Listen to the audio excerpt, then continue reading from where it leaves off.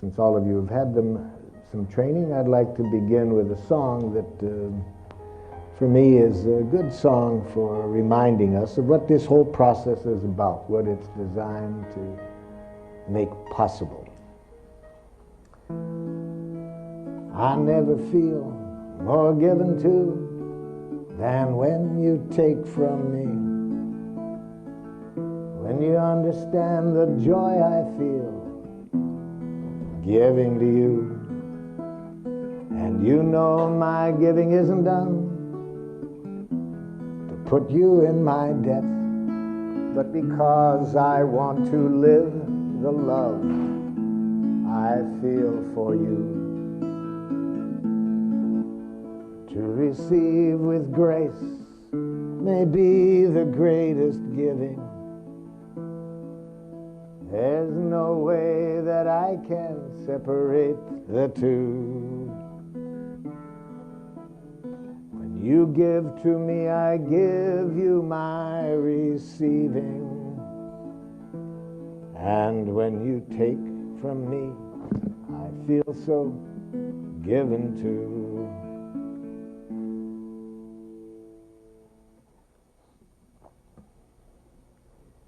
So we all know that, but we forget. We forget about that kind of giving because we get caught up in other stuff. How do you say please in a way that makes people enjoy giving with the spirit that that song was, where the giving is self-full giving? That means it's not coming out of any giving in or giving up.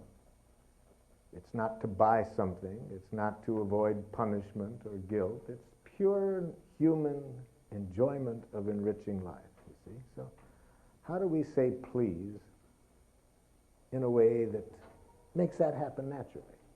So we have this immigrant new into the country. You know, we're kind of in a mean mood, so we're going to play a trick on this immigrant. The immigrant wants to know, how do you say please in a way that creates that kind of giving? So we say, now, when you're the most vulnerable and you need nurturing the most, I'm going to show you what to say and how to say it. Now, of course, the immigrant is going to be very interested, you know, and we say, you look at the person and you say this, idiot!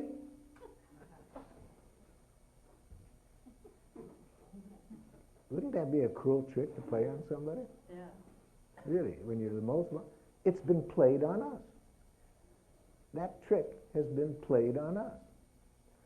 Because we have been taught a language that when we are the most vulnerable, to say please in a way that almost guarantees we won't get what we want. If that isn't a horrible trick, what is? So let me show you what I consider compassion killers. Use any of the following kind of communication, you see, and it's almost guaranteed to make it hard for people to enjoy giving to you. Use any language that sounds like a criticism to other people. You see? So get out your mental erasers and let's erase the following words from our consciousness. Right, wrong, good, bad, normal, abnormal, appropriate, inappropriate. Well, I don't want to go on because the list is so long. If you were educated like me, it would take us probably 4 or 5 days just to erase all of the words that are in our heads were put in there through our education that destroy this beautiful game of giving out of the heart. So every word coming out of our mouth that implies wrongness to other people, that sounds like wrongness to them, almost guarantees that we will not get what we want, you see. Whether it is a crude judgment like idiot or a more sophisticated one like, don't you think it would be more appropriate for you to consider other people's needs once in a while? Which of those two would you prefer if you were on the other end? Yeah, me too.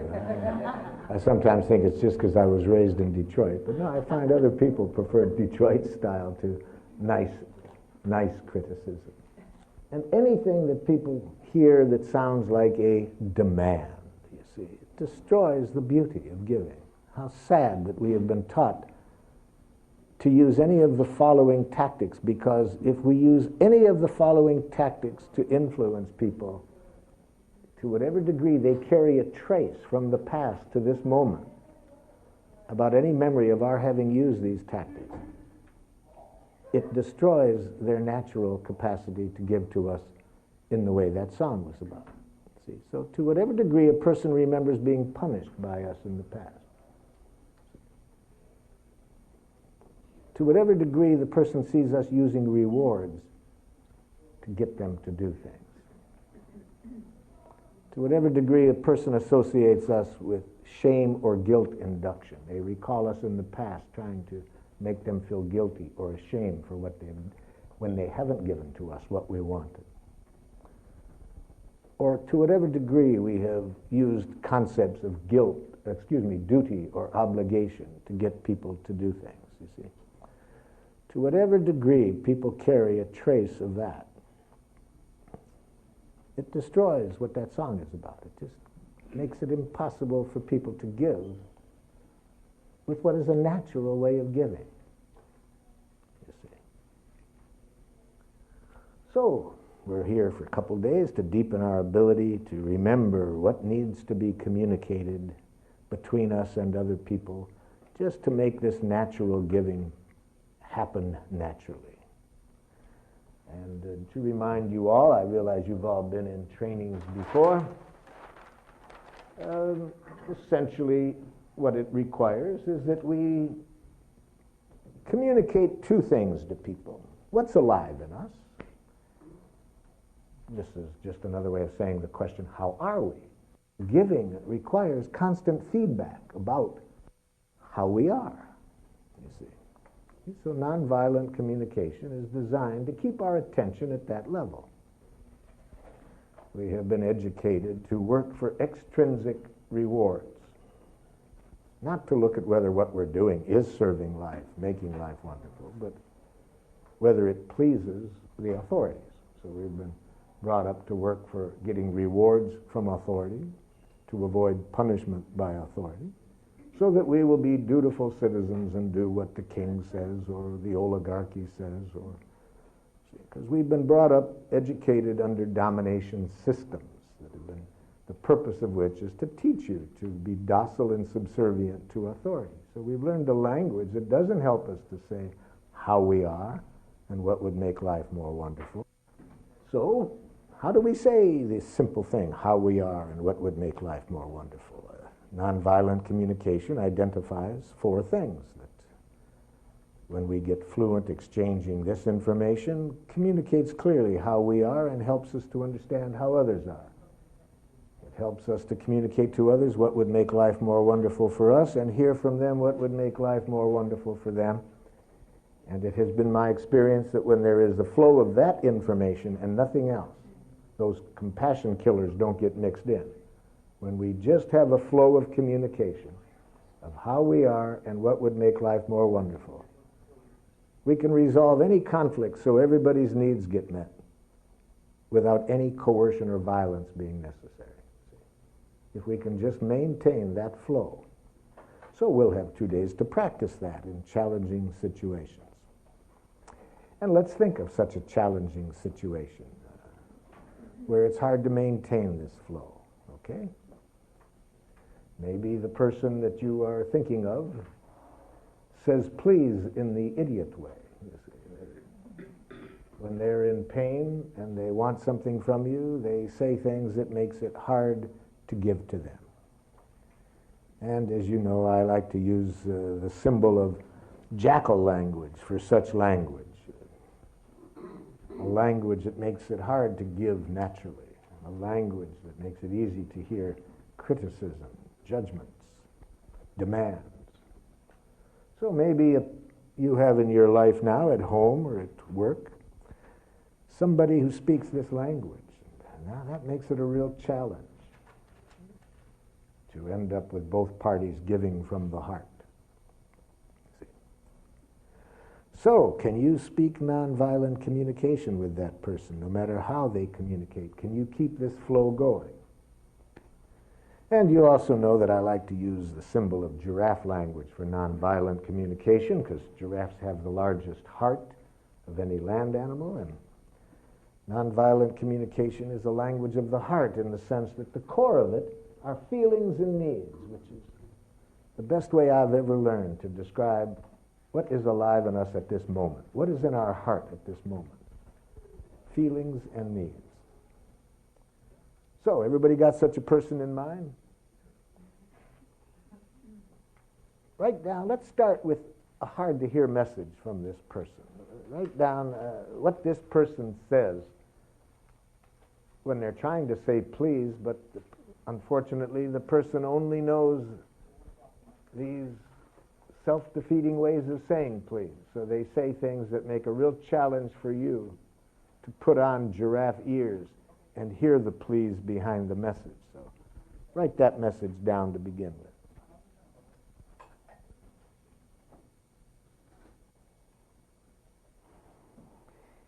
And I'd like to hear some of these hard-to-hear messages, messages that are hard to hear the please expressed behind it. Who's got one for us? Yes, what's the hard-to-hear message?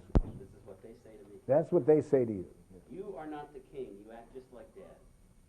You are not the king. You act just like Dad. Mm-hmm. Yes. Was that news to you that you weren't the king? Oh, I see. So that's what made that hard to hear. You thought you were the king. Okay. I know. Other hard to hear messages, yes. Parents are to be seen and not heard. Parents are to be seen and not heard. Oh, I like that. The child said that? No. The school. Oh, my goodness. So this was school authority saying that to you? Parents are to be seen and not heard. I know what I'd say back if I didn't have my giraffe ears on. I'm going to show you that parents are obscene when they're not heard. I can easily give a jackal response to almost any message. It's the giraffe ones that are a challenge for me. When people need empathy the most, they're communicating in the ways that you all showed us. Every one of those statements, I would say, is a classic example of somebody who is desperately needing empathy. Now, as you know, what we mean by empathy is that you hear at that moment that they say that, what they are feeling. That you see the needs of theirs that are not getting met. That's all you see in that message. At this moment when they say that, that's all you can see. And to do that, of course, you have to have your giraffe ears on, because with the giraffe ears on, this technology screens out any criticism. You cannot hear criticism with these ears on. As soon as these ears go on, the heart starts to flash. You see only the heart. So write down what you say to this person when you have the ears on.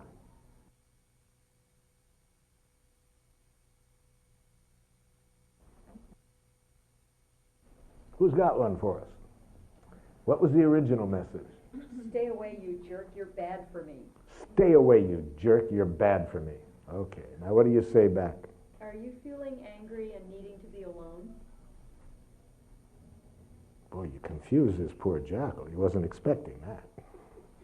See, the giraffe ears keep our attention even when we're silent. We still have our attention on the feelings and needs. So what feelings and needs are behind the message? Look, don't pull that psychology crap on me. Well, they're angry. Perhaps. We don't know. See, be careful about ever making these statements in a declarative way, like they are. But I would guess that the person might be angry. And what might the need be behind this statement, don't pull that psychology crap on me? Pardon? But don't manipulate me is not a need. That's a diagnosis, manipulate. See, but what would be the need behind don't manipulate me? What would the person be needing if they were thinking that we were manipulating them? They would need to know that I'm not that I'm the same human as They have a need for equality. equality. to be treated equally, not to be treated like they're a patient being interviewed by a psychotherapist or a student being questioned by a... Yeah, so the person has a need for equality. Now, if the person sees in your eyes what will be there, if that's where your attention is, your attention is on they're perhaps angry because they have a need for equality that isn't being met. That's very powerful, even if you say not a word. But if you hear that as an attack,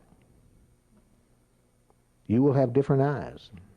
Whatever you say next will come out of a different energy if you hear any criticism in that. Okay? Some others. Yes? My original statement was, don't be ridiculous, I'm fine. Don't be ridiculous, I'm fine. So my answer to that, my response would be, are you worried because you're needing more respect for your privacy? Yes, and you have no respect for anybody's privacy, You just come barging into everybody, and I'm not the only one that thinks that about you either. So it irritates you when I question. No.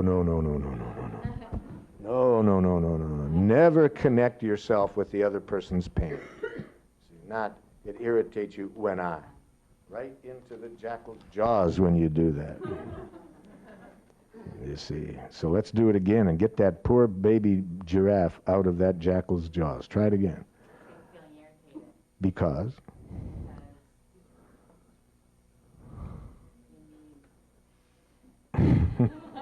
See, as soon as your attention is on the other person's needs, but don't say you need me to, because then the baby goes right back into the jaws. See, so you need what? What is the person needing? Yes, whatever. We don't have to guess right, but we have to sincerely try to guess what the need is that's in there. Okay, some others. Yes. My original one was relax, I heard you the first time. Relax, I heard you the first time. So when I remind you to do the lawn, are you feeling frustrated because you need autonomy? I couldn't think of what the need is. I think that's pretty close. Relax, I heard you the first time.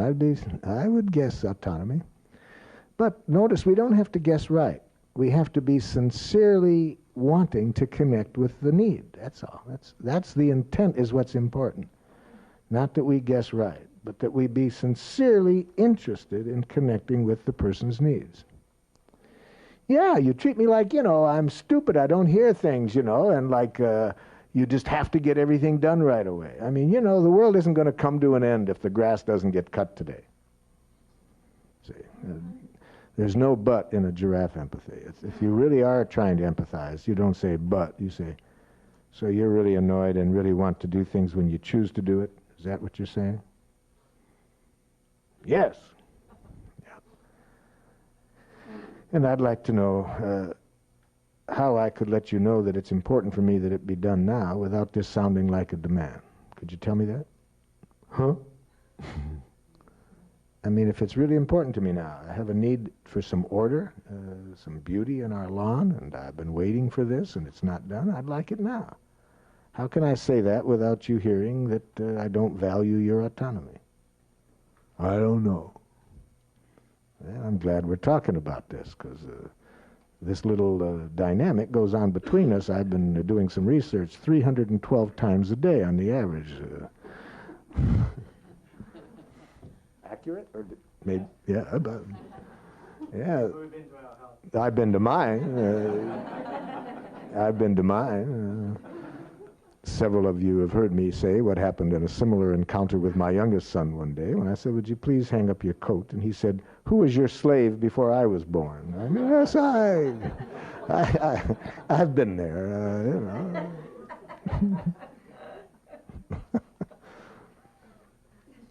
Yes. My original statement was, you are being rude and angry with me right now.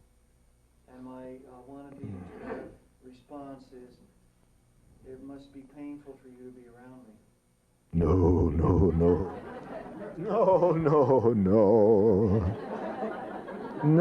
No, not. See, if you have giraffe ears on, you can't for 1 second imagine that you can be a source of another person's pain. You can't imagine that anybody would ever be angry with you or anybody would ever not want to be around you. It's just unimaginable. So, no. It's not you that is the problem. It's that their needs aren't getting met. That's the problem. You have nothing to do with that. So just hear the need. That's always what the problem is. The need is what we want to hear. So what is the need behind the judgment? Rude. See? So are you feeling, what did you guess the feeling was? Anger,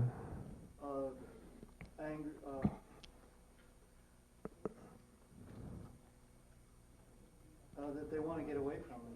No, nobody would ever want to get away from you. See, that's a strategy. Even if they wanted to get away from you, that's not the need. We don't go to strategies until we've heard the need. So, first the feeling. What might they be feeling? Guess again the feeling. Withdrawn. Well, that's what you're judging them as being, but it's not how they're feeling.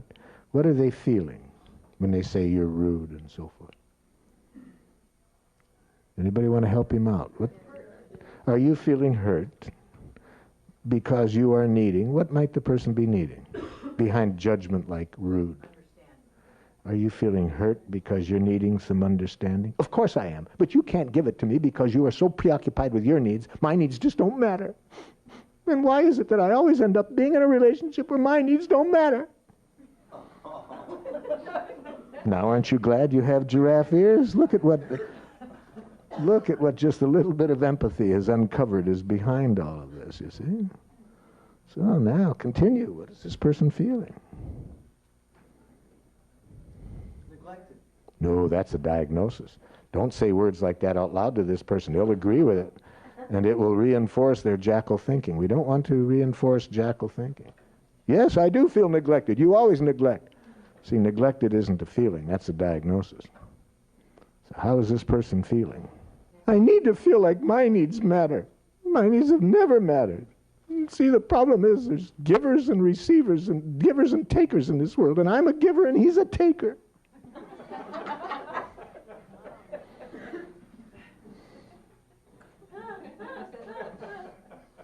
Oh, let's see you laugh when you're in his role. Yes, yeah. Oh. Oh, you've heard it a few times. Yeah. Other people's jackals are always funny.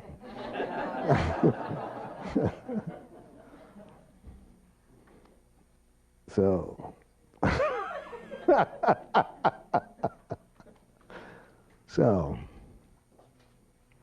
just repeat back. The person now pretty much saying what their feelings and needs are. What are they feeling and needing? Despair because you're needing what? What do they need? To be heard. I need to feel like my needs matter. They need caring. Just repeat. Now they're pretty much down to it. Now just reflect back in pretty much the same words, you see. Even by guessing wrong a few times, we've helped the person get clearer what the need is. So now we just have to confirm for them that we've heard it. And to us, Someone to hear you, to care about you? I need to feel like I'm valued, that what goes on in me matters. Well, what goes on in you does matter. No, too quick. You're trying to fix it before the 6-hour limit, you see. A giraffe never tries to fix the other person's pain without a 6-hour delay that gives the other person all the time they need to have their pain fully understood before you try to fix it. So you're going much too quick to trying to fix it. This person still had lots of depths of pain to go through, needed to say more. But when you turn away from their feelings and needs and start to make it better, you make it worse. So you're saying you need me to care about Not you. Keep yourself out of it. When we hear feelings and needs, we don't appear in it. So you're needing to feel like you matter, that your needs matter. Yes, it's been my whole life. I've never had it. Why is this? So it's painful because you have a need to understand what happens that goes on that makes this happen all the time. Yes. See, they may have a lot more to say. So jumping too quick into fixing things cuts, perhaps what they're about to get to is the most important part of all. I'm understanding that I need to keep my head down as a target. No, you need to keep your giraffe ears on. Then you won't hear any aggression coming at you. There is no aggression. All that's coming at you ever from other people is please. or thank you. That's the only two things that human beings are ever saying. Please and thank you. And both of them are precious messages if you hear them accurately. The thank you is a celebration of life. Life has been made more wonderful. The please is an opportunity to make life more wonderful. So, life for a giraffe is constant celebration. We're either celebrating how life has been enriched or how it can be. You see, all giraffes like to do is play. Marshall? Yes. On that, I get stuck, because I can do one layer, maybe 2 layers, but then I'm like, want to jump in for the fix. But it's like I don't know how to go to the next level. I think I understand it, and I don't know. I almost feel like I'm repeating the same question, so you're really frustrated because you're... I think what you will see in this sequence, we weren't repeating anything. Each time we said something, they went to a different message. So there was a different message each time. You see, it wasn't the same. The first one was, are you annoyed because you're not getting the attention that you would like? Something like that. Yes, and why does it always happen to me? So the person went then to a deeper level, despair. Will this ever change? You see, that's a quite different message. This is a cooperative jackal. Nobody has ever accused me of that before. How was this jacket cooperative? Because he kept going to the next level. Because he kept getting empathy. You see, as long as this person was getting empathy, they naturally see what else is going on inside. You see, so no, that's going to happen with any jackal if they get the empathy. Okay, let's see where it goes. I'm listening, Jackal. You're listening, jackal. Okay, so now let's say we've stayed with it and through a few more messages and just hear how desperate this person feels to get their needs, feel like their needs matter. Okay. Now, so when a person's in pain and we have giraffe ears, we guess that the first thing they want, the need that they have, is empathy, understanding for what's going on in them. And now, how do we know whether they've had enough of that? Well, if a person's had the empathy they need at this moment, first of all, it feels good. Oh, wow. Just to have somebody hear you without giving you advice, without criticizing you, without them taking it personally. What a gift. What a gift. Martin Buber, the Israeli philosopher and psychotherapist, says it's the most precious gift one human being can give to another. The presence that empathy requires. Just that we still any reaction on our part, longing to just stay with the other person. We don't push down our feelings. It's more that we are fully attending to them. What a gift to give to another human being. But now, let's also look at how to help the other person after the empathy, after we see that they feel good right now. It hasn't solved the problem. I don't mean feel good that everything has been solved. I mean a relief that somebody is hearing me. And that's one sign then, this relief. The other, notice the person stops talking now. They don't seem to have an urge to continue. But even then, we have to be careful. They might still have more. So before we move to the next step, we say, is there more you'd like to express, to be heard? And we're slow to get away. You see, we're not in a hurry to get past this. No, you understood me. Mm-hmm. Okay, now we move to the post-empathy request. After we always assume that the first thing the person wants is empathy. Now, what form, that takes some guessing sometimes. Sometimes the person doesn't need us to repeat verbally. Sometimes they just can see it in our eyes that we have understood their feelings and needs. If that's the case, we don't always have to say it out loud. But sometimes they need it. So we have to learn by guessing, and sometimes we're going to guess wrong. Sometimes we're not going to say it because we think we've understood. There's no need to say it out loud, and the person's going to say, well, do you understand me? Say something. Oh, okay, so are you feeling because you're needing? And sometimes we're going to do that. Are you feeling? I don't need that now. I need an answer. Okay. So we'll guess wrong. That's okay. But now, after the empathy, we need to help this person get clear what they want from us after the empathy. See? Now, if the person's been real vulnerable, very often what they want, and seldom know how to ask for, is this. If they had a giraffe consciousness, after making themselves this vulnerable, they would say this: I need you to tell me how you feel right now, now that you've heard this. I need to see what's alive in you, how you feel, what your needs are.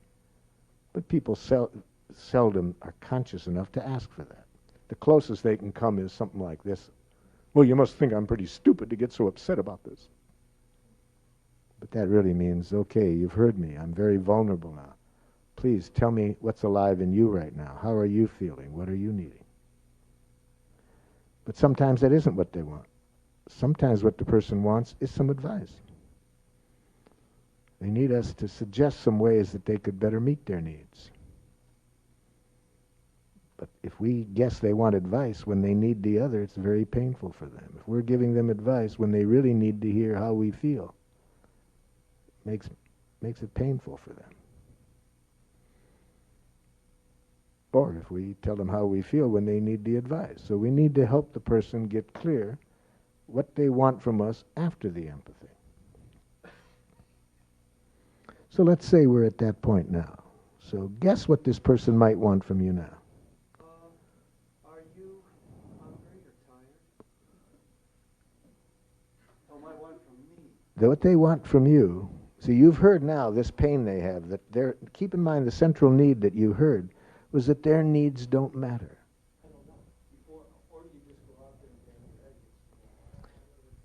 Well, let me see if I'm understanding what's going on. Sounds like a lot. The thing at the moment that I'm hearing the loudest is what a strong need you have to connect with your daughter in a way that nurtures you both.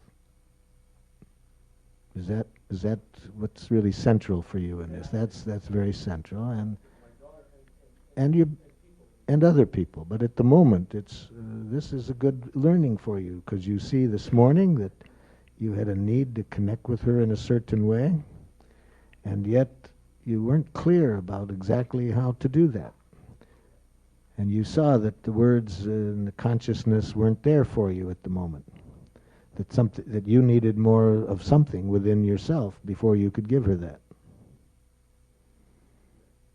And to me, that's a big step, just to get that far in the amount that you have spent so far in the training, just to be conscious at that level. So then now you're wondering, now I want to know what has to go on so that I can really put it into practice in that situation. It's one thing to do it in the workshop, it's another thing to put it into practice right there when you want to do it. So what I'd like to do is go through what the steps would be that I think would help you get there. So we could do it this distance, or you could come up here and we could do some work. Would you be willing to do? Come on up. Yep. So this is where it really helps me to be part of a giraffe community of people that I can call on when I get stuck and I'm not in touch with what's going on in me that's keeping me from being able to connect with this other person. And so more than a few times I can recall calling up a friend of mine and say, could we spend some time together today? You know, this kid is driving me nuts, and everything I say is making it worse, and I just really need to get connected to what's going on in me, what's being triggered in me that's so painful, okay? And how wonderful that I have had an abundance of people with giraffe ears who, when I say that, and we get together, they do not give me advice. They do not give me sympathy, you see. They do not tell me, well, you think you have it bad. You should hear what happened to me the other day with my child. But they're really able to hear the pain that's going on in me, even when I'm not too clear about it. Even if I want to say to them, look, I don't want to say it in giraffe. I don't know how. If I could say it in giraffe, what's going on in me, I probably could handle it myself. But I just got a whole bunch of stuff going on in me, and I need to say it, and I need some real help in getting connected. So the other person has giraffe ears. They'll help me. They'll listen for what's alive in me, you see. It just looks to me like this kid is going to do whatever he wants, and he doesn't give a damn about anybody else in the family but himself. Yeah. So it's kind of, you're feeling aggravated and would hope that your needs and other family members' needs would be taken into consideration. Yeah, and you know, I know that I've probably asked for it because I know how I've been treating him in the past, and he's still carrying that with him. But I've been trying hard, and you know, damn it, it's hard to, it just seems like it's never going to shift. Yeah, so you're feeling bad because you would have liked to have treated him differently in the past, and now you're afraid that that's going to get in the way of connecting with him now in a way that you'd like. See, so if I can have somebody around that can help me deal with that, I'm much better able then to go to the sun. So let's start with that. I'll be your friend, your giraffe friend, and just tell me how you're feeling now about what happened this morning with your daughter. I feel totally inadequate to establish a connection with her right now. I feel that now that I have some awareness around nonviolent communication, I see that a lot of the ways that I've been approaching her have been non-constructive in terms of establishing it. So you're frustrated, if I'm understanding you, because you really have a need to connect with her, and the skills for doing it you're not finding. That's right. Notice he had a lot of inner jackals about his being inadequate and self-judgment, and notice with giraffe ears I translated his message just into his feelings and needs, you see.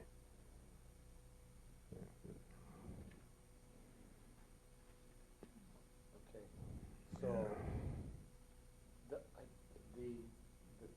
crux of the issue for me with her is that I can see that she's at a point in her life where she can move into self-destructive. So you're scared. See, he's giving me an analysis. And so I'm not hearing his analysis. I'm hearing his present feelings. I keep my focus on what's in his heart right now. The more he's up in his head analyzing, see, the farther from being able to resolve this he's going to get. So he's a baby giraffe. He's still thinking and analyzing. And I'm helping him by just hearing what's alive in him now. He's scared to death. You really want to protect her from any harm that could happen to her from what she's doing. Right. And how painful it must be not to know skills for doing that right now. Right. Yeah. Yeah.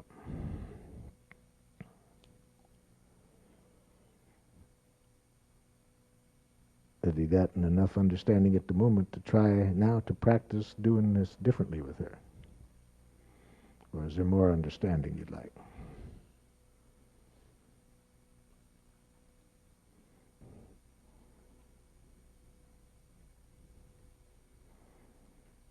I have a strong desire to be a good father. Oh, be careful of that one. Didn't you hear my definition of hell? It's to have children and think there's such a thing as a good parent.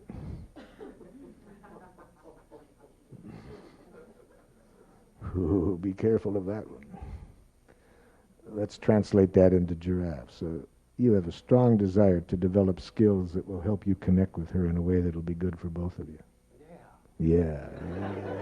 That's a lot more fun than trying to be a good father. That's almost as suicidal to try to be a good father as to be a competent male. No, I gave that up. Oh, well, I'm relieved, yes. Yeah. Okay, so now you're her, and I'll be you. And I'll be you with giraffe ears. So you be the daughter, and what did she say at breakfast?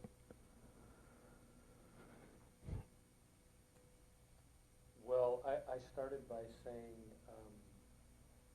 I'm feeling disconnected. I'm sad, daughter, because I'd like to be connected with you in a different way. And how do you feel when I tell you this?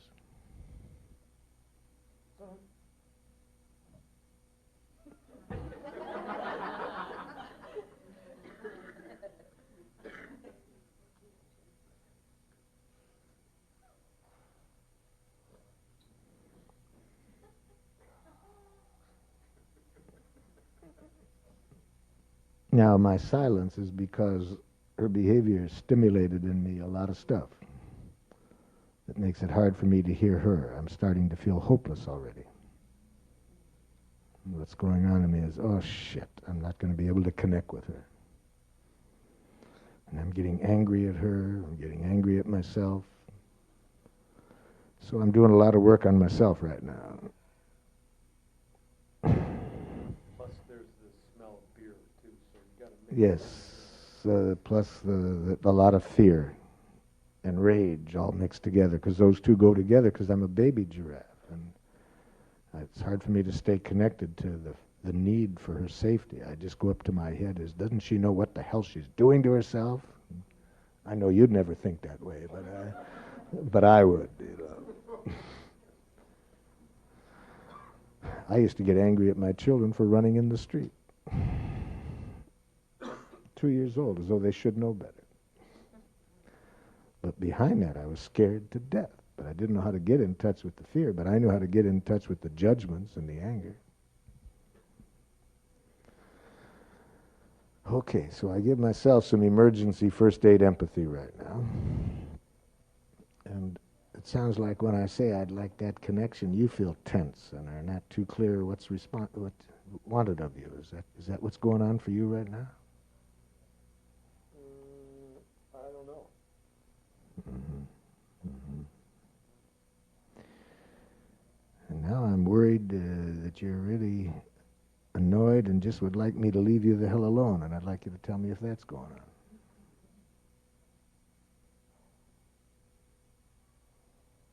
I'm really still asleep. I'm just. You wouldn't drink so damn much, you wouldn't get so sleepy. That's going on inside of me, but I had the good sense to bite my tongue and not say it. So now I have to give myself some other empathy, because I'm angry now. If you wouldn't drink so damn much and go to sleep at 3 o'clock in the damn morning, you wouldn't be so dead. But I know you'd never think that way. I'm giving myself out loud the self-empathy. I'm pissed right now. I'm just so freaking angry. What the hell does she expect going to bed at 3 o'clock and half drunk, you know? What's she doing to herself? Doesn't she have any concern for herself? Then at least she should be aware of how this is affecting me.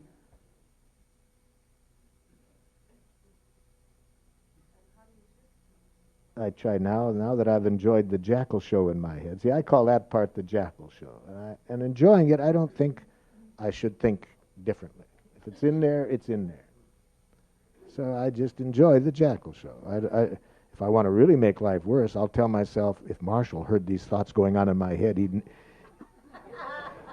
he'd think I'm a terrible jackal. No, I don't. I don't say I should be a giraffe now and give her some empathy. No. I enjoy the Jackal show that's going on in my head. And then I look behind the Jackal show to what my needs are. And now the anger is fear. I'm scared. I'm scared to death for her well-being. I'm sad that I don't know how to help her. I feel powerless. Damn, this is hard. Damn, this is hard.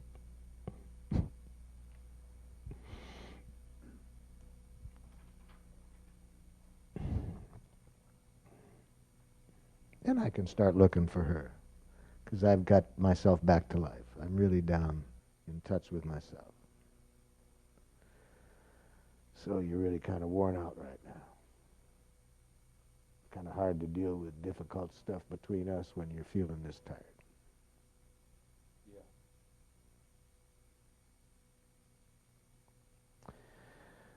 really hope that we could at least get a start at it right now, though, because I'm scared to death. I really have a need for your well-being, and I'm scared with the hours I see you keeping, the drinking. And I'd like you to tell me if you're hearing any criticism in this. Well, you know, I really don't have the time right now to go into this. I've got to get going. I've got to get to school. Yeah, and so you're worried partially about school, want to get there on time. And if that's all that's going on, I'm quite happy to set another time for us to continue this. I just need to know, though, whether you would be willing to look at this relationship between us when you have time. Sure. Okay. Now, it's this evening.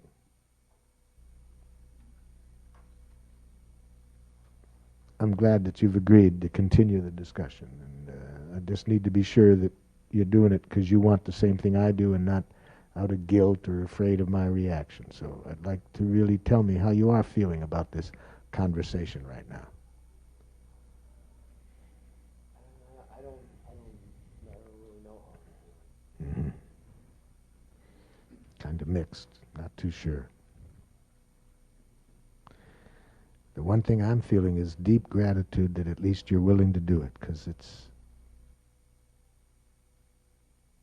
I have such caring for you and tenderness for you, all mixed together with fear and a bunch of feelings, and it's a gift for me that we're having this opportunity to talk.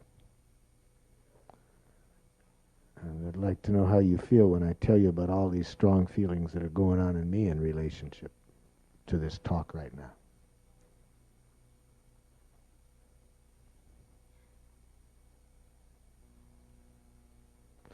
Notice I seldom, if ever so far in the dialogue with her, have used more than 40 words before asking for a reaction. And those 40 words were mainly to tell her what's in my heart, and as soon as I did, I elicited a reaction. The more words we use before getting a connection with the other person, the less connection there'll be.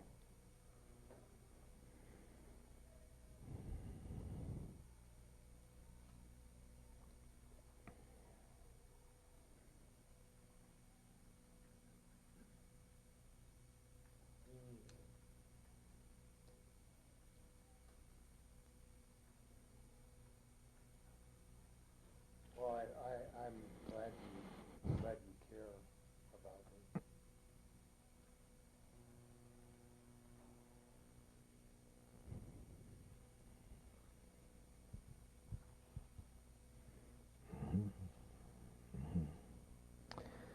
And I'm going to say some other things, and it would be a great gift to me if at any time you hear me criticizing or making any demands, that you stop me. Because that will not be my intent. In no way do I want to criticize you. In no way do I want to pressure you to do anything that you don't choose to do. So it would help me if you'd be willing to stop me at any time you hear either of those things. Would you be willing to do that? Okay. I'm scared when I see you drinking beer. For many reasons. One, just your physical health. But more than that, I'm scared that you've got some pain inside and you're dealing with it through the beer.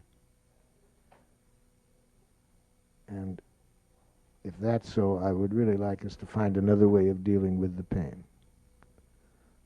And I'd feel relieved now if you'd tell me what you hear me say so I can see if I'm making myself clear. Well, what I hear you say is that you're afraid that I may be dealing with my pain and confusion by staying out late and drinking beer. Thank you for hearing that, yeah. And that if that's so, I'd like us to find another way of dealing with it. How do you feel about that? Oh, I don't really think it's that big of a problem. I don't see what the big deal is, really. I don't think it's a problem.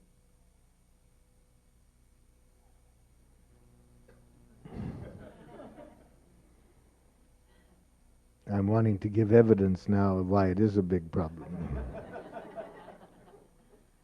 How much beer I see going on, some things that have happened when she's been drunk.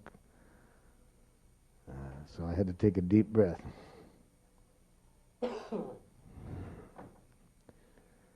So it's kind of frustrating for you now to deal with this, because for you, you're not worried in the way that I am. You'd like some trust that you can handle that. I can take care of myself. I can take care of myself. That helps me get clear then. I guess what I'd really like to do is leave the drinking for the moment, and I'd really like to know what it would take for you to share with me what is bothering you in a way that you would feel safe to do it, so I could feel more connected to what's really going on in you. What would you need from me to feel the safety to do that?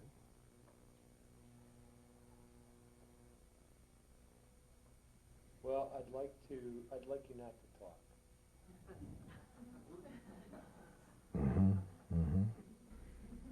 Yeah. So you're thinking of some of the discussions we've had and how uncomfortable you were with that, and you'd like to avoid getting into those kind of listening to me talk about things. I just feel with you, Dad, that I can never do anything right. I can't do anything right. Yeah. And Yeah.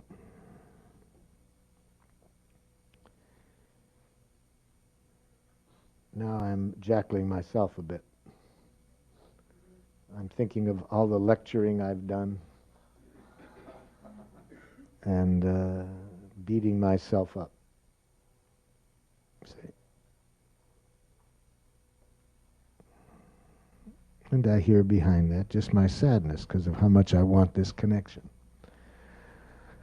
Now I can start to hear her again. So you certainly want to avoid getting into any discussions that end with you ending up feeling hurt because you didn't get the understanding you wanted, and instead were hearing criticism. yes, right. Yeah. And I feel really sad because I would have liked to have listened so much differently in the past than I was able to. So I have no trouble understanding that need of yours. I would have liked to have responded differently. That's mourning in giraffe. You see, I didn't think I'm a bad father. I'm very clearly just mourning that I would have liked to have responded differently than I did.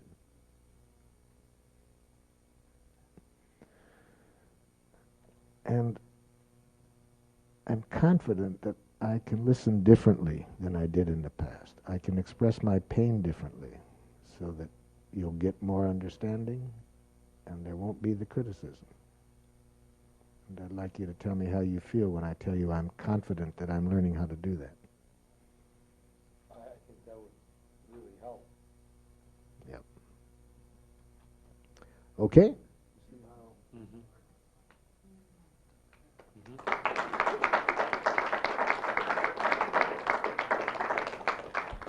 Now you do it.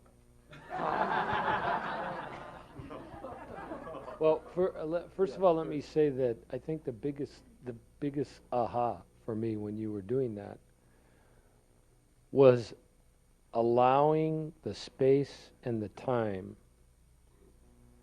to empathize with my jackal. The part of me that was like, oh, jeez, the part, the anger, the frustration, the helplessness that I feel in not being able to reach her. And because I realized what I was feeling was, I should know how to do this. I mean, I've just invested in this seminar. Why can't I figure this out? Or so then it becomes a jackal beat up, what you were saying. And there was that needs to happen. The support for feeling all those feelings, the jackal feelings, need to happen before moving on into putting on giraffe ears? Well, it's putting on the giraffe ears internally, listening to the jackal messages inside, getting connected to my needs behind it. Oh, see, I'm glad that you're seeing the importance of taking our time, you see. Many of you have been in workshops before, have seen me show this picture that I carry with me everywhere I go. It's very powerful for my daily meditation. It's it's a picture of a son of one of my Israeli friends, and the son is in this picture about 21 years old, and he's wearing a t-shirt that says, "Take your time on it." And this was in a book that his father wrote about him after his death. He was killed in the Battle of Lebanon, and this picture was in the book, and it was the last picture taken of the son alive. And he gave me a copy of the book as a present, and when I saw this picture, I said, "Yeshua, do you have that picture? Could I have a blown-up copy?" He said, "Yes, I'd be glad to give it to you." And he said, "Why?" I said, "That's very important to me, because that message, take your time, is one that I try to remind myself of daily.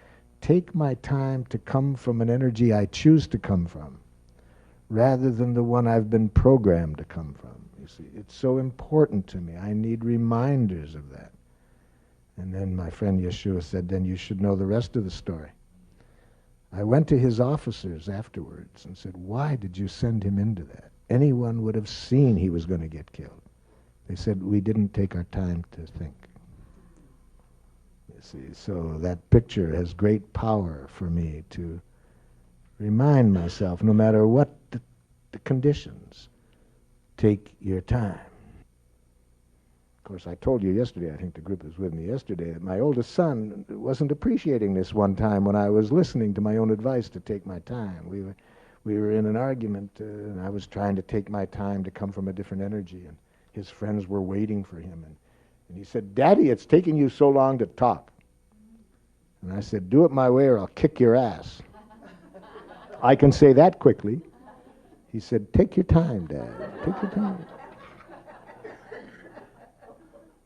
People who know me in my jackal state are very patient.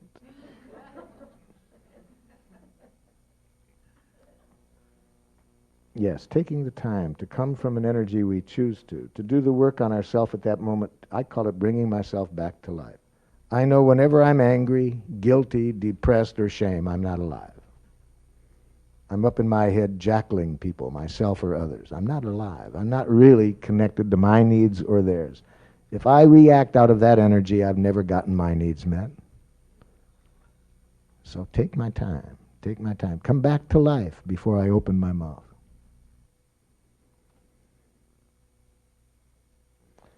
Okay, Dad. We'll mutually use this mic here. So I'm sitting there like this. What do you say to me?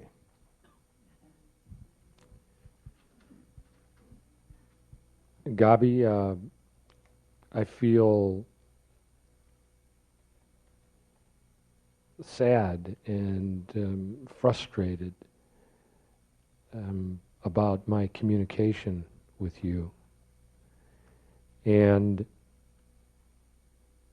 I have a need to connect with you in a new way,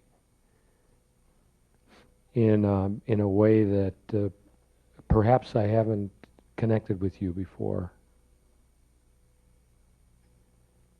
And I was okay, and I was wondering if you would like to talk about this. Whatever.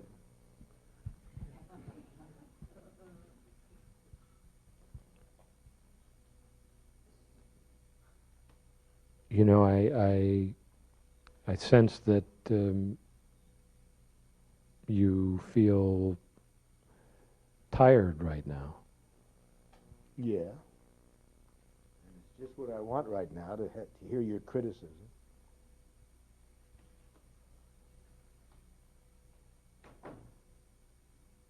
Well, I want you to know that I can. Empathy before reassurance. So you're feeling tired right now, and you're feeling that I might criticize you. Never hear what a jackal-speaking person thinks. So don't hear that I think you might criticize. Never hear what another person thinks about you. Hear what need is behind it. Hear only the needs behind it. So, yeah, I think you might criticize me. So translate that into a need. What is my need?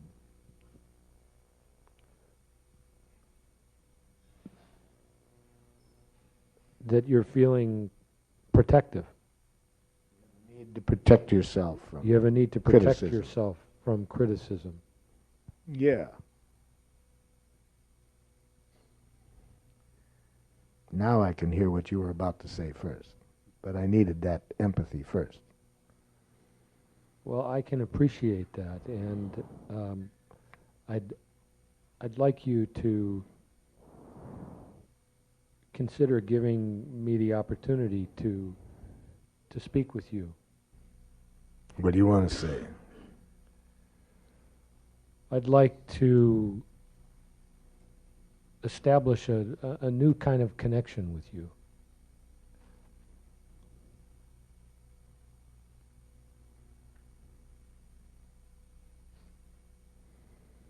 With the speed of light, go to a present request.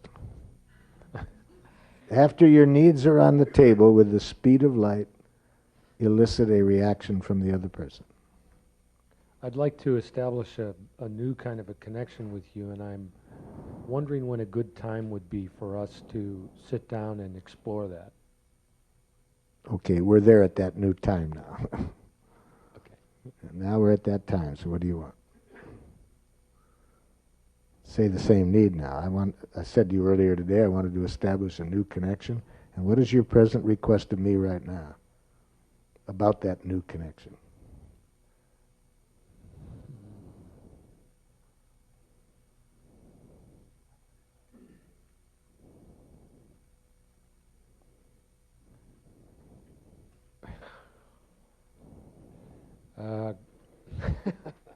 Let me give you several suggestions. I'd like you to tell me if you're interested in this, if that would meet your need.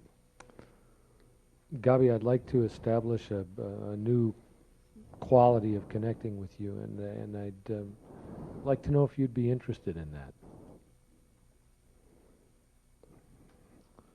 What kind of connection? But now notice, you see, he used far fewer than 40 words. He didn't go on to explain the new connection. Now I'm asking for what I need to know. We have a dialogue going. He's not talking at me. So now what kind of connection? A connection in which I can better understand what your needs are. End on a present request. Does that clarify for you the kind of connection I'm talking about? You see, always end on the present request. That keeps the flow going.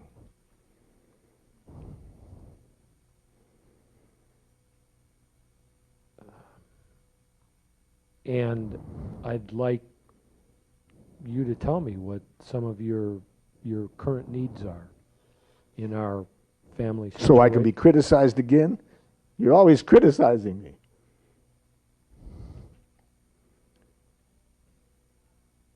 Gabi, I can see that you're hurt by some of the things that I... Are you feeling hurt? Never sound like you're telling the person what they're feeling. Are you feeling hurt? Not I can see. Are you feeling hurt?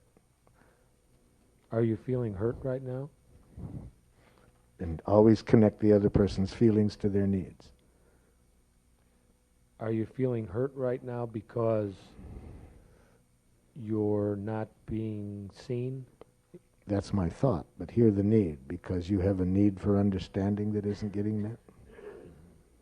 Are you feeling hurt right now because you have a need for understanding that isn't being met? Yes, yes, you're always saying cruel things to me.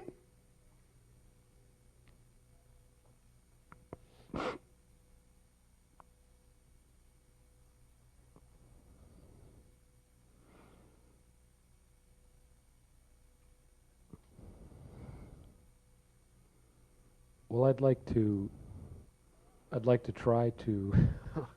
No, enjoy my pain. No, enjoy my pain.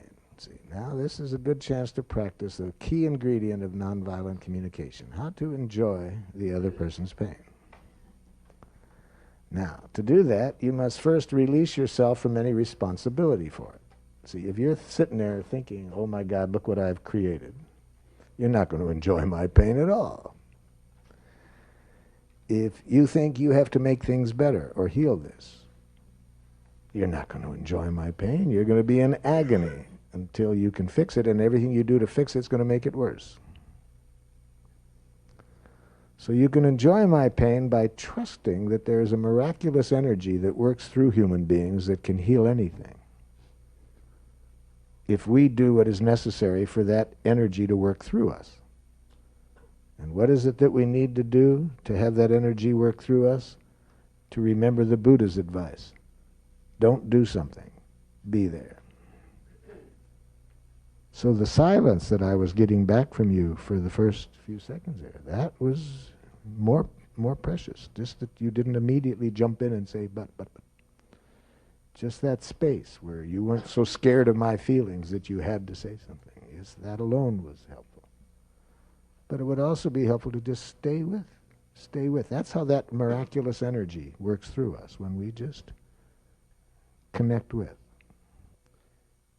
And what I mean by enjoy the pain, of course, is not that we want the person to be in pain. It's really, what I mean is enjoying that that energy is always there to heal anything. That we don't have to fix it. That energy will. That's what I mean by enjoy it. To trust that energy and do what we can to let it work. So, in addition to the silence, which was powerful, continue with, are you feeling because you're needing? Even if you do it silently, that would be helpful, as long as that's where your attention is. But say it out loud now, just to get the rhythm. Yes, so you can keep saying these things and make me feel terrible? I don't need any more of that.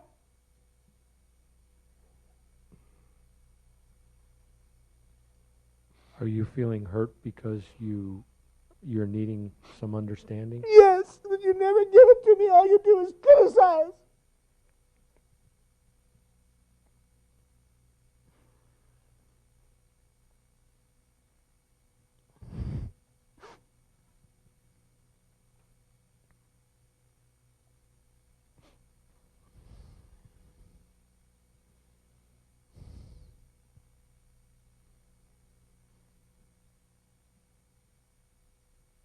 Okay, I got the empathy from the silence in your eyes.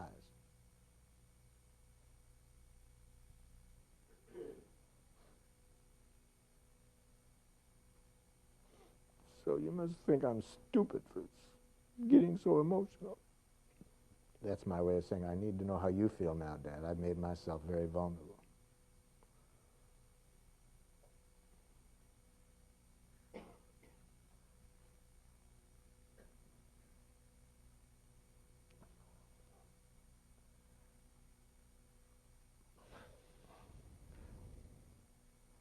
I really care about the way you feel, Gabi. And I have a need to be connected with you. And I'm wondering if you'd be willing to continue to explore this with me.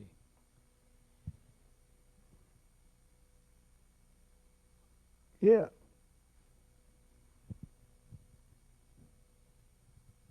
Any reaction?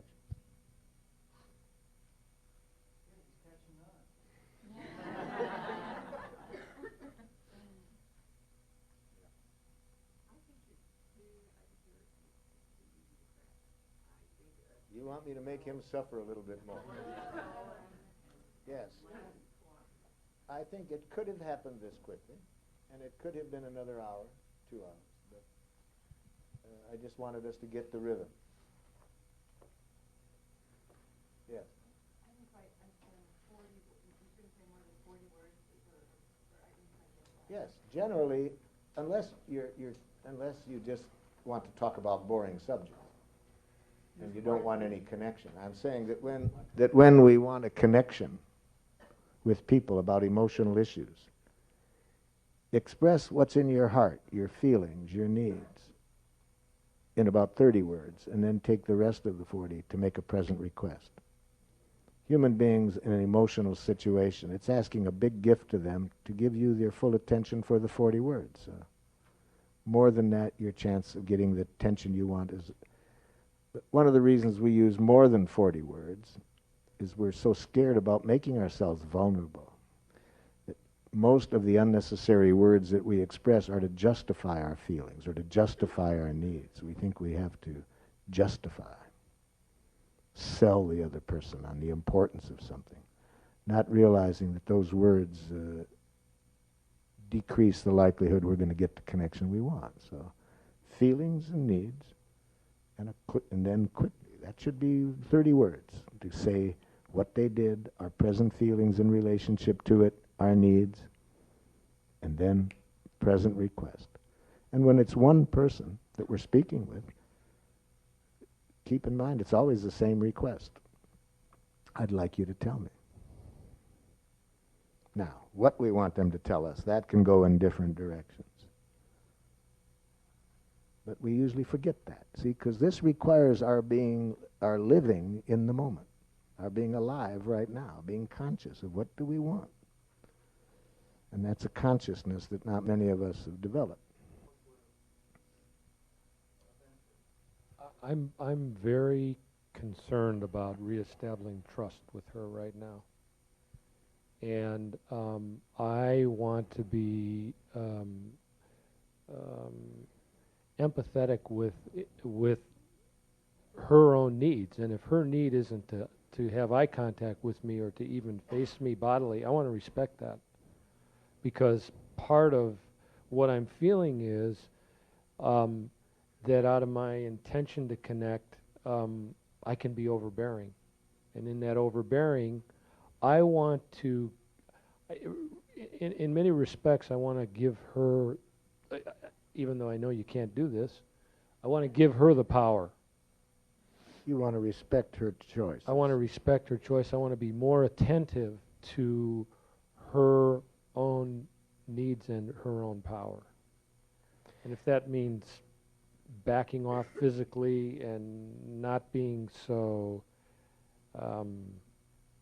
in her face. But I think there are times when the other person wants this desperately. More than the words, they would like me either to have the eye contact or to touch them.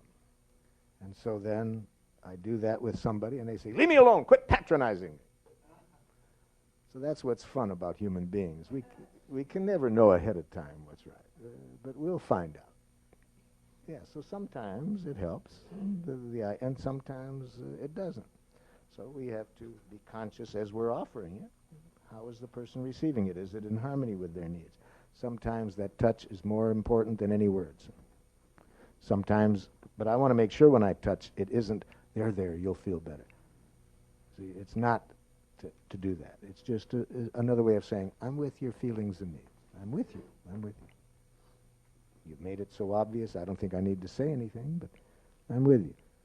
You're aware of how important this whole thing is to start with oneself. If you're not connected to the life in yourself, it's going to be very hard to connect with others. Reminds me of a time right here in San Francisco now, I think it was about 1970. I was a participant in a workshop, and at one part in this workshop, we were working in small groups, and one of the activities they gave us in the small groups was a rejection exercise, to pick one person in the group who you felt the least comfortable with, lead them by the hand out of the group, then go back to the group and explain why you didn't want that person around. So that person got a chance to know you were being talked about. Okay, you got the exercise. Then after this, after everybody had a turn, if you wanted to know and you were one of the rejectees, why, you could ask for it. Okay, so I was in a group with 5 other people, and I was selected by 4 of the other 5.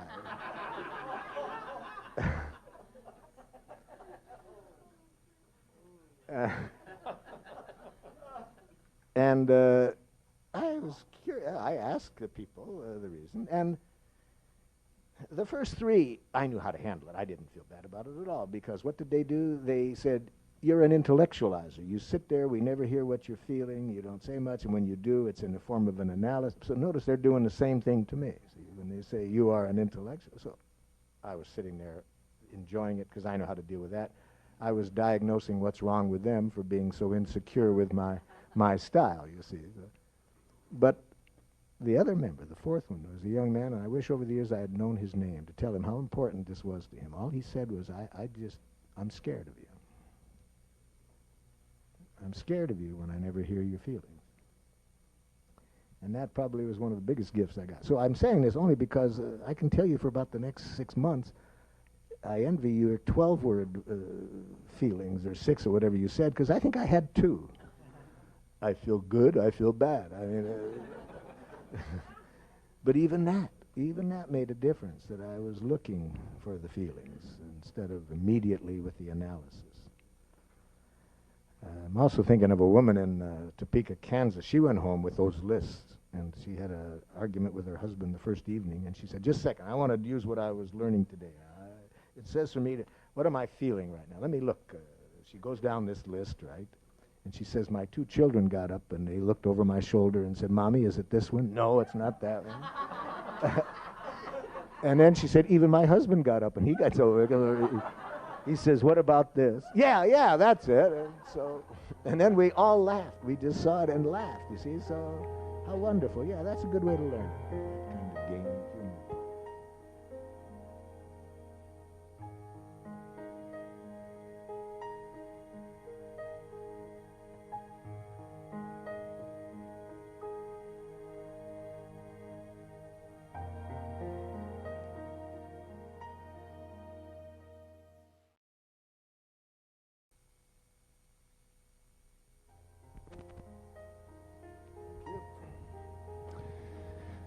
Okay, now who is the other party in this?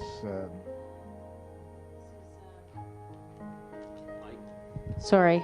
Oh, I feel incredibly vulnerable about this. This is my, don't know how to define her, my lover, I guess. Okay. Has been. There's been, well, anyway, but So, anyway. talk Friend, directly lover. to her. Let's hear the message that you started the day with. What is my message to you that's hard to deal with? What is my message? The one that I asked to begin this whole dialogue. The hard-to-hear message. The please that's not easy to hear is a please. That it's not easy for her to hear, Now, or it's easy for me to hear. What does this person say that's not easy for you to hear with giraffe ears? Well, it's more what she hasn't said. What hasn't this person said? What's going on? What's been going on? So we were living together, and there was a clearly So let's expressed. just talk to her Oh, now. Okay. Let's just talk to her now. You see, just then you started off. What do you want to say to her? Speak in giraffe as best you can to start off. So what do you want Okay. to say to her? I feel a lot of pain and sadness that you haven't let me know what's happened. Now, if you want to what's been going on with you? if you want to bring the other person into it, Yeah. start with when you. Oh, okay. But after you get the pain, I feel pain, and now you say that you. That won't work. It's going to be Okay. very hard for the person not to hear that they're being blamed for it. You see, once our feelings are on the table, we want to connect our feelings with the speed of light, with our needs. Okay. And once our needs are on the table, with the speed of light, a present request. Everything else that gets in the way between the feeling and the need, going to reduce the likelihood will be understood. Everything else that gets in the way between the need and the present request is going to reduce the likelihood. So if we want to make an observation, I would recommend starting with it before you get to the feelings.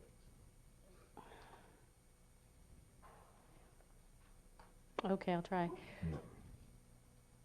It feels difficult to get from what seems like a distillation of a story to the essence. Yes, and that's good practice for us all, because most of the stories we tell get in the way of our getting what we want. Right. especially if we want understanding for our present pain and we think we have to tell our listener what happened in the past. Mm-hmm. By the time we get to the present pain, they're asleep.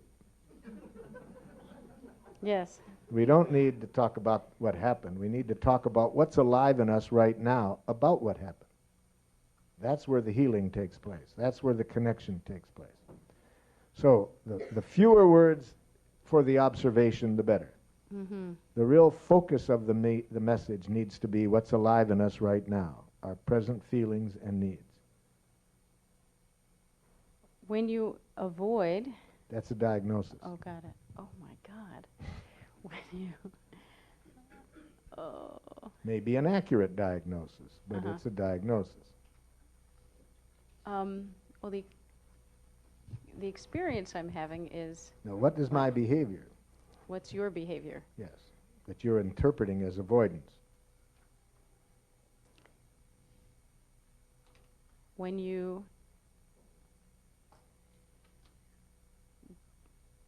don't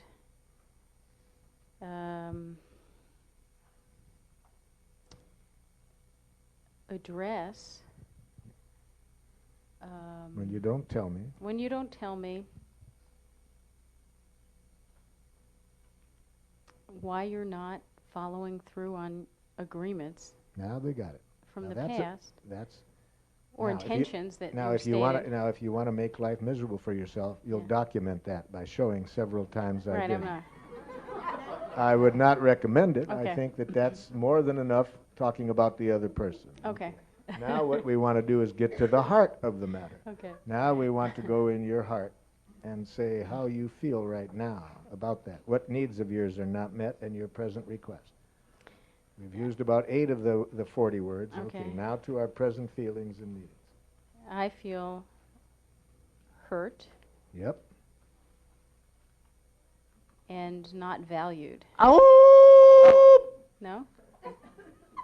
I feel hurt. That's how you are interpreting Oh, this, okay. that I the feel person hurt doesn't value and you. abandoned. I feel hurt and just feel hurt, huh? Okay, I feel hurt. Well, Okay. now if you're conscious, you'll see that 90% of your pain is not because your need isn't getting met in this situation. It's because you're interpreting it that you're not valued and you're being abandoned. See, most of our pain in a situation like this is not at the loss of our need not getting met. It's created by our images of what is going on. Well, actually, So if you carry an image of not being valued and being abandoned, you're going to really suffer. I'm actually not feeling it. It was more like a thought left over. Okay. So I Well, feel then hurt. let's not get it in there, because Okay. when these are not left over but they are present, I'm saying they create more pain for us. Right.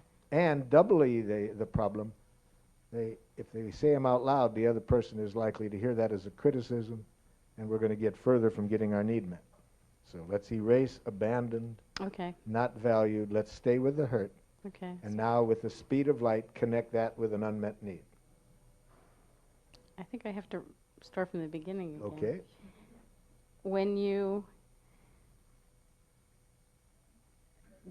don't follow through, When you don't do what you say when you don't do what you said you would do Okay. with regards to our relationship, Yes. I feel hurt. Yeah. And what I want, Because I'm Oh, needing. oh, Don't go to oh. the request until you get the Because- unmet need. because I need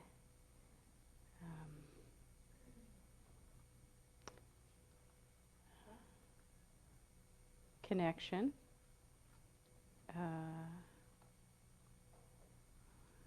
trust. Yeah, that is right. I need Trust. trust. And- Okay. I need to trust that things will be done when people say. Okay. And now to a present request, with the speed of light to the present request. And what I'd like is Yes.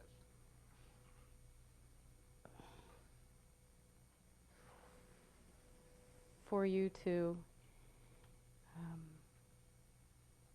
follow through on That's what- general and future. what I'd It like- needs to be a clear present request. That's a vague future request. I'd like you to follow through. I'd when like you say- to let me know what well, That's a future thing. clear, there's a lot that's come up, Yeah, but but that's she's not shared with me what it yeah, is. yeah, So but what I'd what's your like, present request? I'd like to know what's going on inside of Now you. we're getting there. Now we're getting I'd like to there. know what's So going on inside of we you. gotta get Your even more feelings, specific. what you're feeling. I'd like you to tell me what do you want this person to tell you right now?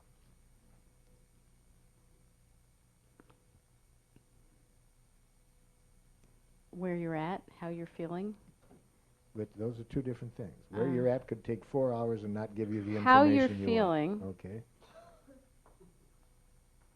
About your previous commitments. About the agreements that we made? Yeah, about the agreements we made. Good. That's the 4 things. Mm-hmm. All right. Now, what would be a challenging reaction for you to get at this moment from the person? That would be a good test for your giraffe ears. Yeah.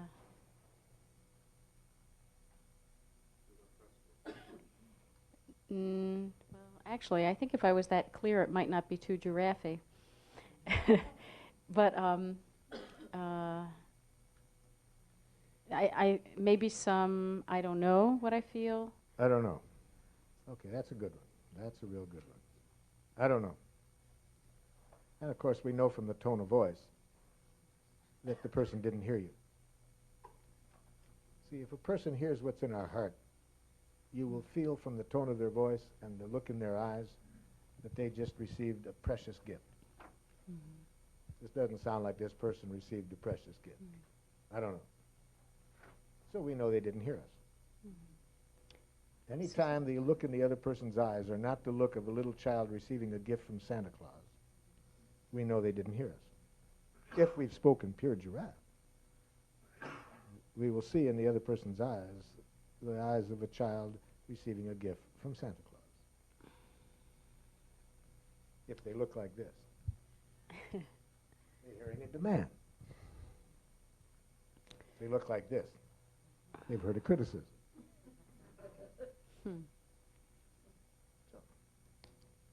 I don't know. So, can I, no, not can I, I'd like to ask you to tell me what you think I said so I can tell if I've made myself clear. You said I didn't honor our commitments.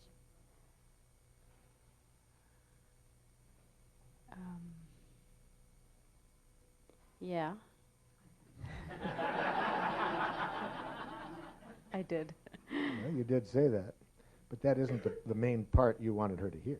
Right. See, if the person just hears that, then they Right. hear criticism. So So, the real important part, that's why I say the focus of our message, the part that needs to be the focal part of the whole thing are the feelings and needs. If the person is not connected at that level, you're not going to get what you want for reasons that you want.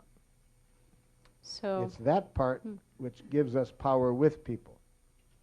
When they see what's in our heart, that increases the likelihood that if they do what we ask, it'll be coming out of the energy that we want it to come out of.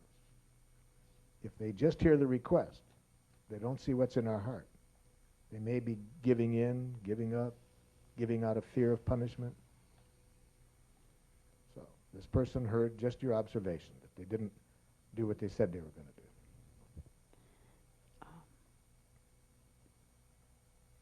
I also said, I also would like you to hear that what I really need,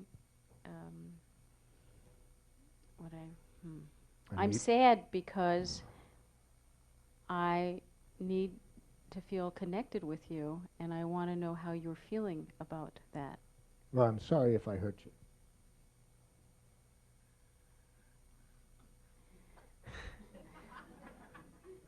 And Now you'll pay for it, see, until we clean that up. Because if the other person feels responsible for our feelings, we will soon be the biggest drag in the world for that person. It will be more fun for them to be with a serial killer than us. So how do I do that exactly?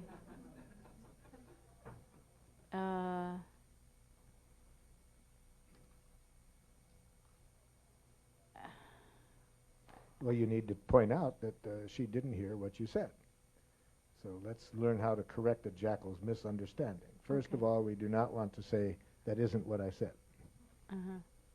We do not want to say, you're misinterpreting me. We do not want to say, no. What do we say? Thank you. Thank you. Yes, because the person did what you asked. She told you. You didn't say, I want you to tell me what you heard me say and get it right, sucker. You didn't say that. You said, I'd like you Tell me what you to tell me what you heard so I can see if I made myself clear. So she told you. She's hearing you blaming, guilt-tripping her by telling her that she's making you feel sad or hurt. So she's apologizing. I'm sorry if I hurt you. I'm sorry if I made you feel sad. So you need to say, thank you for telling me that's what you heard. I'd like you to hear a difference between what your stupid jackal ears heard and what my giraffe tongue said. You don't want me to say it like that. Yes, I want you to say it. Okay. But I'm not sure it would be the best for you to say it then. Maybe I need to just be willing to hear it inside and talk to myself for a minute. What we need to do is just be aware of how frustrating it is for us when our messages aren't understood. And give ourselves some empathy for that, so when we do say, I'd like you to hear it differently, it doesn't come from that energy. Well, it really comes from, thank you for giving me this chance to be clear. But I'd like you to hear a difference between my saying you're responsible for my feelings or you made me sad. And just that the main thing I need you to hear is what need of mine isn't being met. See, that's the main thing I need you to hear, that the need for connection. So could you tell me that part? So it's mainly you want me to hear your need for connection isn't getting met. Thank you for hearing that. Okay. So now what do you want from the jackal? The jackal's understood you. Now what do you want? What I want is to know how you're feeling about the commitments you made in our relationship. I feel that you're too demanding. Oh my gosh.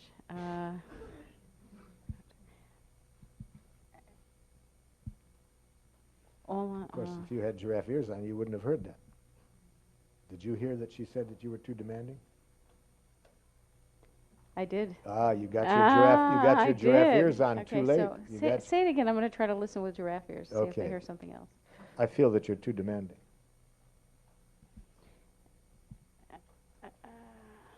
Are you feeling a little uncomfortable with me asking this question? Nope, not with that. See, that's still the same variation. Oh. Still taking responsibility for the other person's feelings. You say that's still implying that you are causing the other person's feelings. Okay.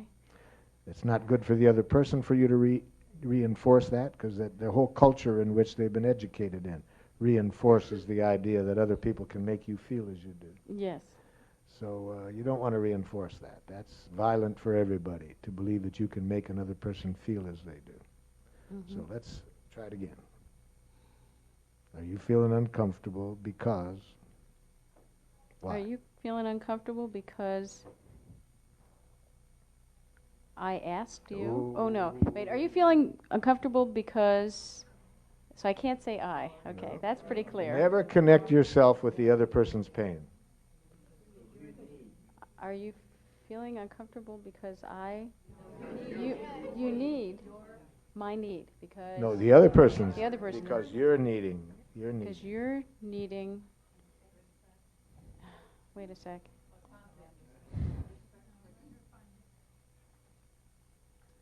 Autonomy sounds more right than anything anybody else is saying. Because you're needing. But we're wrong. But you're wrong. Do I go right away there to there? Yes. Okay. Yes. Even if you don't do it out loud, that's all you hear are feelings and needs with giraffe ears on. You never hear what another person thinks about you. You'll live longer.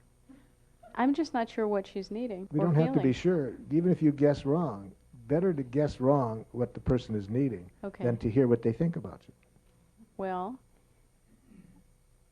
are you feeling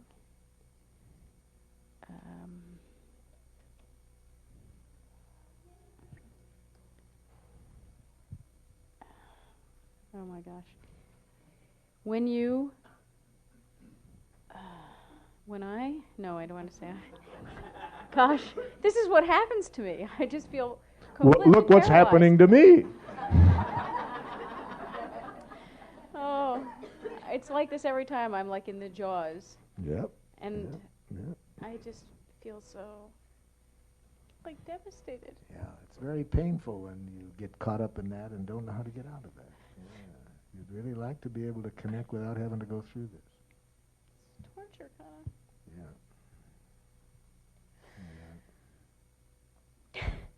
Yeah. Yeah. So let's, to give you a little different kind of practice, let me use some modern veterinary science and graft some giraffe ears onto this jack.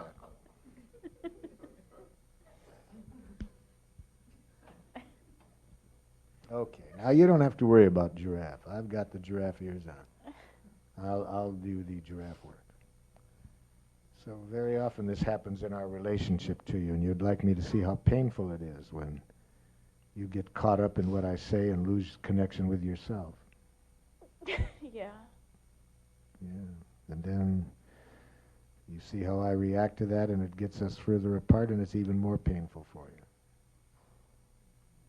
Yeah, and I feel really scared when you get angry and defensive Yeah. Yeah. and Yeah. reactivated.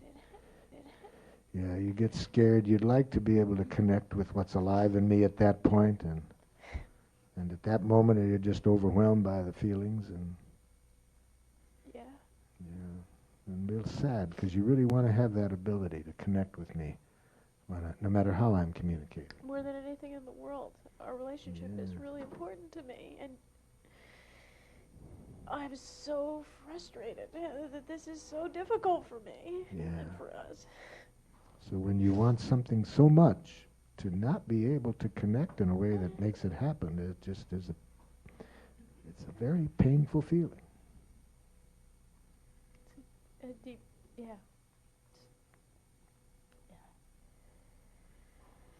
Yeah. Feels like a suffering for me. Mm-hmm. Mm-hmm. Yeah.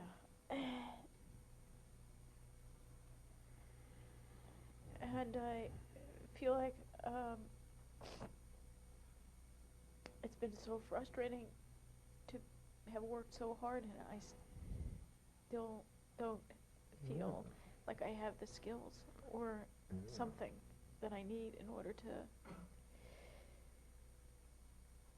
effectively connect with you and not fall into this kind of place of collapse. Yeah. So as much work and energy and hope as you've put into trying to break out of this, it's discouraging, and you'd really like to have more results by now. Yeah. I feel like there's something wrong with me that I can't do this. Yeah, you get discouraged with yourself. You really want to understand what keeps you from being able to do this. Yeah, that's true. Mm-hmm. It seems like, there must be something I'm just not seeing. I don't think there's really something wrong with me, but somehow... But you would really like to learn from this. What's keeping me from doing this? Yeah. It's frustrating not to see what's keeping me from doing this. Exactly. As much as I want it, it's very frustrating, despairing even at times, to not be able to make the connection that will get you the intimacy that you need. Exactly. Yeah. You like me when I wear these ears, don't you? A lot better.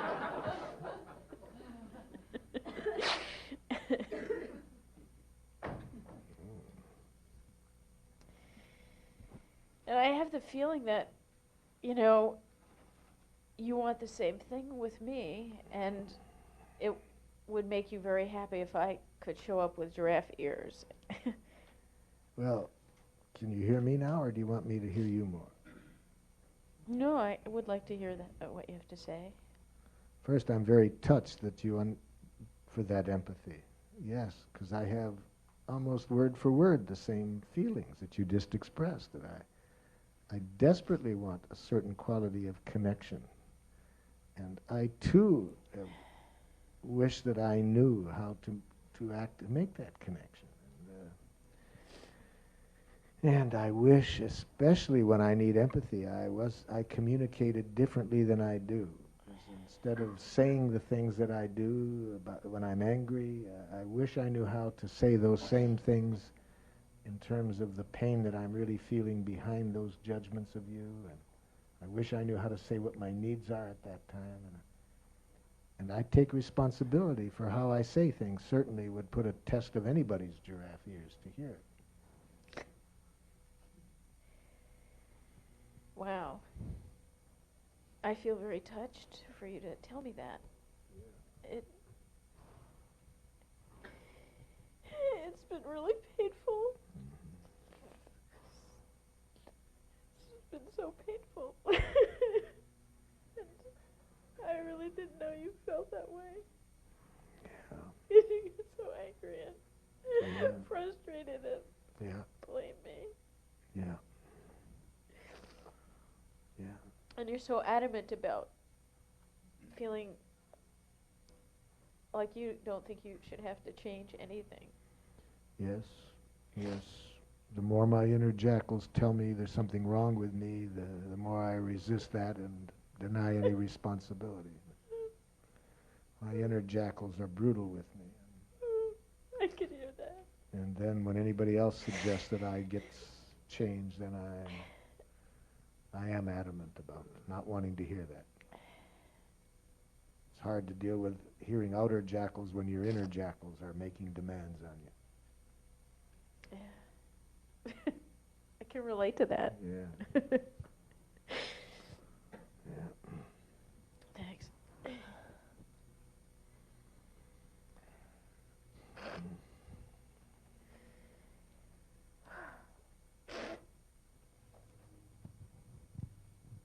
So if I'm understanding you, Jackal, what I said this morning is really what you're trying to say, that when you are trying your best to say please and have the most desperate need for empathy with what's going on in you, it's coming out in a way that is very easy for other people to hear as an attack.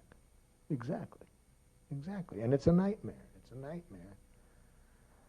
When I'm needing empathy the most, I communicate in a way I can't see how anybody could give it to me.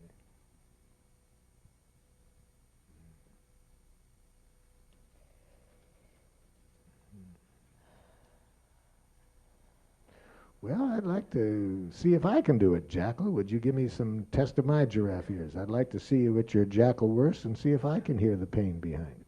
Oh, yeah, it'd be fun for me. Okay. So now you're the jackal. I'm the jackal. And I'm you, and I'm going to really try to put the giraffe ears on when you need it the most. But it's the hardest to do. Well, wait a minute. Am I me or her? You're her. I'm her at her her jackal. at her most jackalish self. Okay. And I'm going to test whether I can wear these ears under those circumstances. All When right. the jackal needs me to do it the most. Where's my seatbelt?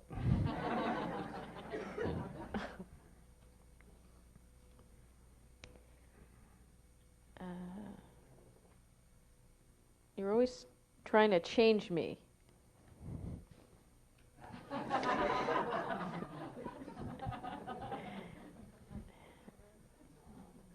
And manipulate me.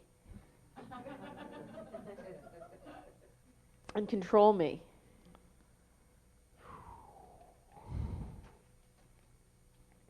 Here's what's going on inside of me now.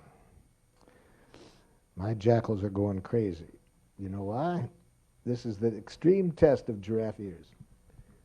She's telling me that I am what I've always feared I might be. Right? Yeah. Yeah. Oh boy, this jackal really knows how to give my giraffe ears a test. She's telling me that I am what I've always feared I might be. Now, if these damn things are worth anything, they should work under these conditions. But it's the ultimate test of quality level giraffe ears. Whether they work when the other person is telling you what you are, what you've always feared you might be. Because then you're hearing a jackal message out there. It's saying the same thing as your inner jackal message. So, yeah, I'm having to do some emergency first aid work here. Put these ears on inward. Oh, my God. Oof, I'm overwhelmed right now. I'm judging myself. Why am I such a controlling, horrible person? What's wrong with me?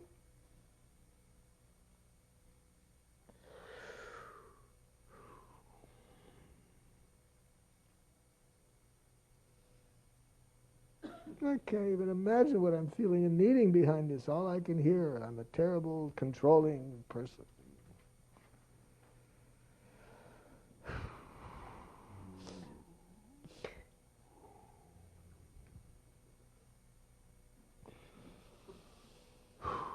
What's beneath that? What is my need beneath that, judging myself that way? Yes, I really would like to express my pain in a way that doesn't feel oppressive to others. I really would like to be able to express myself in a way that others didn't stimulate this image that I'm controlling. It didn't threaten their autonomy. Now maybe I can hear her feelings. So it sounds like it's really aggravating for you that you would like to be able to express yourself and trust that you'll be understood and your needs will be understood. And you don't always have that trust? You never do that. Yeah. It's really hard to trust you. Yeah. So you really would like to be understood, and you're feeling kind of hopeless about whether you can get that need met. Yeah.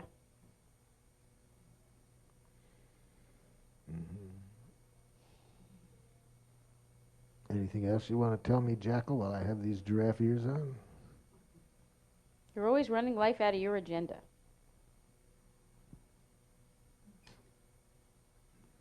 And I can't stand it. Yeah. Yeah. You really want to feel like what's alive in you is valued and that you're not having to adjust yourself to someone else's needs or standards.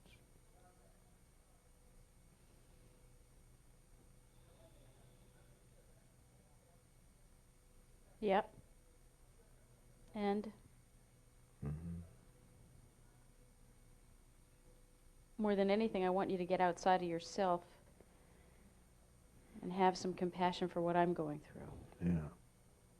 So you're in an enormous amount of pain right now, and it's when you really need this understanding the most that it's hard for you to deal with what's going on in someone else. You really need the empathy yourself. Yeah. And I haven't been talking to you because you can't give that to me. So you're feeling hopeless about getting that in our relationship, and you want to protect yourself from the continuing frustration and pain of trying for it and not getting it. Yeah. On the other hand, I'm still here. Yeah. So there's still I just haven't known what to do, so you're stuck. There's still a part of you that's hoping we can connect in a way that's valuable to both of us, but you're feeling more and more discouraged about that. I do feel hopeless. Yeah.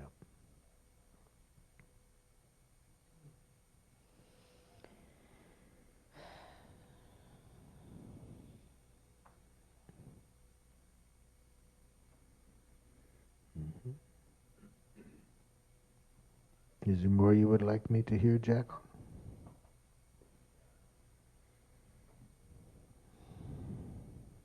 I wish I didn't feel so hopeless. Mm-hmm. And I wish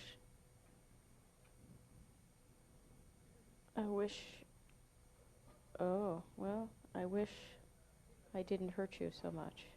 Mm-hmm. I When guess you see me in pain, you feel in a lot of pain. Yeah, and I feel like I'm to blame. You'd like to really contribute to my well-being, and it's very painful for you when you see me in pain. Yeah, and I feel like I'm to blame. Yeah, yeah. You'd like to be able to connect with me at that time in a way that's nurturing for us both, rather than blaming yourself. Yeah. Yeah, there's a chorus of jackals in my head when I see you in pain, and Yeah. I can't even stand to be with myself, Yeah. and so I get angry at you, Yeah, and I scream yeah, at you. Yeah, yeah, And it's really because they're all screaming at me, and I'm overwhelmed. yeah, Yeah. Yep. Well, I never saw that before. yeah, yeah.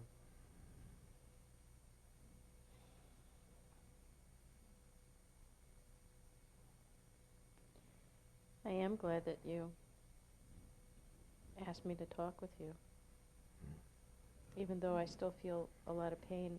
Mm-hmm. Mm-hmm. There's a little bit of a sense, more of a sense of connection and a glimmer Yeah. that maybe it would be possible to really be able to connect. Yeah. And that feeling like you're hearing me right now, and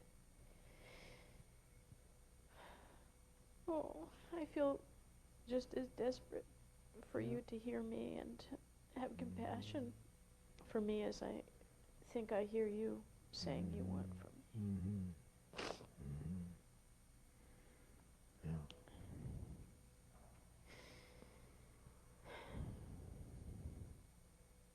But I still feel kind of overwhelmed, like this Yeah. feels like a big task, and I Yeah. feel like I just crawled one little step. Mm-hmm. But that's a big cry for running a marathon. Which is kind of what it feels like it'll take to be able to have good communication ongoingly between us. Mm-hmm.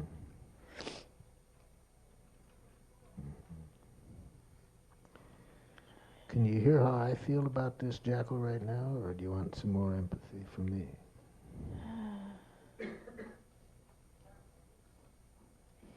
If I told you the truth, Yeah. I'm hurting so much about this. Yeah. I guess I'd like you to hear that. Yeah. Yeah. I'm grateful for your honesty. So you're still needing more awareness of just how painful this combination is for you. Yeah, and I know I act really tough, like cool, like this isn't bothering me.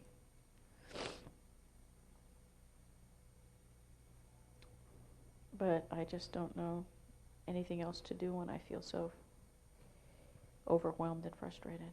Mm-hmm. Mm-hmm. So I guess I want you to know that. Yeah. Yeah. Yeah. You'd like me to be aware that you're aware that you express it sometimes in a way that might be hard to hear, but you still need empathy at those times, and how painful it is for you, and you don't know how to express it differently, or you don't get the empathy you need. It's very discouraging for you. I think I noticed that.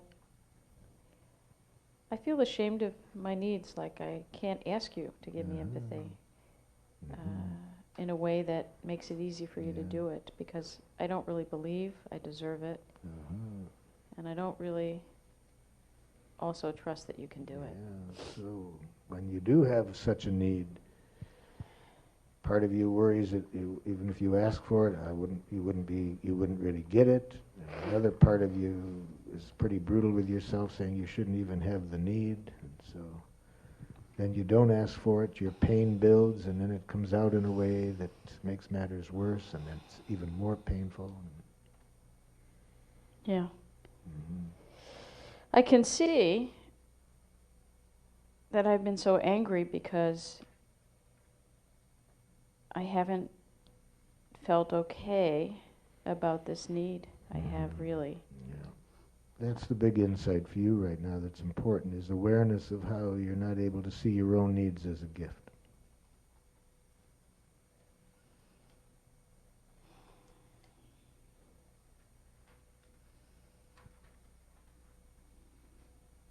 Wow. It's even a little hard to take that in. Yeah. Just the concept. Scary to go from thinking you shouldn't even have them, it's disgraceful, to imagining it as a precious gift to somebody. Yeah. Well, I feel very vulnerable Yeah. about having these needs, especially with you. Yeah. Yeah. I feel really more vulnerable with you than anyone. Mm-hmm. And terrified of you Mm-hmm. seeing that, Mm-hmm. because then you could control me. Yeah. So being that vulnerable, you're really scared. It puts you in a position of worrying about how this could be used against you, and you could be controlled with it. You have used it against me. Yeah. You're remembering in the past. Your memory now leaves you with more fears and wanting to be sure that this doesn't happen again.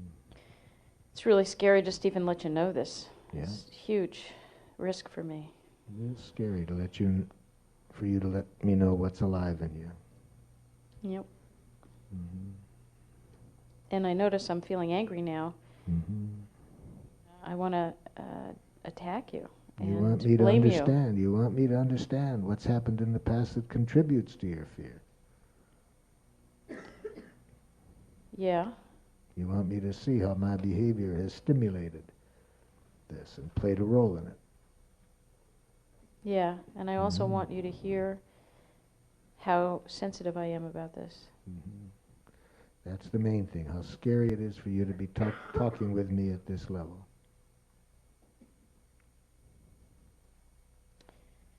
Yeah. To show my vulnerability. Mm-hmm. To have any needs. Mm-hmm. Yeah. To let you know. Yeah. Okay. I really felt like I was able to hear her heart a lot. I thought the way you Deeper. played her role, I thought you were really empathizing with her. Yeah. Yeah. And You had the giraffe ears on, it seemed to me. And yeah. played her role with giraffe ears on. And I think the thing that I saw that had kept me stuck was when she'd get angry, I felt so terrified, and I didn't trust that there was someone who cared Mm-hmm. under the anger. Yep.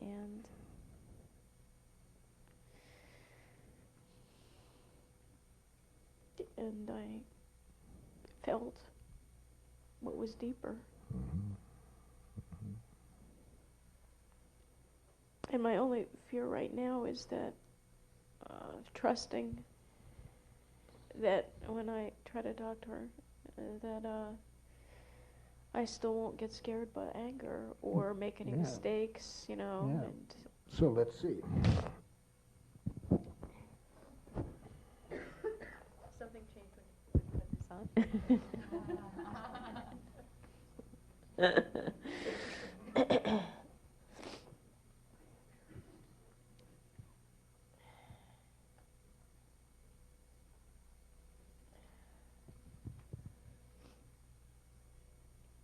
Why should I talk to you? All you do is try to control me. All you do is have your agenda. Nobody else's agenda matters a damn.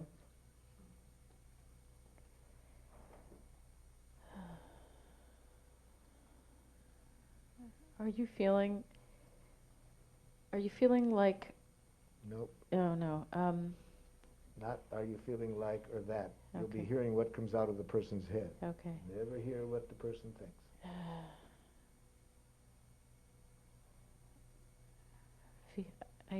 Do I hear you?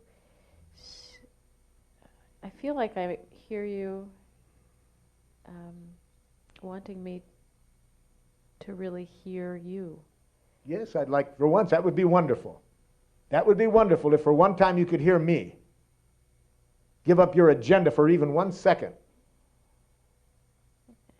You want me to care about what's going on with you and have But some you can't. compassion. You can't. You couldn't if you tried.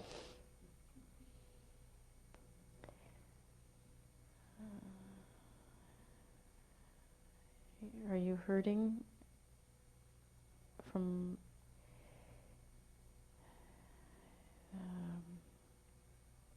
I don't know how to get from here to there. It feels like you're hurting, and you really need for me to hear how painful it is. Yes. That yes, I haven't yes, yes, heard you in the past. Yes. Yeah. You're getting that.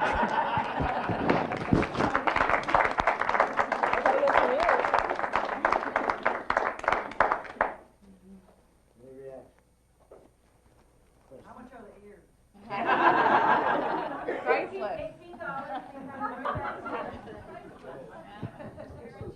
Question about the model. Yes.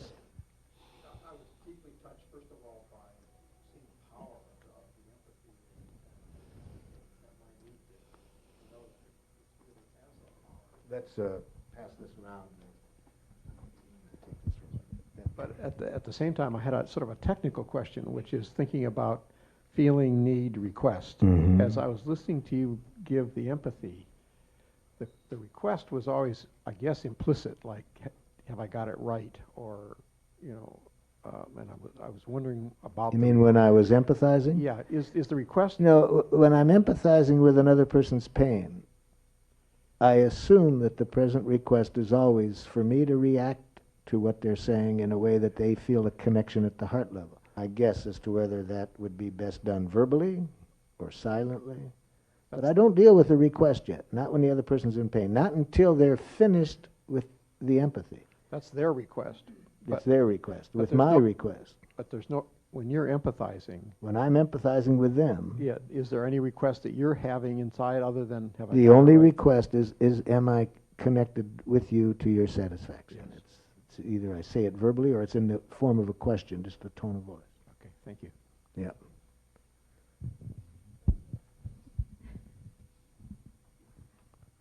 I noticed at one point you responded to her when you were the giraffe earlier by saying something like, you want me to know that my behavior in the past has contributed to your pain.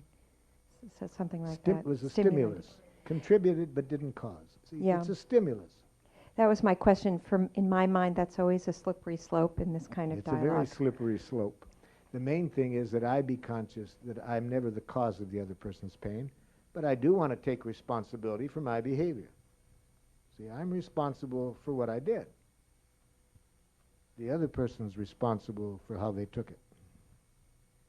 Okay. And that's a slippery thing, and it's a very important thing to keep that consciousness of what we are responsible for and what we cannot be responsible for. The very word responsible means response-able, able to respond. So I cannot take responsibility for something over which I have no control. So I cannot control how the other person takes what I do, which will affect how they feel. So I'm not responsible for that. But I am responsible for what I did. And if she were wanting in that moment for you to, in some way, acknowledge that what you did, you know, if she persisted in kind of trying to get you to say you're sorry or acknowledge that you did something to hurt me or whatever. I want you to acknowledge that, you're responsible for my pain. Yeah. So you'd like some understanding for how painful this has been for you. More than that, I want you to see how you were responsible for it. Yes. You would like me to acknowledge that my behavior stimulated what happened, was the stimulus for what happened. Okay. Yes. No, I want you to see that you're the cause of my feelings. You hurt me. You hurt me. Yes. You want me to see the role that my behavior played in your feeling hurt. Okay.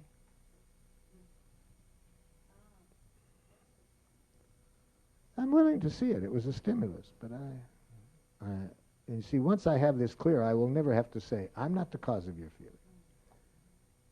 I'm not responsible. See, I'm only saying that when I'm just getting this myself and I'm becoming conscious of how much of my life I've been tyrannized by other people's feelings. And so when we're breaking out of that prison, Then you hear a person going through a stage I call emotionally obnoxious. You see, emotional slavery is when they feel responsible for other people's feelings. And then when they start to get a glimmer of how much of their life they're not leading by feeling responsible for others, they get this freedom. And then somebody else says, I'm frustrated that you didn't... Oh, I'm not responsible for your feelings. Well... What if you did lose your temper and you were responsible for hurting? No. You couldn't hurt another person if you tried. I'm serious. You cannot hurt a person even if your intention is. For example, hurt me. Go ahead, hurt me.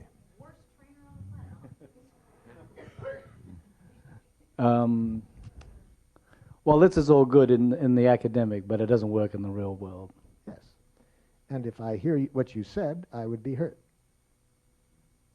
But that would be my choice to hear what you said rather than what I was hearing was in your heart. If I hear what's in your heart, I'm not going to get hurt by that. I'll see an opportunity to learn something precious for me. Yeah, but what if I lose my temper with my kid who doesn't have the maturity to separate my action? He's still responsible for taking it as he does, technically responsible, but you are responsible for saying what you did. Especially if you know that he's a child that may not have giraffe ears, you're responsible for why you would say that, given that you have a pretty good prediction he's going to hear it with jackal ears. But the child is still the only one to control how he takes it. It was still his actions, his hearing it and believing it, that's the cause of his pain. We can show 3, 4, 5-year-olds how to deal with a father like that. Well, when is my internal jackal just good superego to realize that I should be more sensitive to my kids' natural immaturity to take something? That's the responsibility I'd like you to be looking at. So I'd like you to look at then why you are not changing your behavior. And then I'll work with the child in showing him what he can do even if you don't change. I don't want him to think that his security rests on whether you change or not.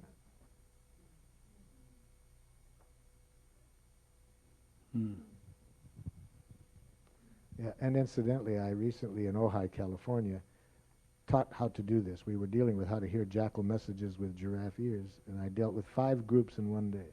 The first group were the students aged 6 to 9, the next group 10 to 13, the next group 14 to 18. The fourth group I dealt with were the teachers, and the last group were the parents in the evening. The 6-year-olds got it real quick. The teachers, even though they had been with the students when I did it with them, they still had a heck of a time with it. See? Because the kids had less programming to unlearn. Exactly, exactly. Fewer words being trained to hear criticism as criticism. You see, but if you can train them real quick, never hear what an adult thinks. You'll live longer. And you'll learn more from them, you see, than if you hear what they think. It's toxic if your parents or your teachers have been educated to speak jackal. It's toxic to hear what they think.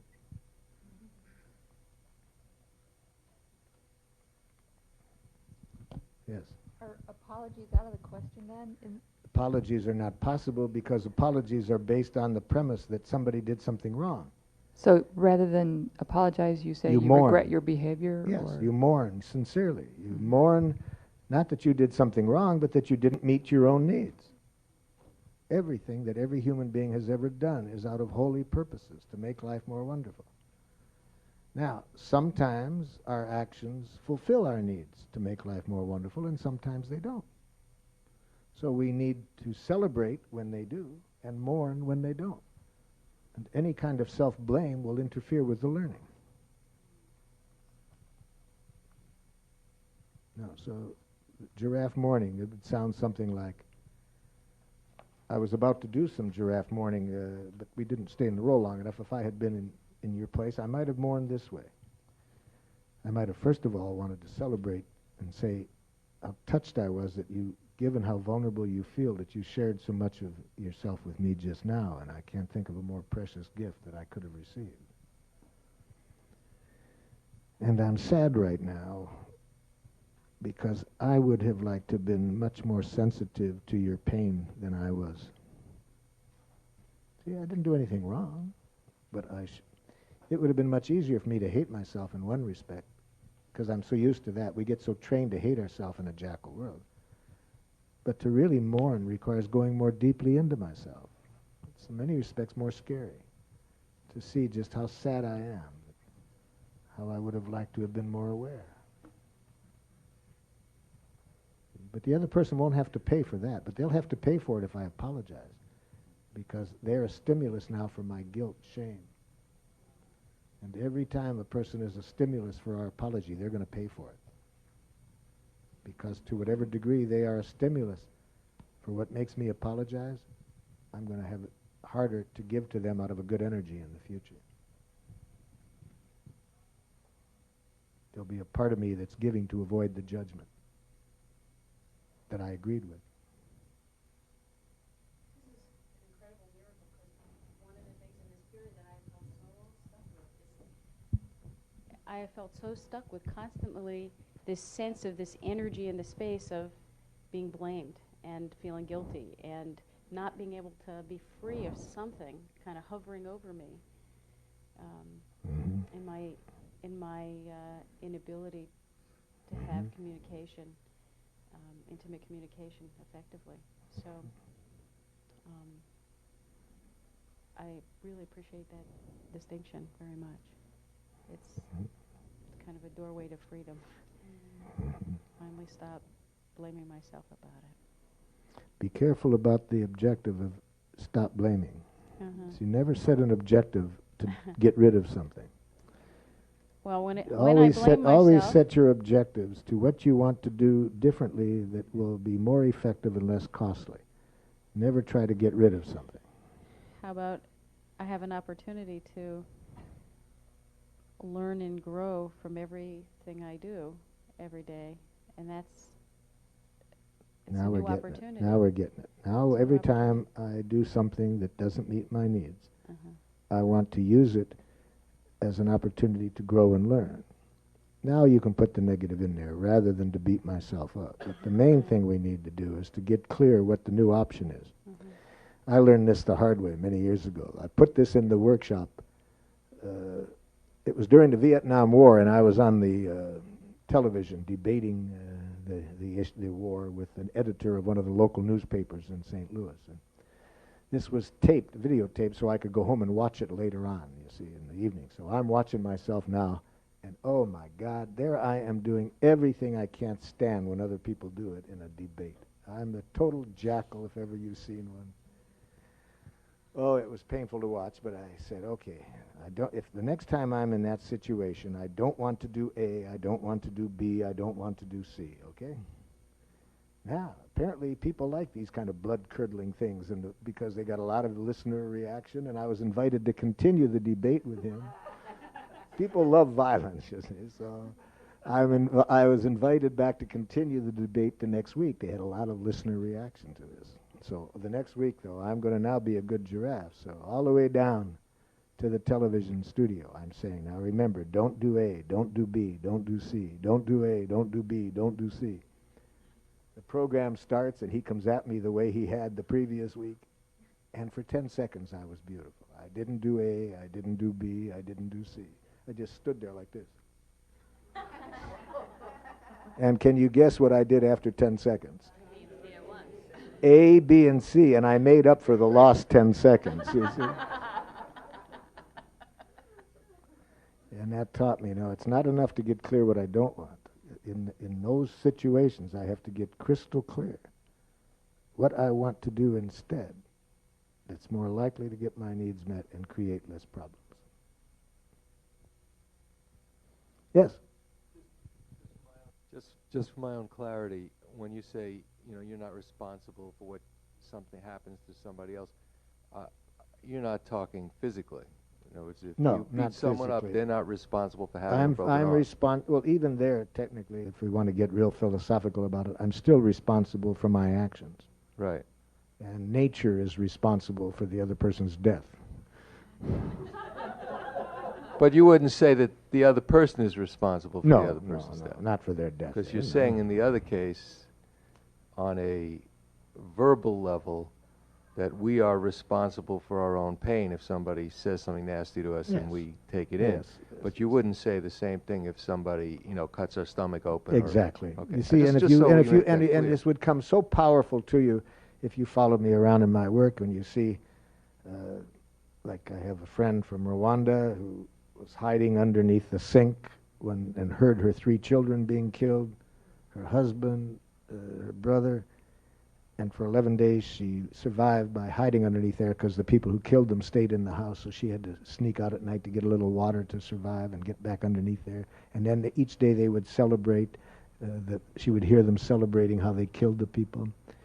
Now, I know this woman very, very well, and she's never been angry. She hasn't repressed any anger, you see? Now, I can get ready to kill somebody who's taking too long in the checkout line of the grocery store, you see? So you can't make somebody angry even if you kill their families. It's how we look at it. Now, this woman looked at it in a way that created great pain. I would call it natural pain. She suffered immensely, but the way she looked at it, the kind of pain she felt, has led her to unceasing efforts to prevent this happening to anybody else.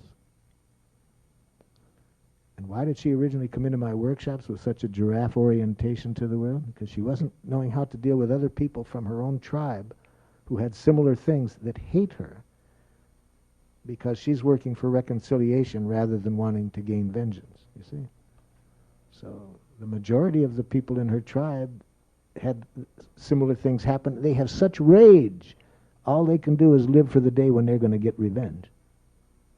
And all of her energy is going into preventing this happen to other people. What stimulus could be more powerful than that? Your family being killed. Even that can't make us feel anything.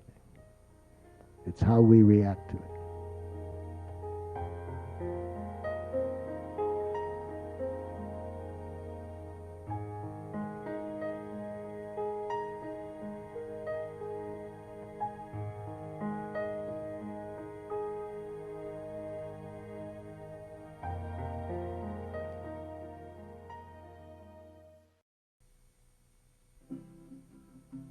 Good morning, love.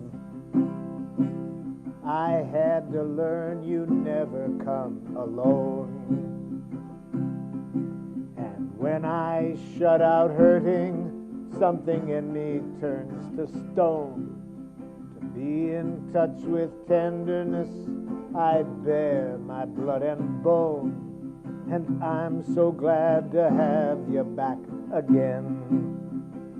Good morning, pain. Good morning, joy. Good morning, love.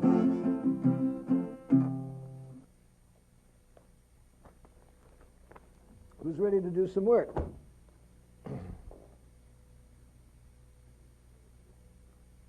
All kinds of people. So let's start over on my left and we'll work around. You got one? Come on up here. I'm going to need your help. No, you got 40 giraffe supporters out there. But there's 3 jackals hidden in the crowd, so watch that you don't. Okay. What is this person? Did you start with what this person says? That's a challenging thing to hear. Yeah. What did this person say? This person said, this has nothing to do with me. Speak to your father. And this is my father's partner, not my mother. This has nothing to do with me. Speak to your father. Yeah, this is a woman I'd like to non-violently kill. Well, now, if you know that, would somebody else like to do this role play? If you know already that you have that kind of anger toward a person, then we wouldn't even approach them until you first had gotten rid of all enemy images of the person. See? The kind of thinking, in other words, that makes you angry. while you still have that, you will create in that person the very thing that you're concerned about. I think that's true. And so should I pick a different person or should I work on that? No, this is the perfect person Okay. to work on. Okay. Because our most ugly, aggravating jackal is our best guru. So we stand more to benefit, more to learn from those people whose beauty we cannot see than anybody else. They're our best teachers. So let's go to work, first of all, on anger. Let's see how to deal with anger. And we'll give everybody a chance to practice this, okay? So all of you, think of somebody at the moment who's behaving in a way that stimulates you in the way that she is stimulated by this person. You have nice aggressive fantasies toward that. You see. And for those of you who have never been angry, you can't even imagine getting that angry, so that you can participate in this exercise, I'm going to give you the telephone number of my brother. Call him up, and within 5 minutes, you will be angry. Okay? Anybody need his number?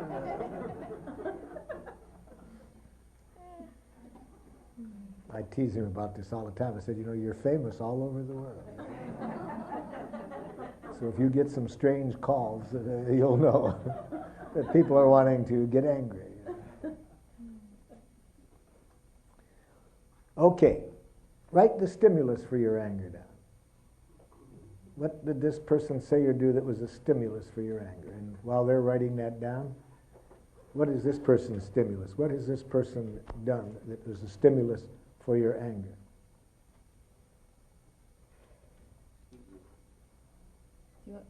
No, we're going to start with you. What was this person's stimulus?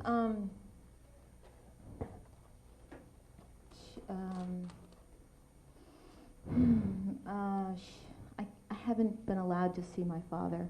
Yes, that's a diagnosis. I ask for a stimulus. That's the cause of your anger, that you interpret it that way. That she's not allowing you to see your father, and that's not right, and she has no right to keep you from him, and so forth. We're going to get to that next. That's the cause of your anger. What's the stimulus? What did she say? She said, she pretty much said what I said. She said, this has nothing to do with me, speak to your father. Okay, and that's the She won't let me talk to her about it. No, won't let me, that's a diagnosis. Yeah. So she has said, this has nothing to do with me, talk to your father. That's the stimulus, you see. So let's hear some other stimuli for the anger. What else have you written down? You need to be criticized. The person said, you need to be criticized. That's I'm leaving and it's your fault. I'm leaving and it's your fault. Yes? You never, da da da da da. And if you're a jackal, you'll remember one time 12 years ago you did. Just to prove that never is not accurate. You always. Same thing. But they said that, you always. Okay. You're always angry. You're always angry. You're not listening. You're not listening. Yes. Talk when I'm trying to talk. They talk when you're trying to talk. All of the things that you just said the other person can say can't make us angry. It just doesn't have the power to do that. Okay. So now I want you to write down the cause of the anger this way. When the person does this, I feel angry because. What is the cause of your anger?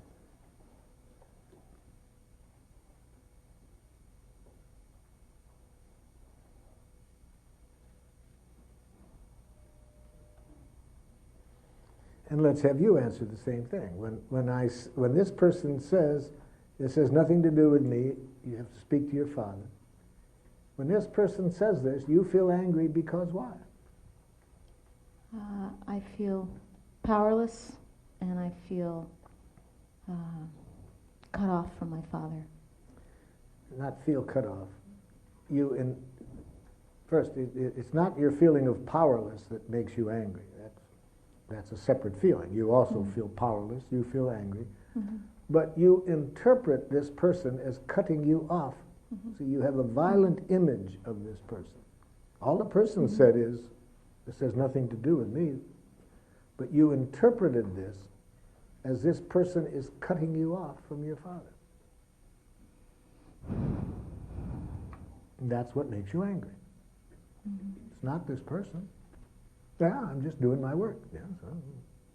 You want to know more? No, that answered my question. I just want you to be conscious that this person isn't making you angry. It's that thought that makes you angry, that they are cutting you off from your father. Because I will bet you that that is associated in your thinking with the violent word, the violent SH word. I hate to say it out loud. They shouldn't cut you off from you. Don't you? Do you believe that they shouldn't do that to you? Absolutely. Oh. See, it's the SH word that makes us angry.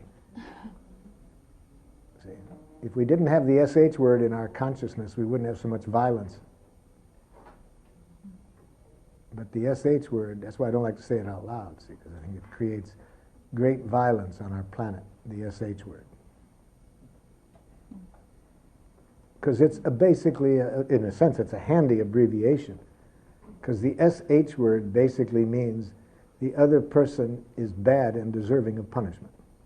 See, it's all contained in that SH word. It's just an abbreviation since we use it so much and we have so much violence that we want to blame and so it's kind of an abbreviation. We don't even have to say it, it's implicit, you see. Mm-hmm. It goes with, it's cutting me off from the family. Mm-hmm. And anybody will tell you, you shouldn't do that to a daughter. You shouldn't cut a daughter off from the father. Mm-hmm. Yes, what makes you angry when people talk when you're talking?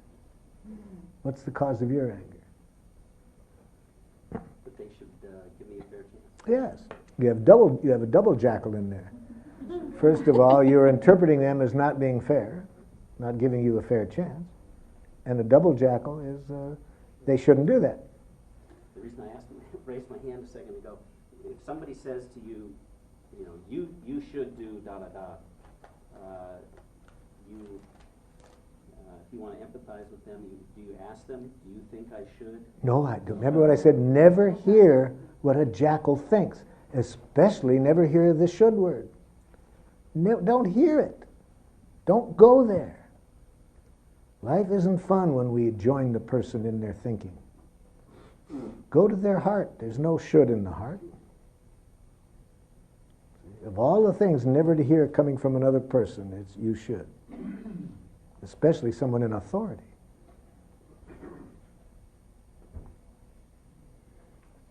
I hope everybody in here has already got your children convinced of that. You tell your children, never hear what I say you should do. You've all told your children that, I'm sure you have. Yeah.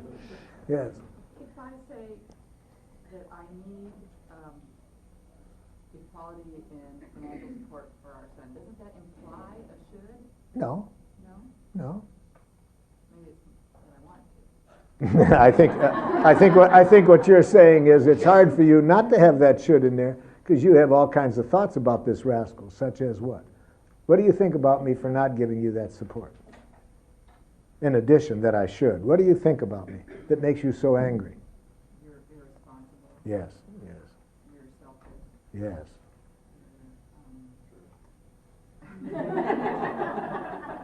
She doesn't need help at this level. She was doing quite all right without your help. He's buying the land and he should be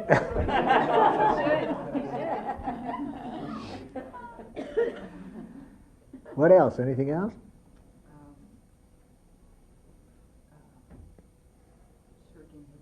Shirking his duties. Neglecting his son. And he's still alive? You haven't killed him yet with all of that going on inside? Man, you have good anger control. I've beaten people for less.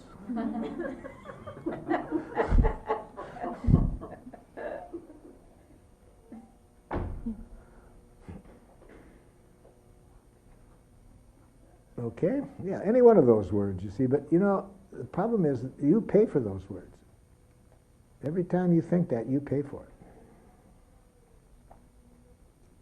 If you want to read what I say, read about type A thinking and the effect that it has on heart disease. Type A thinking is in the technical research in medicine, basically what I call jackal thinking, irresponsible, shirking, this kind of thinking that that makes us angry. High correlation. The more people think this way, the more the more heart disease. Because it's not only destructive to our spirit, it's also very destructive to our bodies. Because these are not natural feelings, you see. I'll show you what I mean by natural feelings.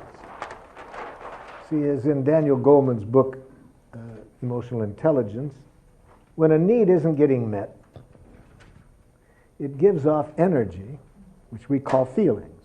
The feelings tell us the need isn't getting met. They mobilize us for action, to get something done. So this wonderful energy gets channeled into need-serving action. See? So a dog gets hungry, and it doesn't just sit there and say, oh, wonderful, I'm hungry, you know. It starts to act for the purpose of getting some food. Any living phenomenon, this happens. The need, when it's not being met, needs an energy source, which is the feelings. But we human beings have had this trick played on us that I told you about earlier today. So the need isn't getting met, but we don't have a need consciousness. We've been educated not to be in touch with our needs, so we go to enemy images. He should. He's irresponsible. That's selfish. Shirking duties. We've had our head filled with thousands of these, you see. And when our head was filled this way, we are going to feel one of four feelings: depression, guilt, and shame, if we direct the judgment to ourselves. If I think I was irresponsible, I feel guilt, shame.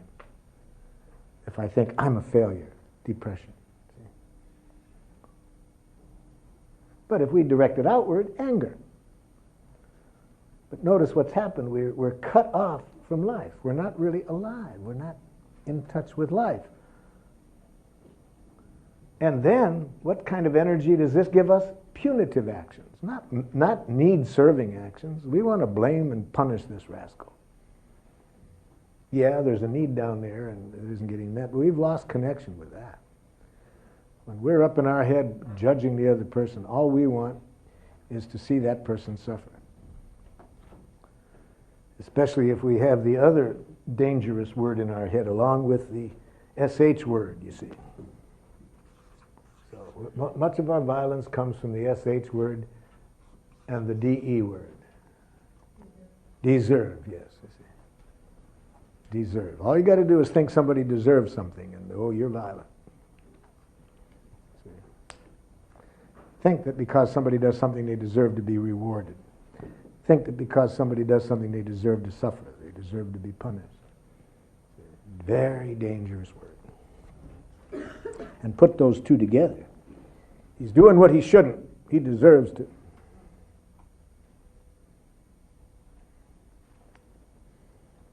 Okay, yes? How does that fit with rewards?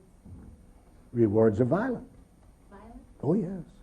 Because they make a person feel obligated? Because they are a part of power over. They're one person trying to use the power that they have over another person.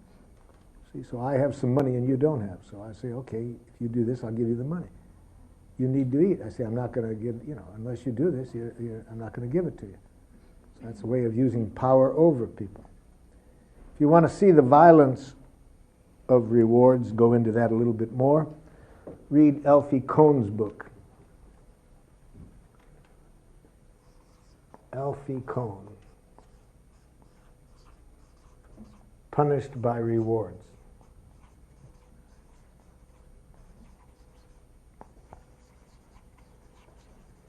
If you want to see how violent the DE word is, the deserve word, you see, read Walter Kaufmann.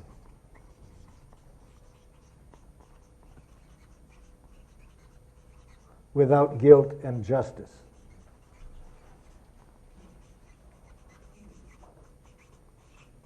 He's a philosophy professor, was a philosophy professor at Princeton.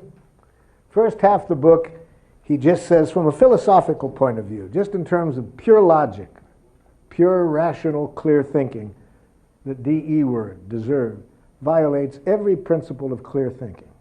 To think that anybody deserves anything, he shows in the first half of his book, violates every principle of clear thinking. Then in the last half of the book, he shows then that it's no secret that our judicial system, our correctional system, is suicidal. Because it's based on a totally irrational concept that people deserve to suffer for what they've done. So even though our own judicial system, our own statistics show that people are more violent when they get out of our prisons than when they go in, we never learn about this. It's hard to see that any time you use punishment, it never works. Not if you're conscious at two levels. If you ask yourself two questions, you will see that punishment cannot work. Question number one, what do we want the other person to do? If you ask only that question, it tricks you into thinking that punishment sometimes works. Because sometimes through the use of punishment, you can get somebody to do something. But ask the second question and you see it never works. Second question, what do we want the other person's reasons to be for doing what we want them to do? Ask those two questions, no more punishment. Same with reward. Yeah. How about setting boundaries for children? Let's set boundaries. It's very important, but not for children, for any human being. Any human being who is violating a need of yours and is unwilling to negotiate about it, tell them what you are going to do and do it. Use protective use of force. But do that with everybody. Don't think that's just with children. We all need clarity. If a basic need of yours isn't getting met in your relationship with me and I'm not willing to talk about it, tell me what you're going to do to protect yourself and do it. But don't use any punishment. Don't get that mixed up with punishment. No, children do not need punishment. And children do not need boundaries. All human beings need boundaries in the way that I'm describing it. What about a privilege that is given within that boundary? What do you mean by a privilege?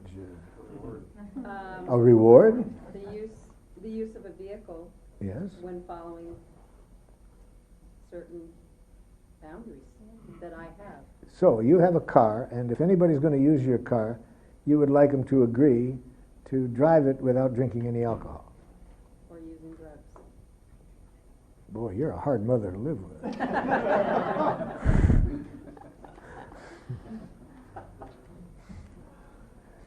Okay, then I would say that at the next time I see you using any drugs while you're driving, I will no longer give you my car.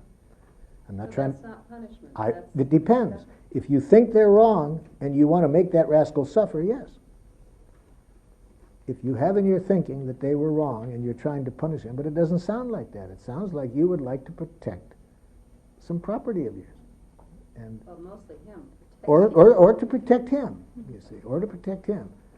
So if that's your only intention, you're not intending to make him suffer, I would say it's a protective use of force, not the punitive. The other person may see it as punitive. That's another issue. If persons only know punishment, of course they're gonna have trouble making this differentiation. The main thing is that we see the difference.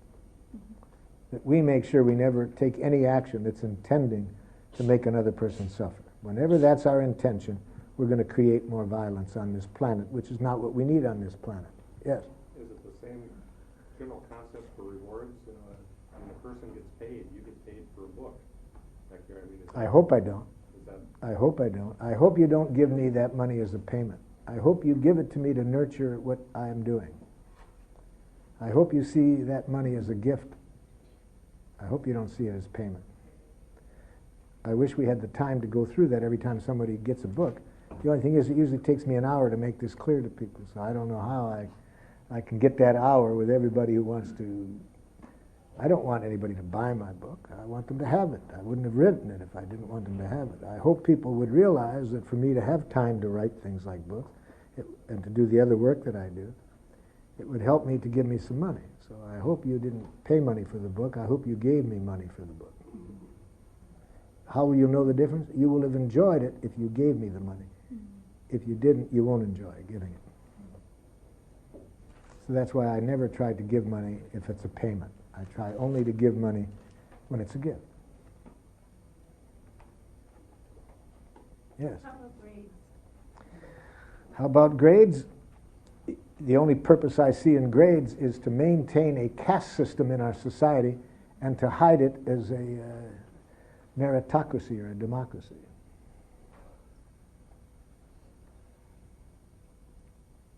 Now, when I was at the university, I had a little trouble with this with the registrar. I still remember the 6-week mark when I was teaching at a university in St. Louis. Registrar comes to my office. Dr. Rosenzberg, your grades have not been handed in. I said, you're very perceptive. Registrar did not like my humor. She repeats herself. Your grades have not been handed in. Yes, I'm well aware of that. Why? I'm choosing not to give grades. But you have to. Bureaucratic language, you have to. Isn't this foolish? She's telling me I have to. I haven't done it. Obviously I don't have to, right? Can you hear anything crazier than that? A person telling me so, you have to. I said, I'm choosing not to give grades. Why? It's against my spiritual beliefs. Why? I said, half the students at this university are black, half are white. Blacks get 80% of failing grades. I choose not to participate in any evaluation scheme that differentiates on the basis of race or culture. Also, research shows that the more grades are given, the more students lose perspective on the worth of what they're learning. So then they learn not for the value of what they're learning, but for the extrinsic rewards, which of course is what is the purpose in a jackal culture. You want people to get used to working for extrinsic rewards, things like salaries, so they'll be able to pollute the environment or do anything else as long as their boss tells them to do it. And they get their reward, so that's what you want to train them for in schools. Well, this one, I said, the one area that they said, but we have to have accountability. I said, now that, I share the university's desire at that level. We do need to know whether people have learned what, the course involves. I said, I will give you at the end of the course of instruction a measurable assessment of what students could do at the end that they couldn't do at the beginning. In this respect, I'm far more accountable than a teacher who gives you a C or a D. You don't know what that student can do. You will know what each of my students can do at the end that they couldn't do at the beginning. So because of that, I was being more accountable, so they didn't fire me for that.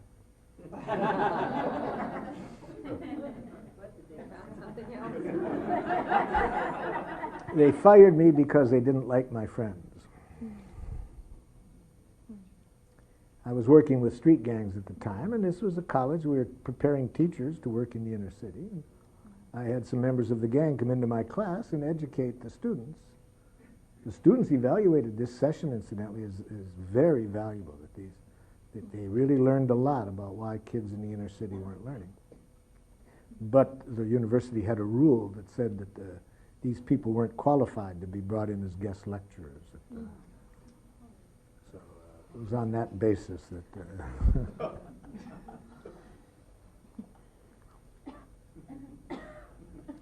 that was not a problem. I wasn't expecting to stay around very long. The administrator that got me in there asked me to come in and kick ass a little and stir things up, and so. And then go. Well, he knew I wasn't going to last long, and I didn't really want to teach long. I just wanted to get some things started.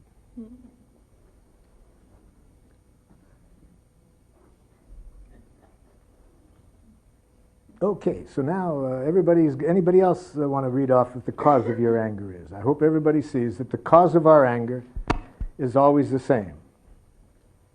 It's that we are playing a game called punitive God. See, that's the cause of anger. See, when we go up to our head and judge the other person as irresponsible, selfish, stupid, this is a game that's been played for several centuries, you see, where somebody thinks they know what's right, and they know what's wrong, and that they know who deserves to suffer. So I call that game punitive God. So we are playing the game punitive God when we are angry. Yes? It seems like there's kind of a toggle switch between anger and hurt. And that when someone says to me, you need to be criticized, I feel angry and it feels like there's a toggle switch between anger and hurt. So if someone says you need to be criticized, I feel hurt and I feel angry. It's not just one feeling, and Yes. I'm curious what you'd say about that. Because if for any moment you get connected to the need, then you feel hurt. But then if the next moment you then go back up to the jackal judgment and start to judge the other person. So that means your attention is split. Part of you is connected to your need, and the hurt is because you have a need for more respect or something like that. That might be the need, it's at the bottom of it. But the anger tells you that your full attention is not on the need.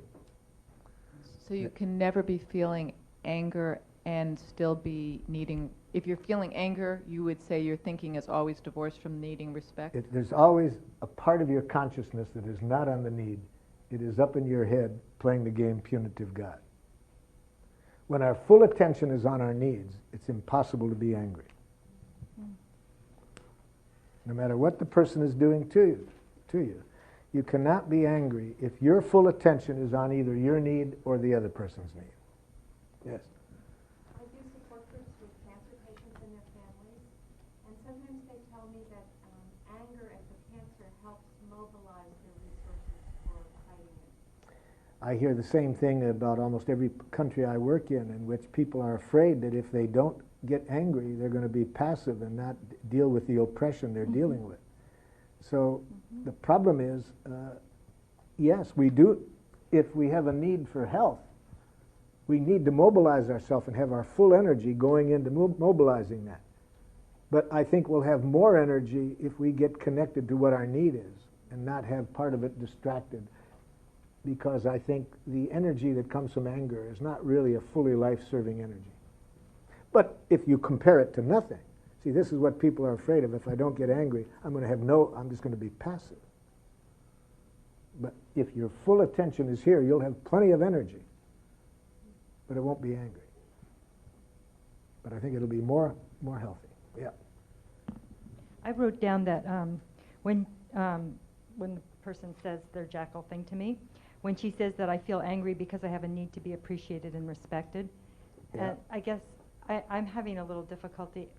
I see I where don't think you get angry because your need for appreciation and respect isn't getting met. For example, if I come along and I say to you, "Get out of my way, idiot," and for whatever reason you think maybe his wife died and he's in mourning, I don't think you'd feel angry. Even though your need wasn't getting met for respect and so forth, it wasn't getting met, but I don't think you'd be angry, because you would probably tell yourself something different than what you're telling yourself if you're angry. So you still haven't answered my question of the cause of your anger. Just because your need for respect doesn't get met doesn't make you angry. I think what my experience is that I have anger is the first thing that comes into my awareness. Yes. And then if I look at it more closely, there's hurt underneath it and fear.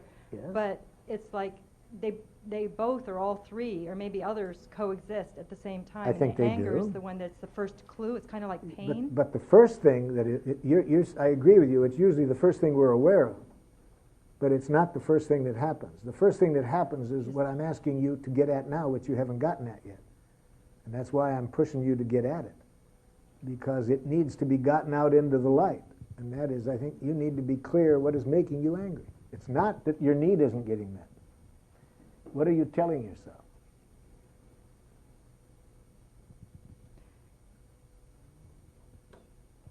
Yeah, some jackal thoughts. Yeah. But that's the first thing that came. But your inner jackal speaks so rapidly. Right. And it's been in there so long that very often you're not conscious of it. Right, but I'm wondering if it can, for some reason, I want to make the distinction between like depression, guilt, and shame, which seem like they're like really unproductive or counterproductive roads to go down, whereas anger, even though it's not productive in the sense of... I'm saying all of these are productive, can be productive, if you do the following work. If first you identify the thinking that is making you feel this way, and if you use these feelings as an alarm clock to tell you that part of your connection to your needs is being blocked by life-alienated, violence-provocative thinking. Let me repeat that, you see. These feelings are valuable if you use them as an alarm clock. I get it, thank you. You got it, okay. And when you use it as an alarm clock and get connected here, you will have more energy, not less. But the energy will be directed toward getting your need met, not to blaming and punishing yourself or others. Yeah. So getting back just to needs, I would, as far as I can see, I would think that I think as human beings, we want to get more, at least for myself, more pleasant experiences, or the kind of experiences I want, and less unpleasant experiences. Yes. And as far down as I can see, that seems to be just very, very core. Do you think that's true? And how does that, I'm just trying to look at really, we keep talking about needs. I'm wondering if there's sort of like these core, deeper, really getting down into what's our real needs. Well, I like the way you summarized it, and I think if I understood what you're saying, it's not too different than what I hear the Dalai Lama saying, or many other people saying, that our basic need is to enjoy life. And how can we enjoy life if our needs aren't getting met? So, to enjoy life is to get our needs met in a way that doesn't create problems for us later. See? Giraffes are cheap. They don't like to pay for getting their needs met. That's where apart from my situation for the moment. We're coming back to it. I know we are, but I'm still connecting up to what they're saying. I mean, take an oppressed group of people who are hungry every day for years and years and years and die and die and die, and they never get their need met. Yes. They never get it met. Why? Yes. So they know they're hungry. That's their first basic need. They're real hungry. They're real hungry. And if I don't blame them for being angry about it. I hope I don't blame them, because then I would be perpetuating the cycle. I hope I don't hear, no one in here hears they're being blamed if they get angry. I'm saying if they get angry, they're less likely to get fed, more likely to get killed. And then when I say that to them, which incidentally I work in a lot of places where I'm working with, just about 2 weeks ago I was working with people from 8 African countries. And the hunger was only one of the things that they saw. They were the biggest issue they wanted to deal with me. What do you do when they're putting your people in concentration camps? That was the... What do you do when these people... and they had a whole bunch of judgments of these people that were putting the people into... And I said, first thing you need to do is transform all enemy images into needs. You're going to have no power with people until you can translate your enemy images. So, do you think these people are oppressive pigs? Yes! Okay, then we got to work on that. Then we got to work on that. You see, because as long as you see that, you are more likely to generate counter-violence than cooperation. See, so the first step, this was a workshop on social change. These people were not interested in individuals, but they were interested in gangs of individuals. Some gangs call themselves gangs. Some gangs call themselves multinational corporations. Some gangs call themselves governments. So they were interested in how do you deal with gangs that you see creating great violence. Okay, the first thing is get rid of any enemy image of the gang members. Because as long as you think there is something wrong with the gang members, you'll create more violence, I predict, than cooperation. See? So we're supposed to like it that they're putting our people in concentration camps and not feeding them. And I'm not asking you to like it. I'm asking you to do more than that. I'm asking you to be able to see that that's the most wonderful thing in the world that these people could be doing. What? Then I explain. You see. And it has to be sincere. Explain. That when I work with my colleagues that I work at in Sierra Leone, we're looking at why would this person take a 6-year-old child and hack off the arm, you see. You see? If you think that's evil or bad, I'm suggesting you will create more violence.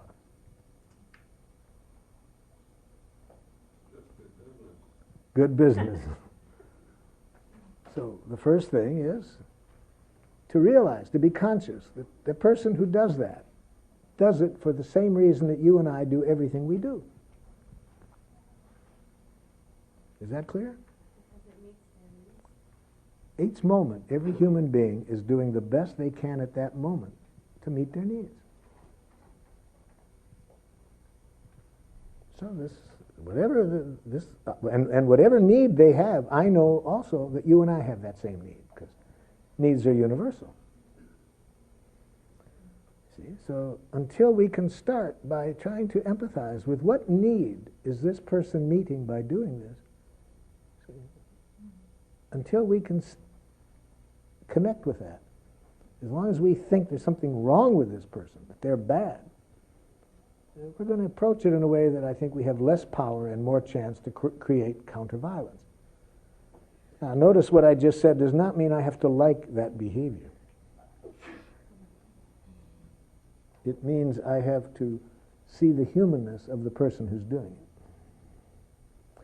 Now, I do not ask these people in Sierra Leone to do this first, not until we've empathized with their feelings about it. You see, I wouldn't want to even think of getting them to empathize with why somebody has cut off the arms of one of their children until they've healed from the pain that that's created for them. So I'm not suggesting that we start with that. But then I'm saying if we really want to change this in a way that doesn't create more violence, we need to get rid of enemy images and connect with what this person's needs are that are being met by cutting off children's arms. Yes.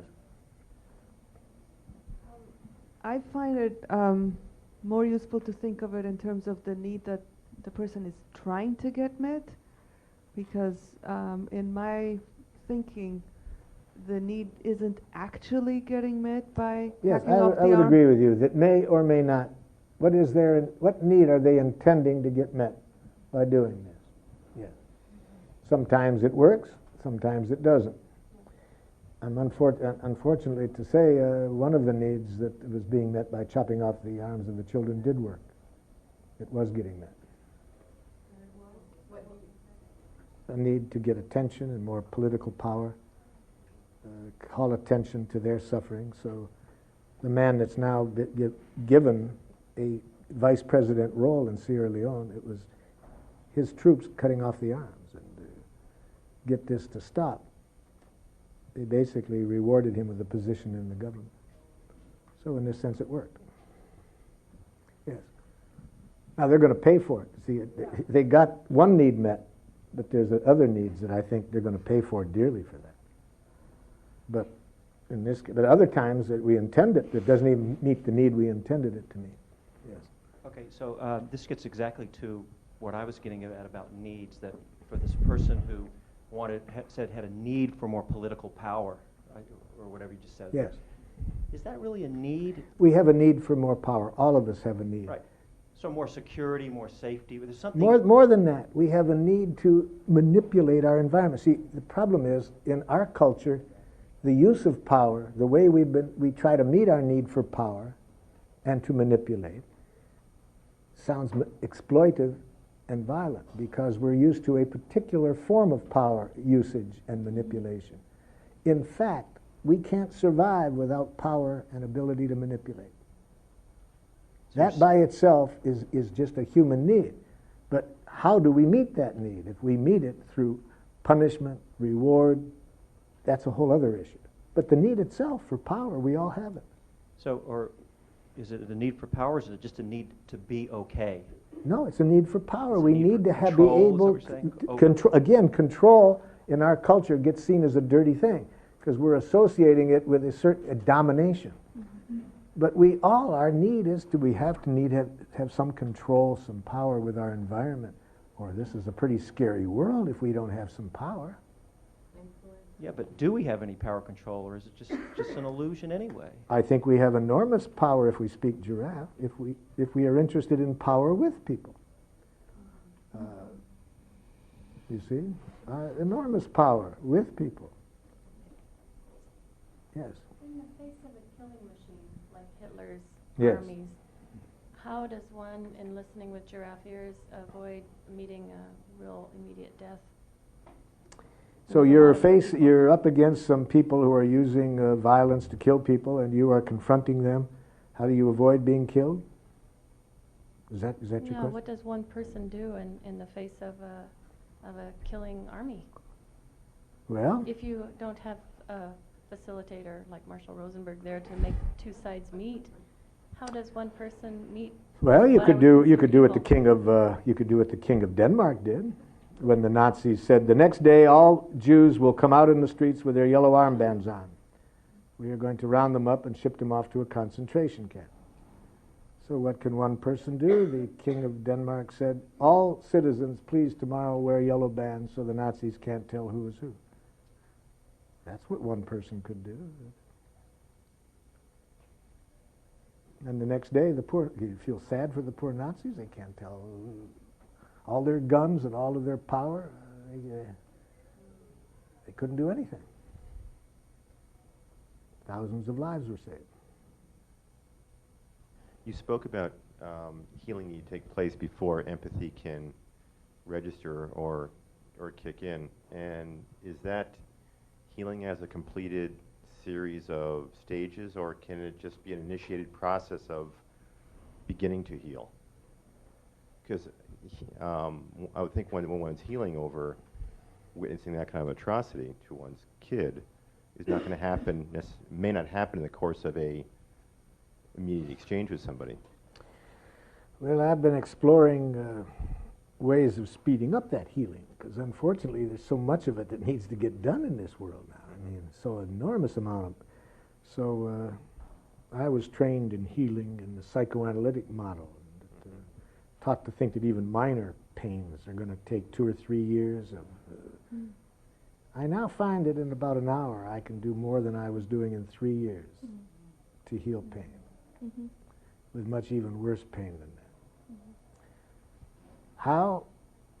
First of all, by not talking about what happened, you see. All talking about how horrible what these people did, waste of time and energy.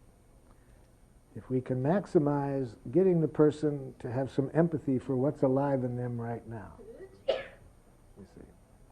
So I've demonstrated that a little bit today. I've been playing the other person with giraffe ears, you see. You notice that? And I do that in these situations. I play the man who raped this woman and give her empathy now with giraffe ears. I play the role of, in Algeria, the man who took this woman outside and made her watch while my friends dragged her best friend to her death behind a car, and then I took her in the house and raped her in front of her parents.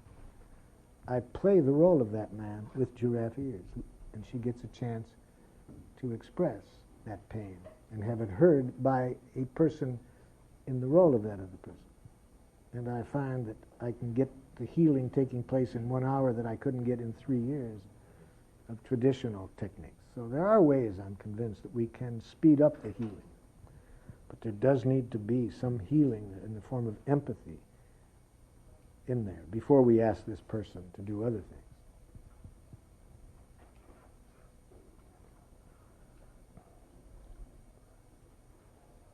Okay, so now we've got your anger clear. You're angry because you got the SH word in your head. Yes. And now let's get that out of your head. What's the need that's behind that SH word. See, all judgments that make us angry are tragic, suicidal expressions of needs. So let's use the judgments to hear the need behind it. What's the need that isn't getting met? I need to have access to my father. Yes, you really need access, connection with your father. And now when your attention is fully on that, how do you feel? A lot of sadness. Yes, yes. See immediately how now she's having life-serving feelings. Tremendous sadness. What was rage a moment ago? Sadness. The rage is still there too. Then it's divided, but that you're switching still, back you're and still forth. switching up there. But then if I really want to help her heal, I will keep bringing her back to the need. So you have this real need for the connection with your father and feeling this enormous sadness that need isn't getting met. Because I'll want her to act out of that, because that's much more likely to get her needs met than whatever she does acting out of that anger. Okay. I've tried everything, Marshall. Yeah. So far. Yeah. Now I'm left with anger and rage. Yeah. So, well, the one thing I want you to try that I think will have some power, but I don't want you to try it too quick, you see, which is to empathize with this rascal. But I don't want you even to think of empathizing with this rascal until you've had enough empathy for your sadness. You see. Just as I said earlier, I don't want the parents empathizing with the people who cut off the arms of their children before they've had all the empathy that they need. But I really don't think we can resolve things until they can empathize with the other person. I don't think she can heal in this until she can empathize with this rascal that says, it's not up to me, talk to your father. So let's get this empathy from this person. So we'll put some giraffe ears on this person. I don't believe that, though. It's hard to even imagine that rascal with giraffe ears. No. Yeah. No. Yeah. No. Yeah. Hard to even imagine it. Yep.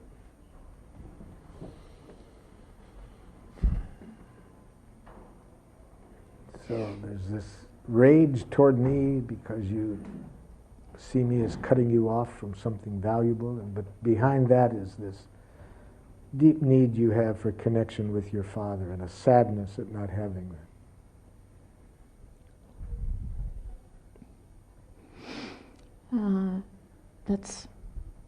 That's a lot of the rage, and I can't seem to have any effect on that. And then on top of this is powerless. You feel powerless to. What can you do to get the understanding that you need? I feel completely powerless to talk to you. Yeah. You won't let me talk to you, and my father's terrified of you, and he's collapsed. He's completely collapsed into your control. Yeah. So you feel powerless to persuade me, and you feel sad because you can't imagine that your father could do anything? No, he's given up.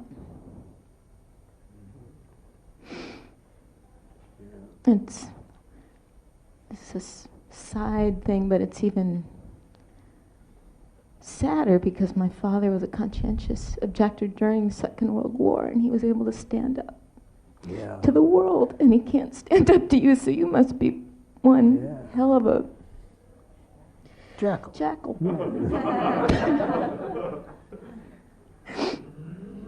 Yeah, it's especially painful when you recall the strength your father had and living in harmony with his values. And now to see him so overwhelmed. He's so full of shame and guilt about whatever he's full of shame and guilt about. He can't make his needs to you known in a way that your needs are so much bigger, I guess, and you just putting control on him. He's to blame for everything, all your pain. And I'm the daughter he feels closest to, so I'm the one that you've got to punish, I guess. I'm not this right now. I'm not feeling this nice. I'm still feeling sadness, and I just want to You got both. rage. You're furious. You really want me to see how painful it is to me and to your father. You want me to get my needs met in a way that is not so costly to you and your father. And this all seems so hypocritical with what you are doing in the world. Yeah, and You and my especially father. you have a need for some integrity. And when you see us saying one thing and working for one thing and behaving this way, Totally. it makes even more pain. More pain. Then I question everything.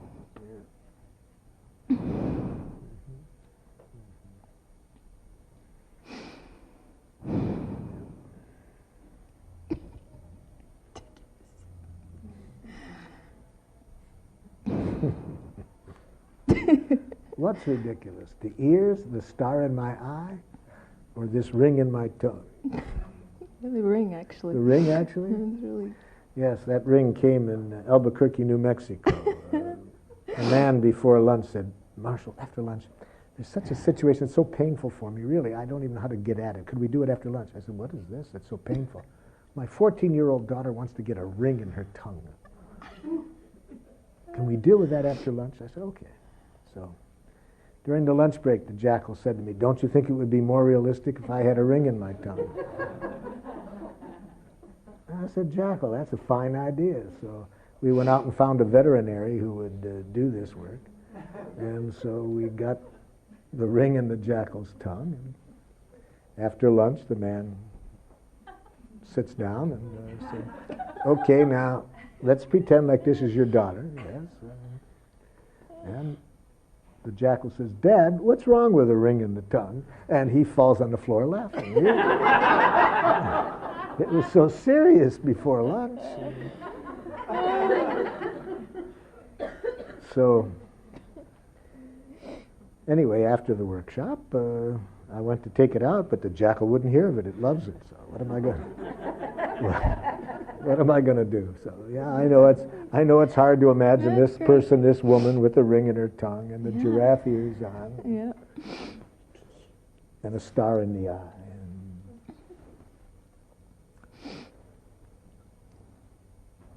Can you hear me now, or do you want me to hear more of you?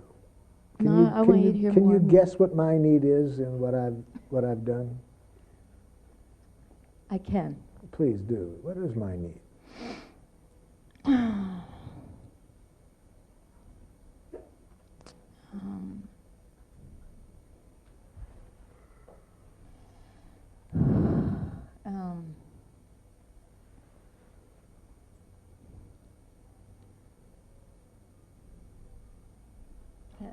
I'm analyzing her first. It's okay. Put the analysis out. I know a little bit. Yes. I know a little bit about your, just a tiny bit about your life, and that you're an alcoholic mother, and your father left you when you were 6, and I think you're pretty pissed off about that. Mm-hmm. And you've needed my father's name and attention, and you haven't gotten it the way you really, really wanted it. So you've got to control everything around him. That's my analysis. Well, let me make it clearer for you. Okay. Yes, I'm deeply hurt. Deeply hurt that some of my needs have not been met in relationship to your father. And deeply hurt that my pain I don't feel is understood by you, but I'm judged. I have a fear that instead of getting understood by you, I'm judged by you. And how do you feel when I tell you this? Yeah, I'm sure that's true, but I feel like you've just transferred all your stuff onto me. So you really want to be free from responsibility from what I'm saying? I do. Yes, and I'm glad, because I'm not wanting to say that you are. I'm really wanting to let you know what's going on in me, which is that I'm deeply hurt, and I'm not wanting to blame you. I'm just wanting you to be honest with you. Me to be honest with you? No, I want to be honest with you. Oh, you want to be honest with me. Now that I have these giraffe ears on, I'm interested in reconciliation and healing between us. So I'm not blaming you for my hurt or your father for my hurt, but I do need you to know how deeply hurt I feel. I'm willing to take responsibility for it, but I still need empathy for how hurt I feel. I would have liked more understanding from you and more gratitude from your father. I understand my father turned out to be a disappointment in a lot of ways for you. And somehow I came into that too. Yes. Somehow I fit into that. Yes. I didn't even know how until recently, but and I hate some of the things I've said to you, like the one you started off tonight quoting. But I am in such pain and such hurt that it's all I can do to control myself.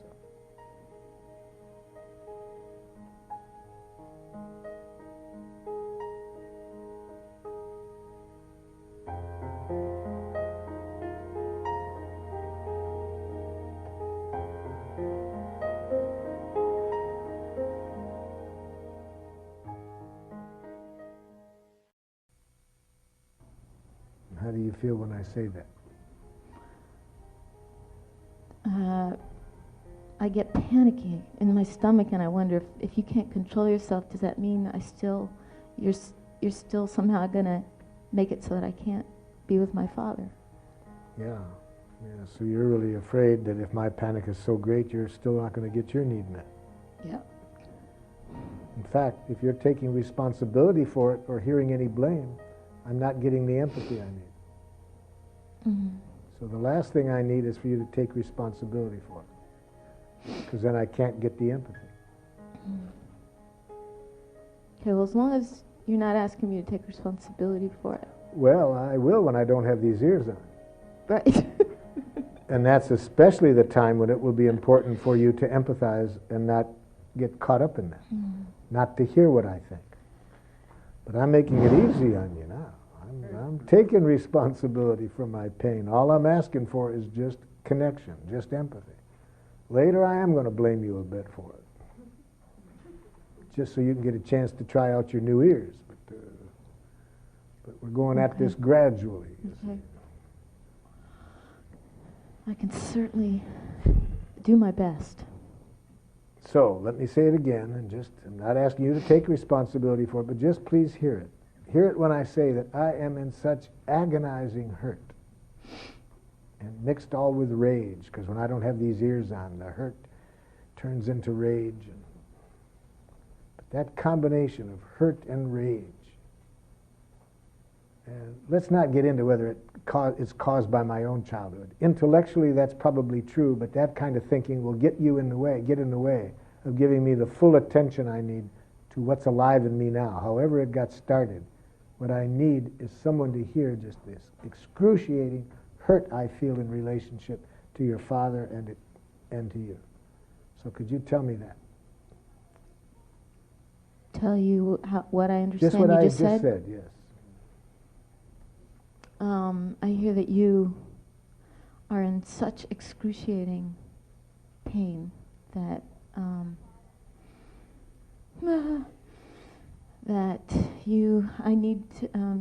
you hope that I can hear that that's what's in the way of. Thank you. You're making a connection with me. Thank you. And when I really need you to have the same quality of empathy as you're giving me now, is when I'm communicating in those other ways that makes it a real challenge. Yeah. I need you to not just intellectually know that, but I need you to be here at those times. That makes sense to me. Yeah. If I'm capable of doing that, I certainly try. So let's see if you're capable of doing it.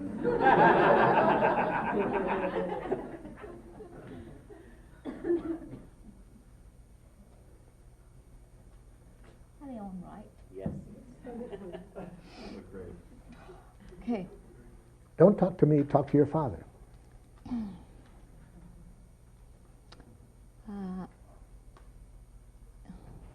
I'm gonna go slow here. Yes, let's go real slow.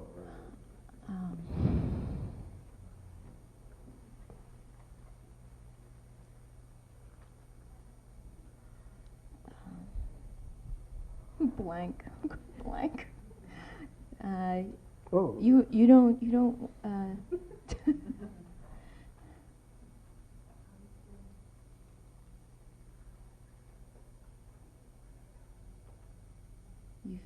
feel.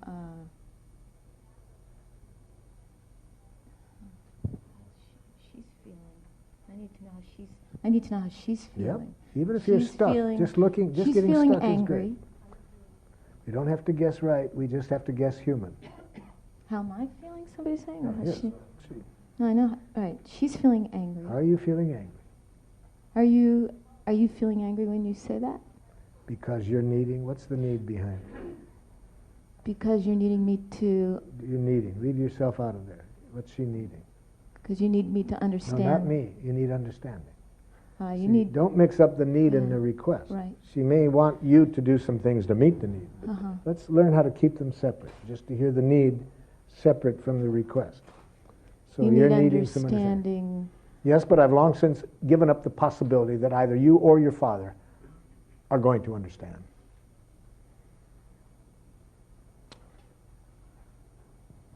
Give me my formula again. So you're feeling. Are you feeling? Feeling and then her need. Yes. I keep focusing on her feeling and her need. Yeah. So you don't feel. No, not I. So you're feeling. You feeling hopeless about. Now you're cooking. About being understood. That's right. That's right. And I'm not going to suffer anymore. I've suffered enough with you and your father. So if you want to talk to him, talk to him. But I'm not going to suffer anymore. I'll tell you that right now. I'm not going to suffer anymore. You've been in a lot of pain about this for a long time. Yes, I have. Yes, I have. What kind of pain? Oops. That's my old therapy training. Yes, that shifts from empathy to psychoanalytic jackal.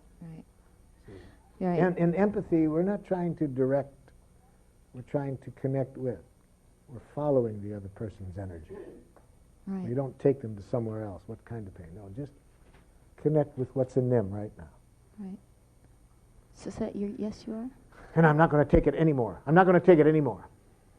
I've had enough. You are tired, sick and tired of not feeling understood. You're darn right. And being exploited.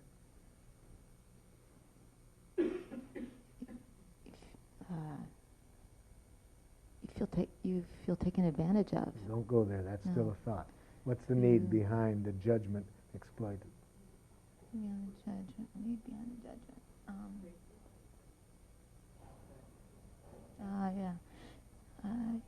You don't feel respected. That's right. After all I did for your father, to not only not get the respect that I was deserving, to have happen to me what happens. Yeah, you never felt seen for what happened to you. I not only didn't get the respect that I deserved, I got tromped on. Yeah, you got very hurt and very stepped on. And now don't use the images. Yeah, right. Don't reinforce the images. Got very hurt. Yes.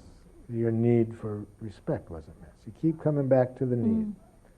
The need that's behind the images. Don't repeat the images because every repetition of the images just reinforces the jackal thinking. Yeah, that makes sense.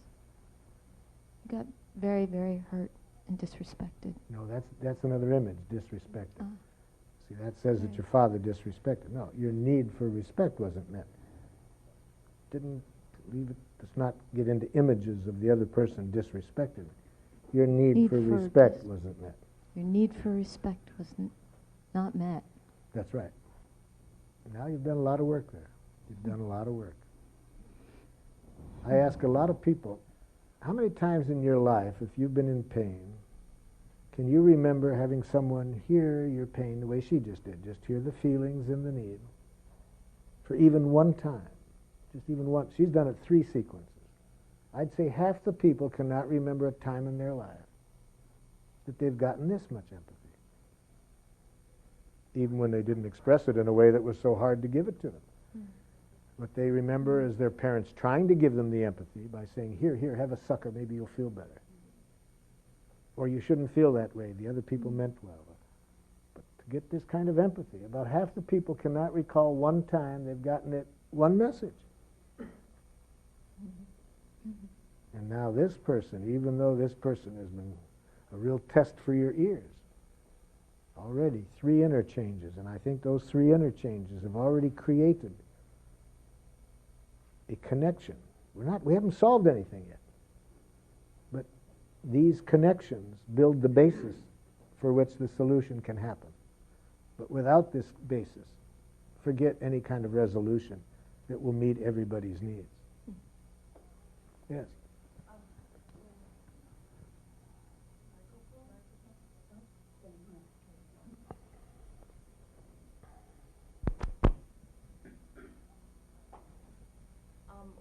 When the jackal said, when the jackal was, or you said to the jackal, so you want respect, and then the jackal said, yes, I want respect.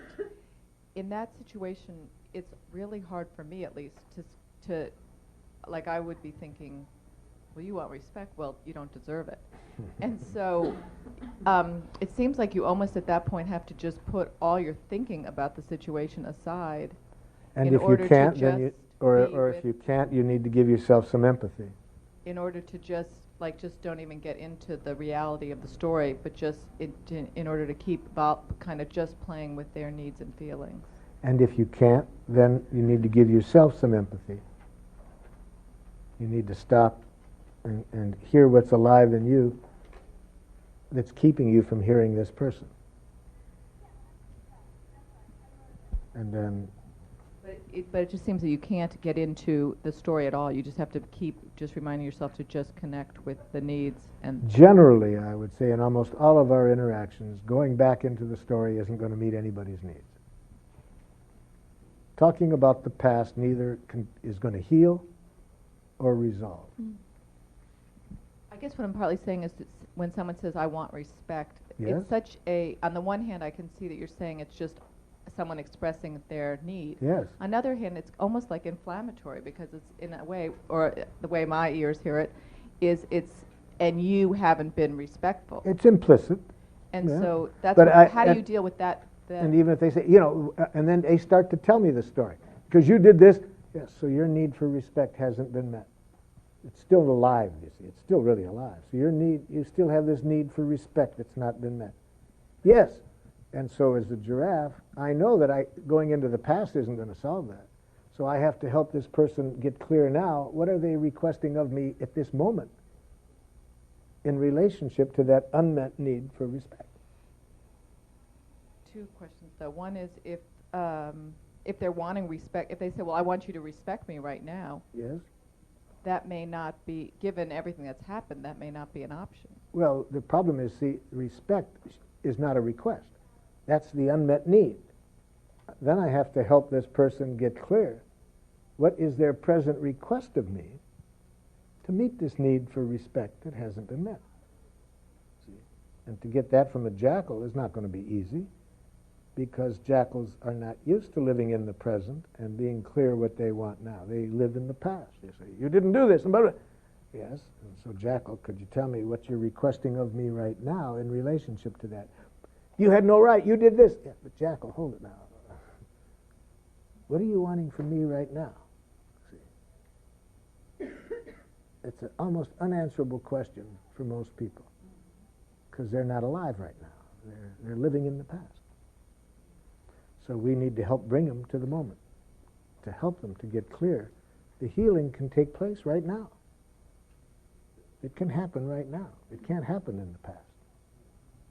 Can I just follow with, I'd be very interested in seeing you do that after we finish this, because that's where I get stuck. And also, the thing about it is because when there's, because that's it's those kind of statements which I hear as inflammatory that pull me back into the jackal, because when they say, well, if I were to say, if they said, well, I need your respect, I need respect, then I somehow get confused that I'm at fault because that I did it to them. Yes. And Yes. I'm wondering, how do If you don't separate keep, that? If you don't keep your attention on the present, what is alive and here right now? What is this person presently feeling and needing? And what are they wanting from me right now? If your attention isn't there, it will be very easy to hear criticism. And once you hear that, nobody's likely to get their need met. But I guess what I'm saying is, how is it, are they criticized? You're saying the statement... There is no such thing. There is no such thing as criticism. What we hear as criticism is a painful expression of please. Please, please, please. There is no criticism. Even if they think they're being There is no criticism. If you are a giraffe, there is no criticism. It does not exist. You are aware that what used to look like criticism when you wore jackal ears, you now see is a suicidal, tragic expression of an unmet need. That's all you hear. A need that's being expressed in a way that's going to be hard to get met by anyone who doesn't have giraffe ears on. I'm wondering if you're confusing, what I get confused with is that if I hear someone say, I don't get respect, then it triggers my own need that hasn't been met. I mean, it just keeps If you also have a need that is for respect that isn't met, right, it's going to be hard for you to hear the others because your pain is there. Right. So I think that's where I... And there'll be no problem as long as you see that, as long as you see, oh boy, this gets me in touch with my own pain.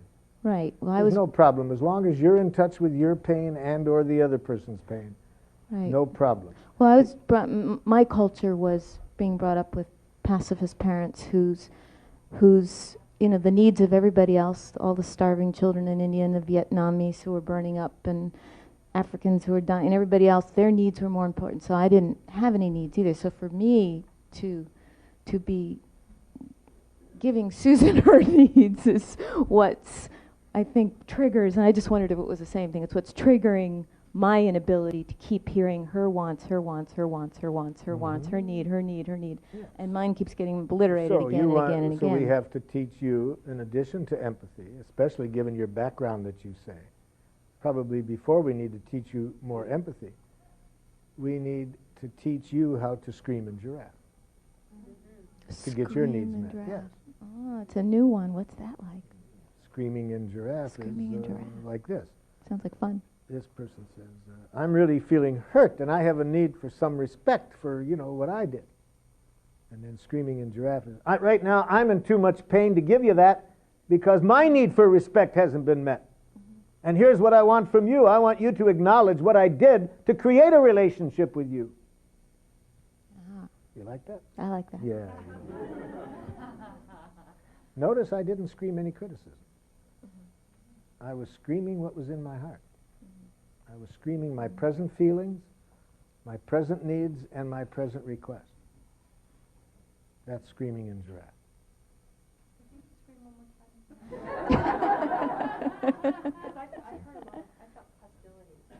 There's a lot of pain, and if you have jackal ears, you'll hear hostility. Yeah. If you have giraffe ears, you'll receive a great gift. You'll see the excruciating pain I'm feeling. But you're talking to a jackal.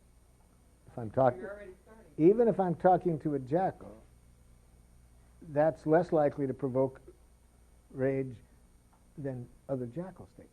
They may not be able to hear my screaming in giraffe, but I've been very amazed over the years that the more I scream in giraffe, even jackals can hear it sometimes. Because I'm really being vulnerable when I scream in giraffe. I'm really putting out my pain. Mm. And I've even been amazed at times how jackals have heard it. Yes? What if the jackal says, I need you to say you're sorry? Okay. I empathize with that. First of all, most of the time people think they want an apology or vengeance. Their real need is for empathy for their suffering. I've yet to see a person who's gotten real empathy for their suffering that still wants an apology. Let's see, if After I've given them the empathy, if they say they want an apology, I know they don't want an apology, but they want the real stuff, which would be they want to hear whether I'm mourning or not. And if I am, I'll say that. I won't say I'm sorry. I'll say, I can tell you this, I feel very sad that I wasn't able to hear your pain before this. And I've yet to see anybody who gets that wants me to say, I hate myself, I was wrong. What if the request is, I want you to promise that you'll never disrespect me again? I am a giraffe. I cannot ever promise what I'll do in the future. I can only tell you what my present intentions are. And I don't think anybody who's honest can ever promise you more than that. I can only tell you what my present intentions are. I cannot tell you what I'll do 5 minutes from now. You don't care enough to tell me that you're going to... No, I'm not expecting the jackal to hear that right away. I'm giving you that if I'm really a giraffe, I know I cannot promise anybody anything about the future. All I can do is tell them what my present intention is. Yeah. I was thinking about my aunt who's in a lot of pain and has a lot of stories, as a lot of us do. And I was trying to visualize trying to have this conversation with her, although there's nothing between the two of us, but just in her pain. And I could just, I couldn't think of her being able to actually be in touch with her present feelings. No, so what you have to do is interrupt her in giraffe. And you have to keep interrupting, is that it? Oh, very often, because, see, I had an aunt that literally, this is serious, for over 30 years, she told the same story over and over again. Hey, cousin, there's my cousin. And that's because none of us knew how to interrupt in giraffe, you see. So what did we do? Of course, during the family parties, we would try to leave before she got there. If we were too late, we'd go and hide under the bed, anything not to hear the story again, The whole time she's telling the story, the family is sitting there like this, looking at the watch, holding the watch to the ears. I mean, because for 30 years she had deep pain, and she needed empathy for the pain, and she didn't know that talking about what happened isn't going to get you the healing you need, and we family members didn't know how to interrupt in giraffe. How would we have interrupted in giraffe when we had heard one word more than we wanted to hear? We would have said, "Excuse me, Auntie, are you feeling because you are needing?" See, nobody ever did that. I'm confident that had we done that, she would have gotten her needs met and not have to repeat this for 30 years. But she didn't know how to tell her present feelings. She thought that somehow by telling everybody the story, she'd get understood. Mm-hmm. Telling the story doesn't get us the understanding we need. Well, I'm just wondering how a person like that... like us. Like us.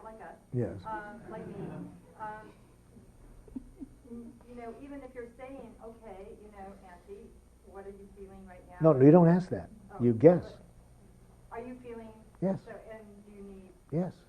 Okay, but she doesn't know her feeling and she doesn't know her... No, but that'll help her get to it faster than anything. But don't expect her right away to do it. So, Auntie, so you be the auntie for a moment. Let's hear the story.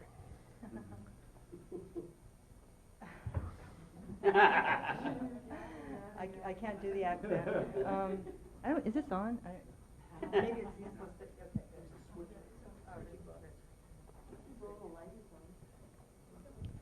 Hold it up close to your mouth. Is this useful? Okay.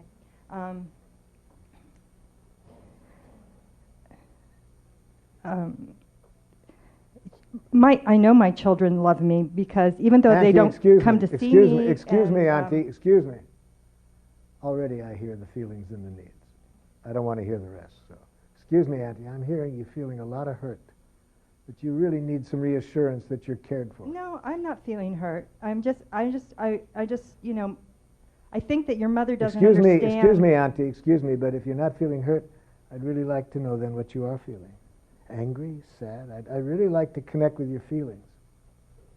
Well, I'm just feeling frustrated because every Okay. time your Okay. mother is always So saying you're feeling to me, frustrated because your attempts to connect with people are not working and they're not getting the connection you would like. No, I connect with people very well. I Yes. don't, why are you saying that to me? I have lots of friends. Yes. Okay, but then excuse me, then if I haven't guessed your needs, then I'd like you to tell me what the needs are. So I only guess one time, you see, and then if the person's still, then I'll pull them by the ears to help me hear, then have them tell me. So I'll guess once to help them get clear, but if they don't, I'll keep pulling them by the ears so that what I'm interacting with them at is the level of present feelings and needs, not hearing the story. Okay? Do you want to keep going? Because I could tell you this story. And I will keep pulling you by the ears to get you back here to the present, telling me your present feelings and needs. Because you don't want to hear my story? No, because I want to don't care connect about me? with you. Because I want to connect with you, Annie, and I don't want to be like I've done in the past, which is tune you out and avoid you every chance I get. I really want to connect with you. But in order to do... I feel very hurt that you're saying that. Because and I feel more I'm always connected, trying to connect with and you. I feel more connected with you now than you're telling me this, that you're hurt, than I have in the past when you tell me the story. So I really want to connect with what's alive in you, Auntie. I really don't even understand what you're saying at all. And I feel more connection when you say that than when you're telling me the story. At least we're here in the present, confronting each other. I feel more alive. I feel more connection.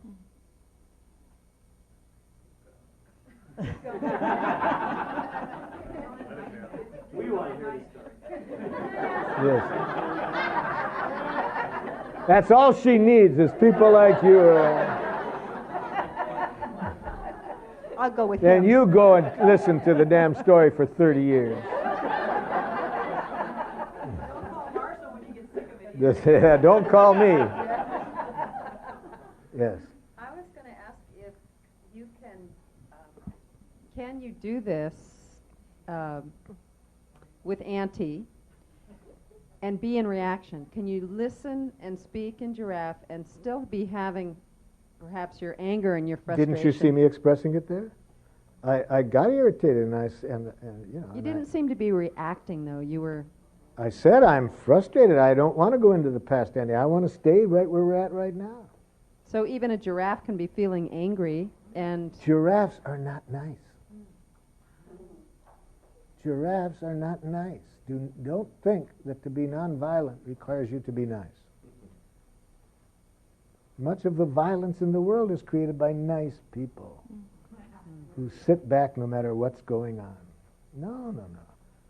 Giraffe doesn't require you to be nice. It requires you to either be expressing your pain or your joy or hearing the other person's pain or joy. But if you're not in joy, then you're in pain. You let it be known. But you scream in giraffe. You don't scream criticism. You scream feelings, needs, requests. Thank you. Please speak into the mic. Thank you.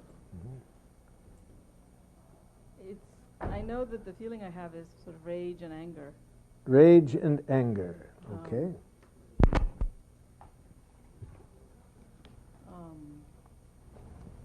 You're, I don't know, President Clinton or somebody in the government. Let's see. Is that mic working, or do we have a better mic? Let's use the other one then. It's a little bit. How's that? Okay. So I was saying you'd be, you'd be President Clinton or somebody from the government, and I'm me. Wait a minute.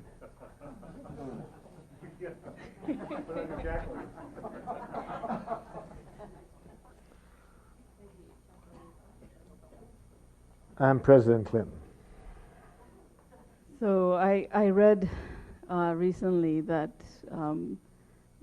the U.S. government sold $22 million in weapons to the Sri Lankan government.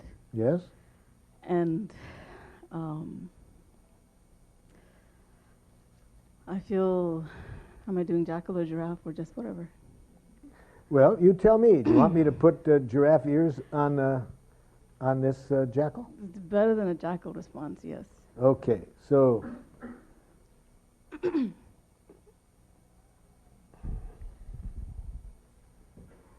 all right. Now this jackal has giraffe ears. Say it whatever way you want. Because with these ears on, this person can hear nothing except giraffe. First response I had was a sense of helplessness and rage and anger at the fact of the arms sale and at the timing of it, given that apparently Norway has been in there talking about mediation between the conflicting parties, and just at that time to go in and get involved by selling arms seems really destructive, and I feel so scared of what's already been going on for the last 20 years, and what the scale will just go up through the roof with the amount of violence that these sophisticated weapons can do. So let me see if I'm see now if this jackal politician has giraffe ears, he's going to interrupt her because he's under tremendous time pressure and she's way over the 40-word limit, not realizing that she's using precious time. But now if he's kind, he will interrupt her, but not to take the flow of communication away from her, but to help bring her to life quicker so that we can make most productive use of this time.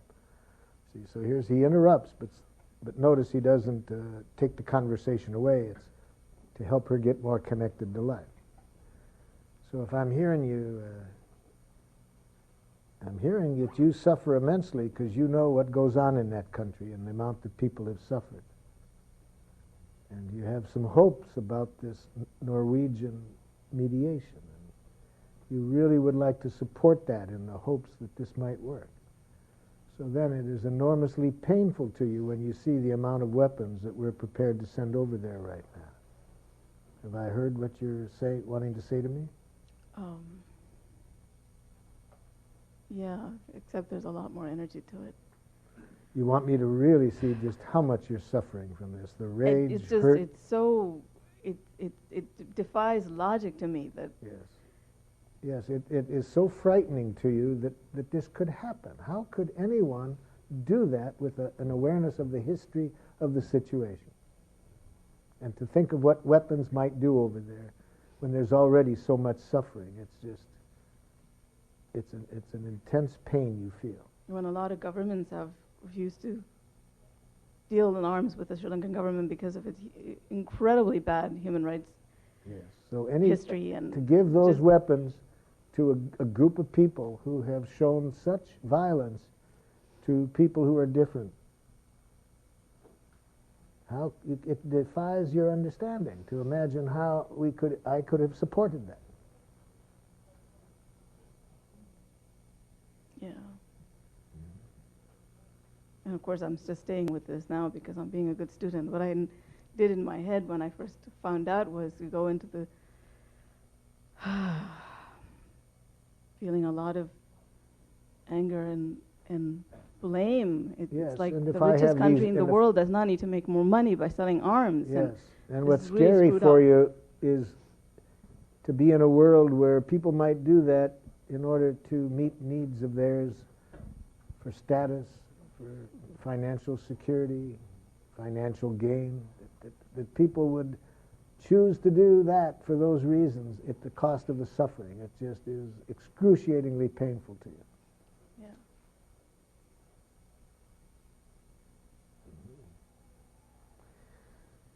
Is there anything else you want me to hear? Let me ask this. What is your present request of me now that I've heard that? This is very important if you are a giraffe. When we have limited time with somebody, if we don't have clear present requests, we're not likely to go out of that meeting with what we wanted. I'm sorry. So she's lucky that this person has giraffe ears who's helping her get that. Because if she didn't make a clear present request, she's asking for this. Well, I thank you very much for coming in and letting your thoughts be understood, because it behooves us all as American citizens living in a country that fosters free expression, that it is wonderful that you exercise your right, but you ask for it by not making a clear present request. So when you don't make a clear present request, get used to bureaucratic blah, blah, blah. But now, put on giraffe ears and make a clear present request. What are you wanting from my friend Bill here? Billy Jeff. Yeah. I guess.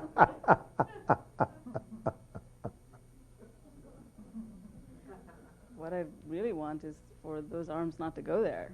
Good. Now put that into a present request. Mr. Clinton, I'd like you to tell me what could be done to prevent that happening. See, that's a present request. But don't just say a general future request. I would like, Mr. Clinton, would you tell me what would need to happen for those arms not to be sent? If that's what you want. But make it a clear present request. And in fact, I would have recommended, if this was a limited time with the president, I would have suggested that you start with that. I learned this trick from a member of a street gang that I was with. We get close, and one day we were trying to get some money from a foundation for funding a school that we were trying to do together for kids that were kicked out of school or pushed out. And my friend said to me, we needed $55,000, you see. And he said, hey, B. The first time he heard my name is Marshal B. Rosenberg. That's pretty formal for him. So from that point on, all the gang members ever called me was B. They were impressed with the name, but it was too much, you know. So for the next 13 years when I traveled, hey, B. Hey, B.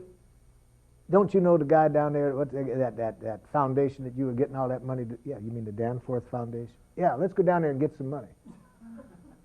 Yeah, don't I wish? Yeah, but I happen to know that the funding time is 2 weeks ago. You had to get the application in, and do you know what you have to do to get a proposal in there? You got all this. Yeah. I know that's what you're supposed to. Can you get the appointment? I said, yeah.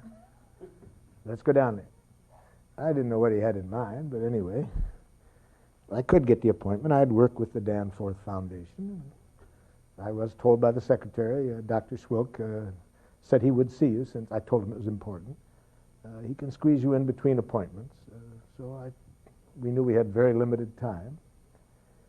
So we go into the office, and I said, Dr. Schwilk, this is my colleague Al Chappell. Al Chappell, this is Dr. Gene Schwilk, president of the Danforth Foundation.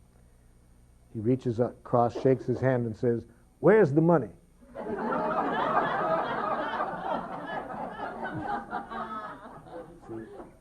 See, right to a present request, you see?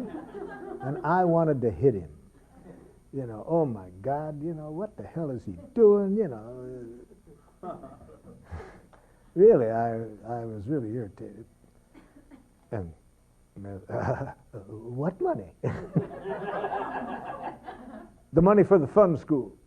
What's the fun school? But now notice, we're using the precious time for this person to get the information he needs to decide whether he wants to give us what we want. See, precious time. But he's telling us what he needs to know. We walked out with $55,000. I didn't make it clear from the beginning. I wanted to play him so that I could get in touch with what happened for me, because I don't imagine I'll actually have a chance to talk with him. So I got you. So yeah. So if you ever do, though, I just want you to see. Start any meeting where you have a lot resting on it with limited time. Start by requesting of the other person that they ask you what they need to know to give you what you want. Got that? Start by asking them to ask you what they need to know to give you what you want.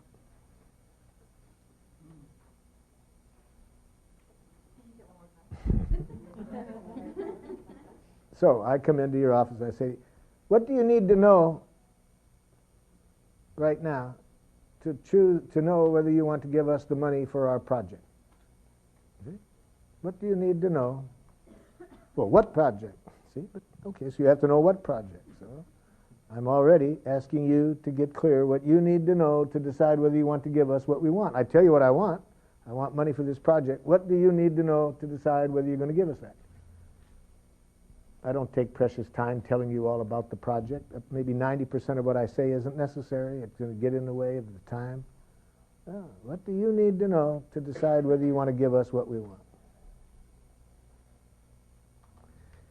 Okay, but let's go back to your request then. I guess I didn't understand. So you just wanted some empathy from old Bill. You didn't want to change. You didn't want to get these arms not sent. I want to learn to have empathy for him, and I don't. You want to have empathy for him. Yeah. Oh well, then let's give you the giraffe ears. Well, I'm not ready for them yet. Oh, I see. What do you need before you can hear poor Bill? Because I don't know of anybody that needs more empathy in a situation than poor Bill. I want more help to get in touch with what's going on, because I can only access the rage and the fear. I can get to the fear, but then we'll put the giraffe ears back on Bill. Okay. So tell Bill what more you need him to connect with.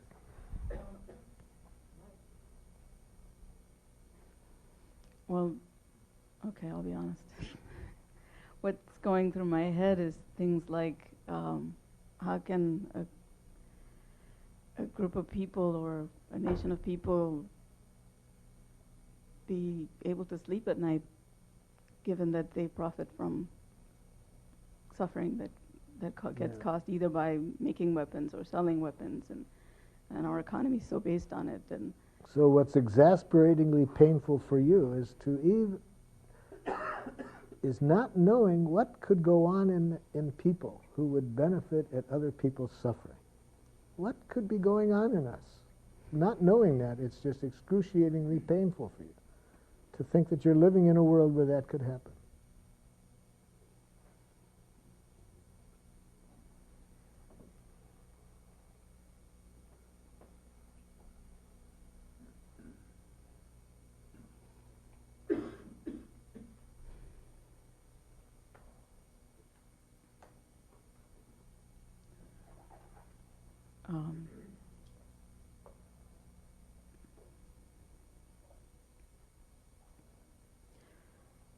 I don't know, I feel really hopeless when I think about people with resources spending their time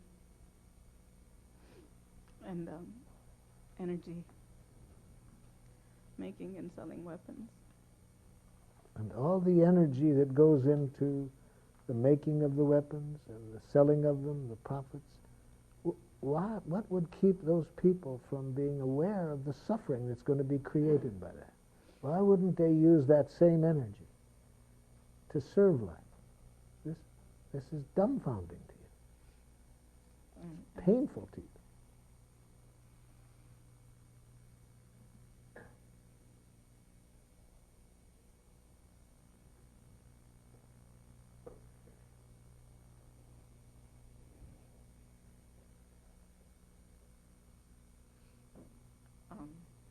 Yeah, I don't know how to have hope when there's so many smart people devoting so many hours.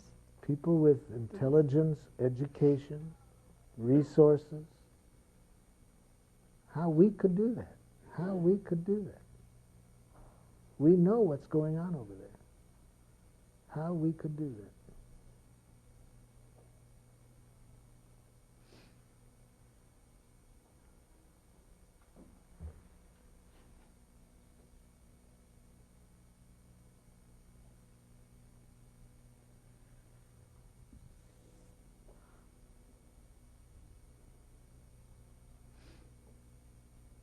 I guess I'm ready to try empathizing.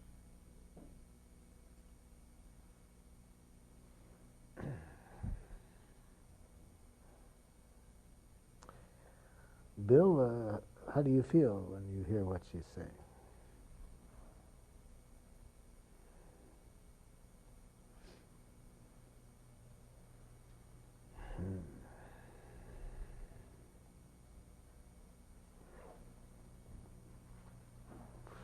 We've got 10 minutes to express all of that. Do your best, Bill. I could call him Bill. I used to live in Texas.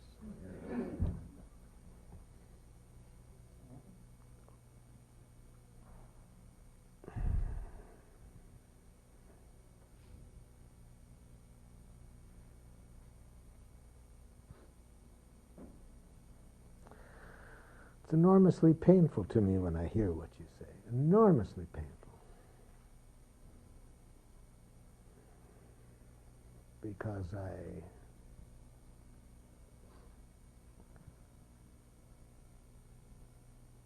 I would like to contribute to what you want, which is really peace in that region.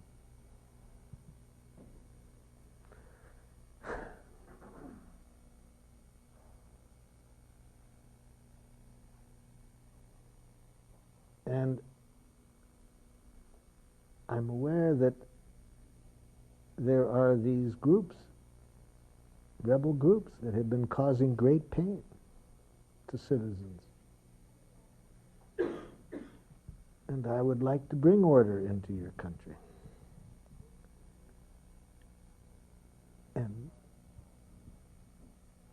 one way that we can think of to do this is to say to your government that we'll give them the weapons to control these violent minorities if they will promise us to change human rights practices in the country.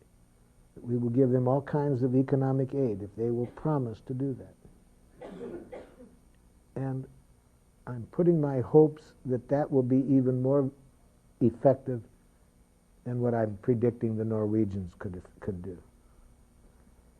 And what's deeply painful to me, is that you may be right,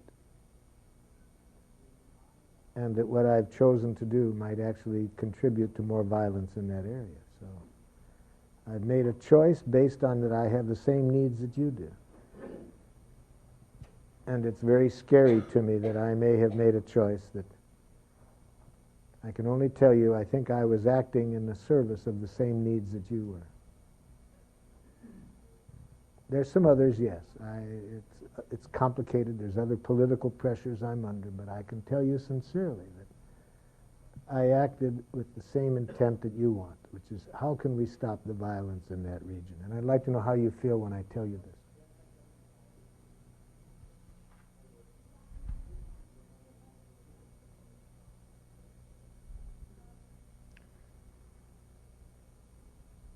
I can only remind myself that a human, I don't believe you.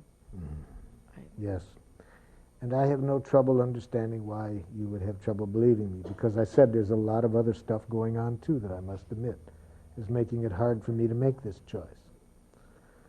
I'm under all kinds of pressures from manufacturers in the United States, deals that they will make with me to contribute to my needs to make this a safer place if I agree to things that will make for better life for them economically. And I get so lost in the maze of this myself that I don't have any trouble understanding why you might have trouble trusting my intent. But I can only tell you that with all of my heart I want to contribute to peace in that area. I hope you can hear that I'm in like a whirlwind of pressures, and it's very hard for me to really get clear what is the best way to meet my needs. And I suffer immensely to think that I may be making choices that contribute to enormous violence. How do you feel when I tell you that? I'm having a hard time getting beyond the distrust. I believe all the feelings and all the confusion, all of those. I don't believe that this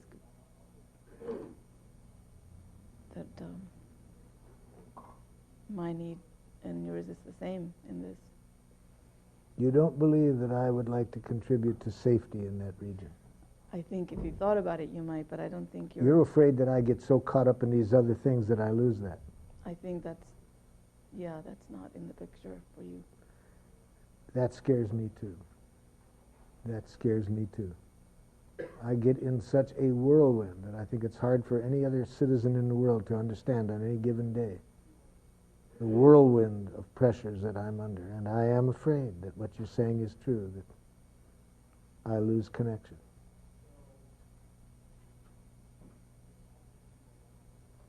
I wish I had someone daily to talk to me like you're talking with me now. It would help me stay connected. I have a lot of people to talk to every day, but it's not at this level.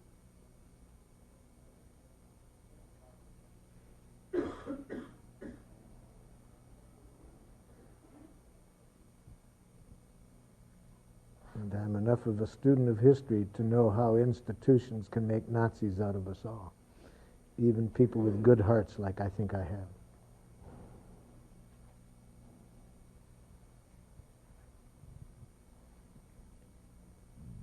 And that scares me, to be the chief Nazi in that syndrome. Beyond what I can say in words, how scared I am of that. And I think you've guessed the big fear I have, that I'll get lost. I'll lose connection with my basic needs.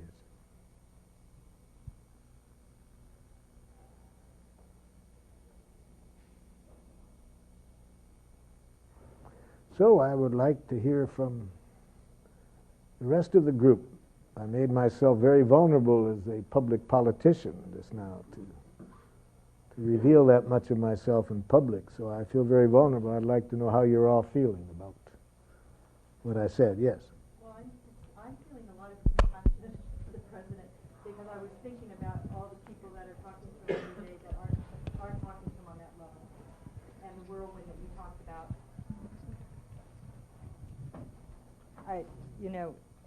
It's just like when we drop beneath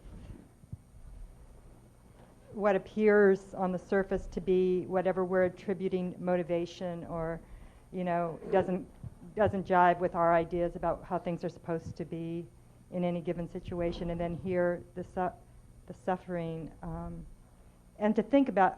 I've thought of that sometimes because I come from a leftist background.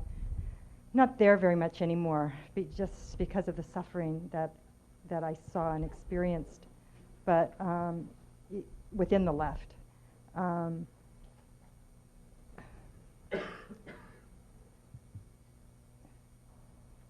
Forget where I was going with that, but it's something to do with the judgments that we make of other people. And I guess what I was going to say is, at some points thinking about, well, if I were, I have friends say, if I were president, or if we were the president, and I just think, wow, what a place to be. So I thought you gave voice to it that sounded sincere, even if we might not agree with what your actions are. So I felt a lot of compassion for you as president. It does raise the issue about, though,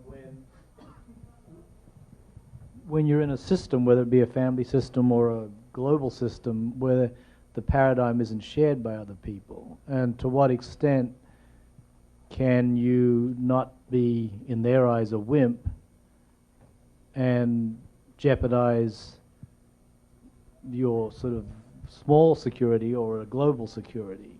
In other words, people aren't playing by the same rules. So you're saying in the role of the president here. Yeah.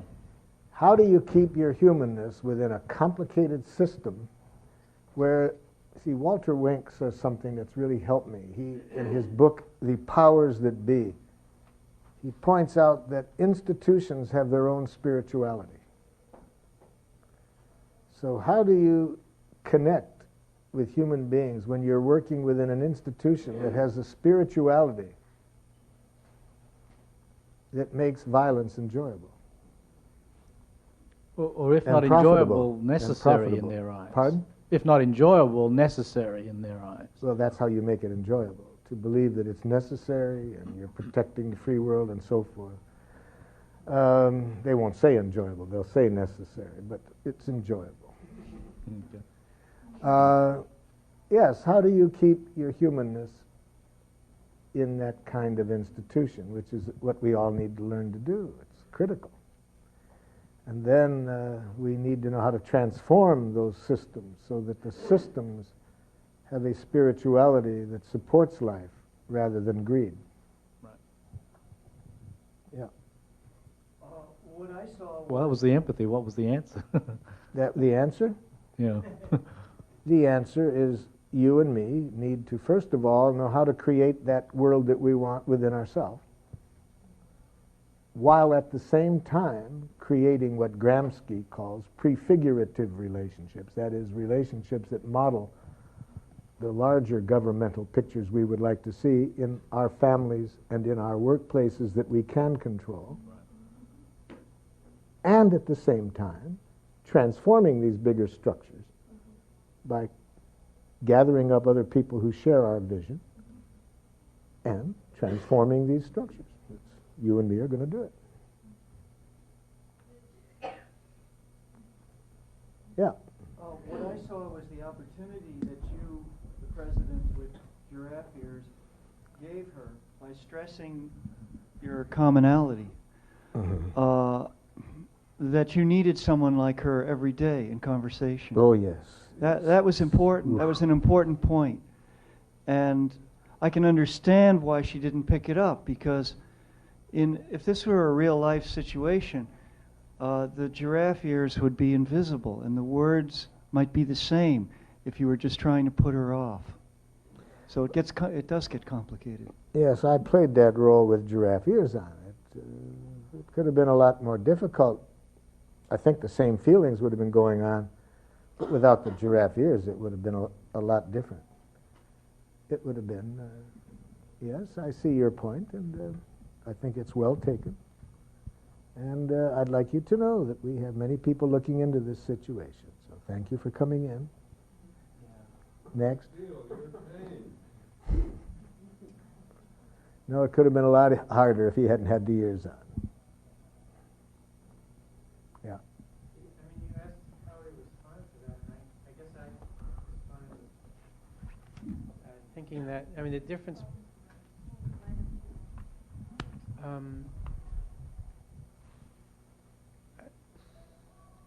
I don't know why you played it that way exactly, or why we would believe that that's necessarily true. In other words, I think that it's as likely, one's as likely to get that first response from the president as the second, because after all, the first one would have been more effective in accomplishing the goal of connecting with the person without having to change anything or without having to really be sincere about those things. I'm not sure what you're saying, can you?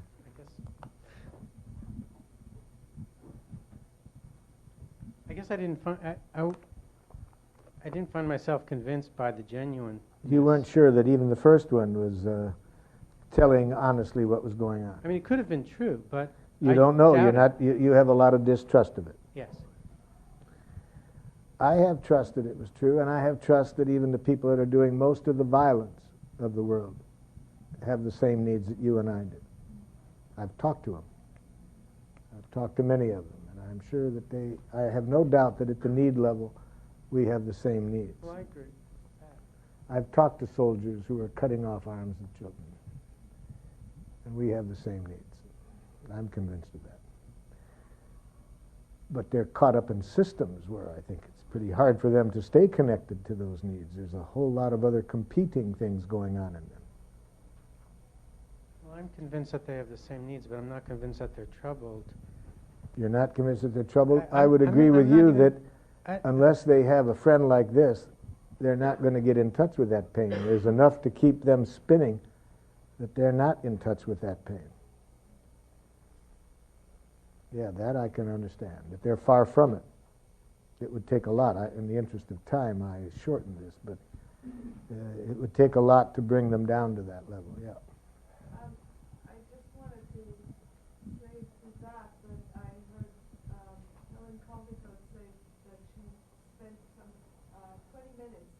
listening to a guy in Los Alamos.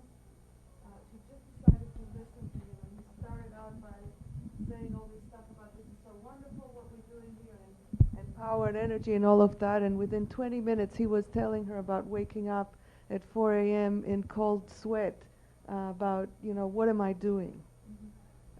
So it doesn't, apparently it doesn't take much sometimes to bring it out. It's just very hard to listen to it well enough to let it come out. I am very grateful to you for suffering as much as you are about this.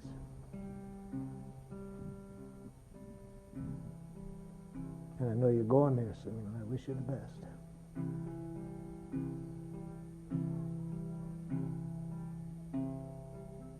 Where the hell does the energy come to care for humanity when it's more than I can cope with?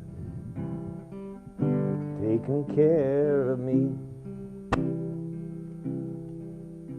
My government sells weapons when peace is what we need, and our compassionate nature is hidden beneath our greed.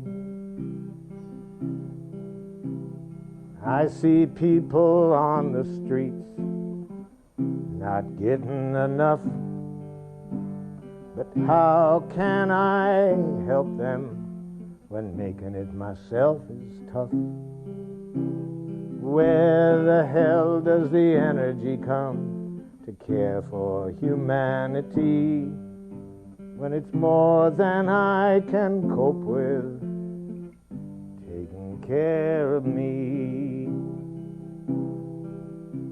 Our prisons are a disgrace, our mental hospitals too, but burying my head in the sand is the easiest thing to do. I get sicker every day from all the oppression I see, but worrying about losing what I've got makes a coward out of me. Where the hell does the energy come to care for humanity when it's more than I can cope with, just taking care of me?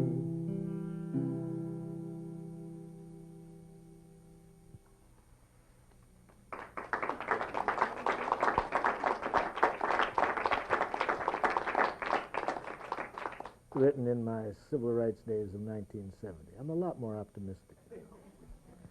Lots different now. Lots different now. Now I'm much more aware of the enormity of power that we have when we band together with other giraffes. And, I see how even an idiot like me can create a mess all over the world. It's just it's very encouraging. Anything else before we stop for the day? See you tomorrow.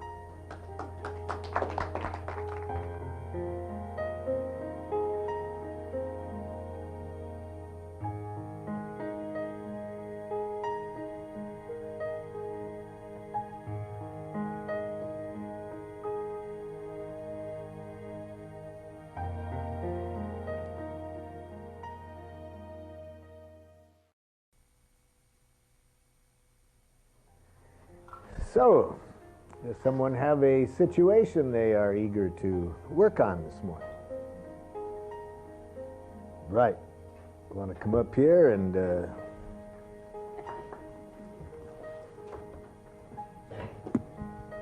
who is this other person going to be in this dialogue? My sister. Okay. Does this dialogue start with me saying something, or do you start the dialogue? She starts. And what do I say in my loving sisterly way? You are not the king. Oh, yes. Yes. You are not the king.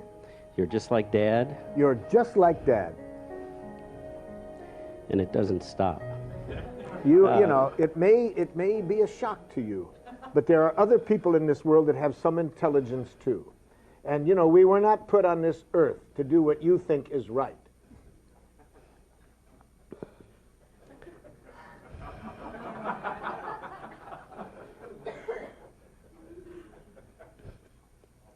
This is the most intelligent conversation we've ever had.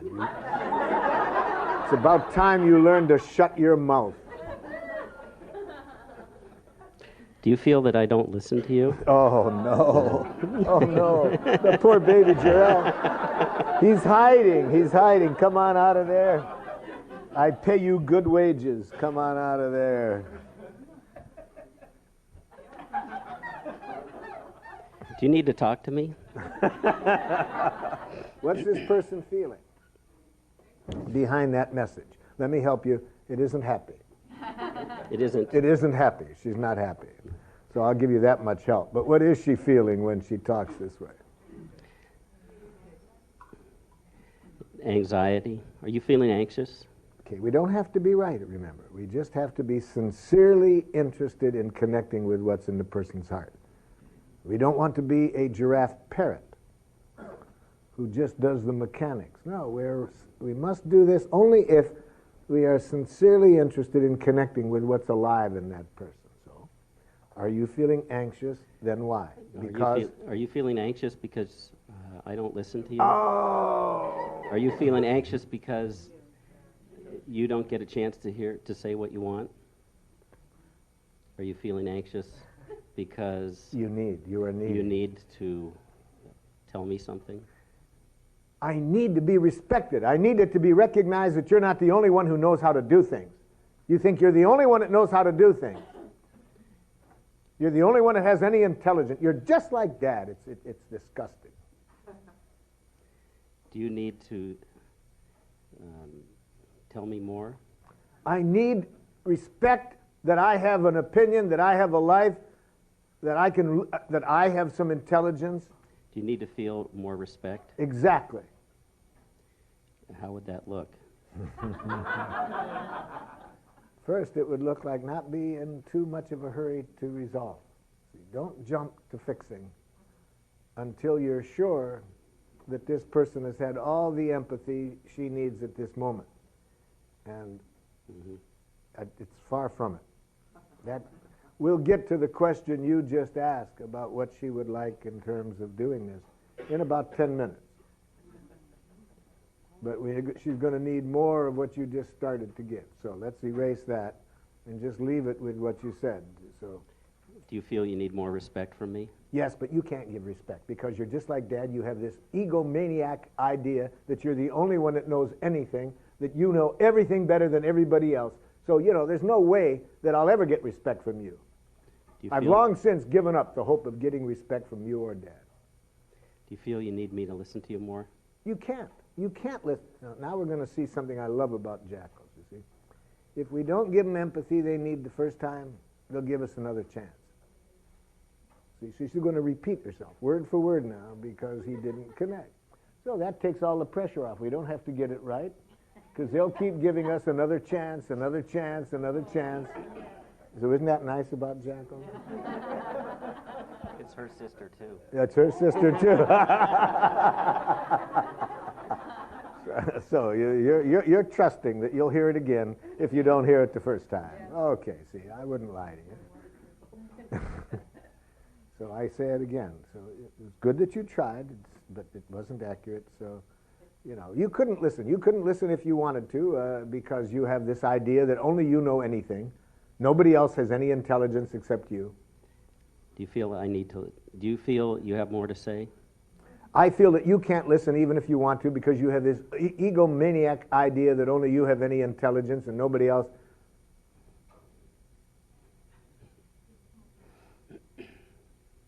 Are you feeling hopeless? Are you feeling hopeless? Yes. Yes, I've been trying my whole life to be understood. And there's just something about you. I don't know what it is that you're so hard-headed that you can't hear anybody else except your own opinion. Do you feel anxious about telling me something? No, I feel that you're so hard-headed that you never get it's impossible to get anything through to you. This feels pretty hopeless. Yes. And you're going to hear it again because you got just the feeling, not the need as well. see. The feeling is about 10% of the connection. The need is really the connection. Do you feel this is hopeless and you need me to help? You need Not need me. You need to say more about it? I need to feel as though it's possible to be understood, that there's any hope of it. But I've given up this. There's no chance. You and Dad, there's something about your mentality that you can't listen if you wanted to. You feel hopeless about this and you need to say more? I need just some understanding of how horrible it feels not to be able to get through to your own father and brother. You feel hopeless that you can't get through? Yes. I've been wanting a connection my whole life, and I've just about given up. What's the use? You feel totally useless and helpless right now, and you need to feel better about that? I needed a connection with you and Dad my whole life. I've wanted it. I've done everything I knew to get it. Now I just about given up. Hear the need. The need was very important. You feel like you're never going to connect and you need to connect with us? I've wanted to my whole life. Tried everything I knew how, ever since I've been a little girl. Now I just about give up.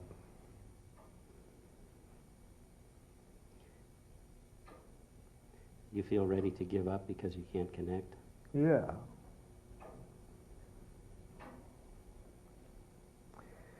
Now you're at a critical point, you see. She's gotten a lot of understanding. And maybe that's all she needs. Maybe she needs now to hear from you, maybe not.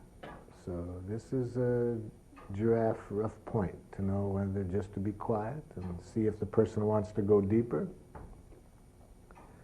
or to help them to get clear by saying, is there more you want to say, or is there something you want to hear from me? Try that. Is there more you want to say, or is there something you want to hear from me? So, what's your feeling about what I've said?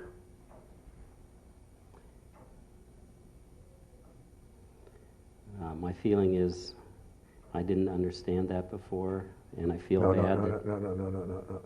When somebody asks for your feelings, to give them a cognitive response is painful for them, physically painful. She asked for your feelings, and you said, I didn't understand. Notice the verb is a head verb. She's wanting to know what's in your heart right now. She's very vulnerable. Is she asking for an empathetic? She's asking for your feelings. She's asking for your feelings. And you were giving her, I didn't understand.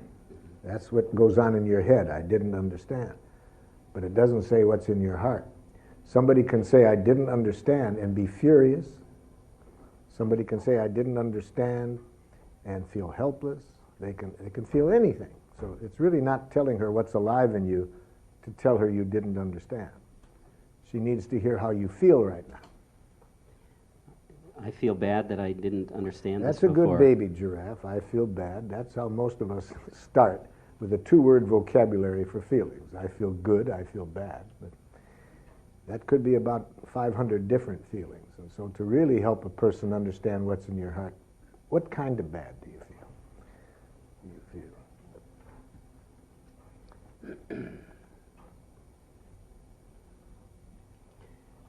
I don't know exactly how I feel, except that I feel bad that we didn't connect before. Let me help you narrow it down. Do you feel sad?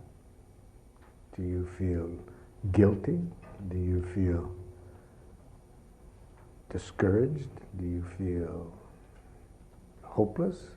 I feel discouraged. Okay. That I didn't know this before.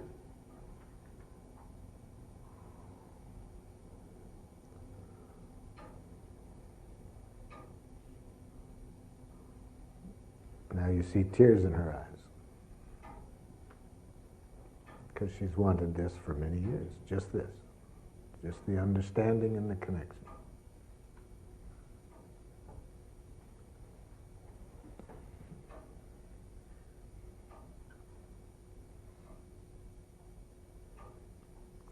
One of the things that gives me seriously great pleasure is how little it takes to make human beings happy.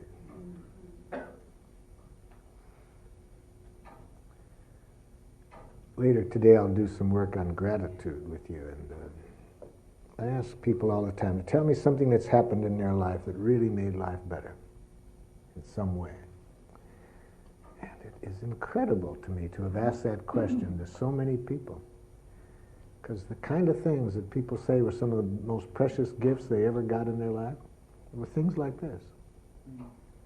My brother told me he felt discouraged and didn't understand something. One woman in Santa Barbara, when she thought of something that her father had done 30 years before, she cried and cried because it was still so much with her.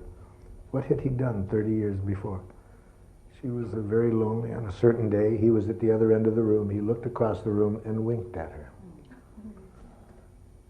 30 years later, she's still crying about it. I mean, we human beings, doesn't take much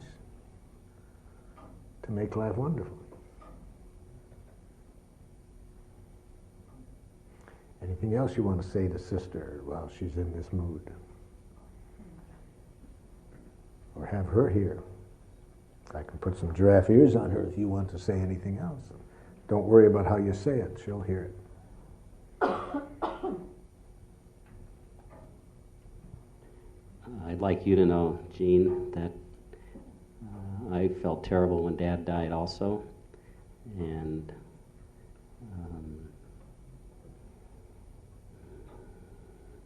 that it was a very confusing time for me, too.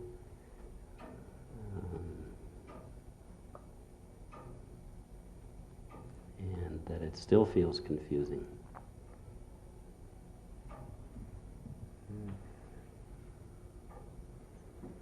Yeah, so Dad's death left you with many feelings. In addition to the sadness, just a lot of confusion and things unresolved within yourself. Yes, and unresolved in the rest of the family. Yeah. Yeah, it's requiring us to really look at our relationships and get them real clear. Yes. Yeah. I can't tell you how grateful I am at the work you're doing to make that happen. Thank you. Sister, you seem to have some strong feelings about this. You want to express them?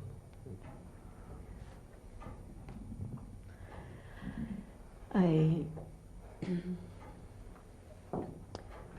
feel really sad about how much separation we have had to live through.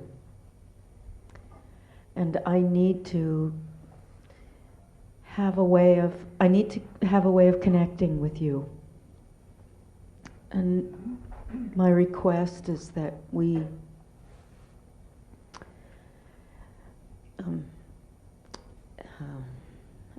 find a way to do that.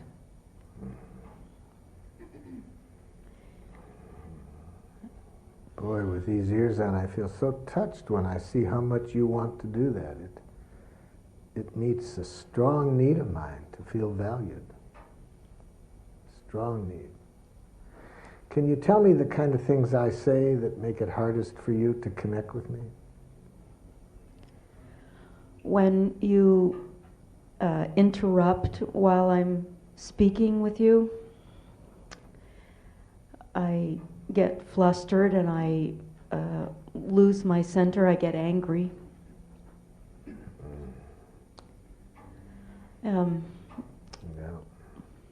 When you're really hopeless and pushing away anything that I try to do to hear,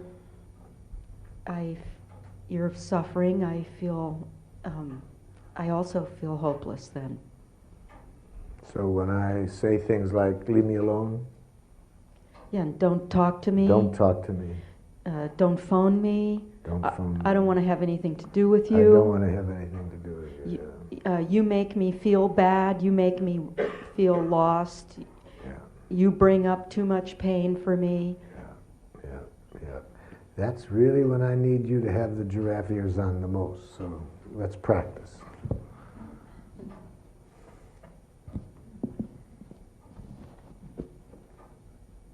One of the most important messages to hear with giraffe ears is no. Or its associated messages. I don't want to talk about it. Leave me alone. The person walking out of the room. See, if we have giraffe ears, the other person cannot not communicate. Even the walking out of the room is a loud message to hear with giraffe ears. Even the hanging up of the phone. We don't hear that as a cutoff. We hear that as just a continuation of the dialogue. What is that person feeling and needing at the moment they walk out of the room? What is that person feeling and needing when they say, I don't want to talk about it? Are you feeling angry and need to have some quiet space to yourself? No. Why talk about it? You never listen. You never listen. You don't care about what I feel. Why talk about it?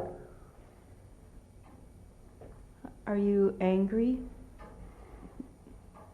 Do you need to be heard? Yes. And I've tried and I've tried and I've tried, but I never get understood, so why talk about it?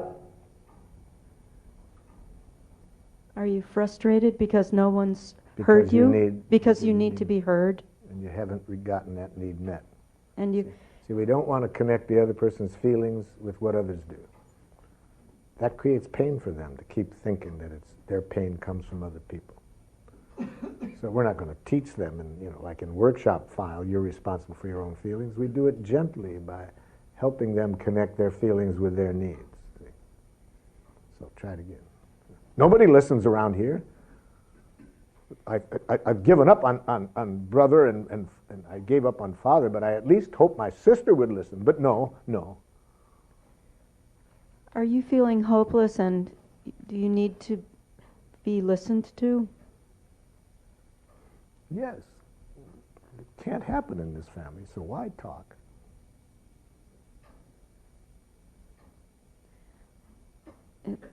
Are you in a lot of pain because you haven't been understood? Because you need to be understood? No, and it's beyond that. You need to protect yourself from the pain of trying to get your need for understanding met and not have it met. So now you'd rather follow the philosophy, you can't fall out of bed if you sleep on the floor. I wouldn't put that in there.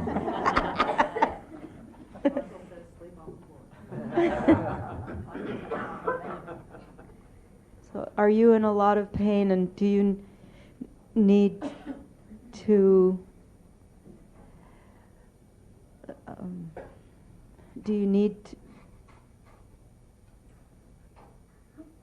to have your protect yourself? Do you need to protect yourself from feeling that? Yes.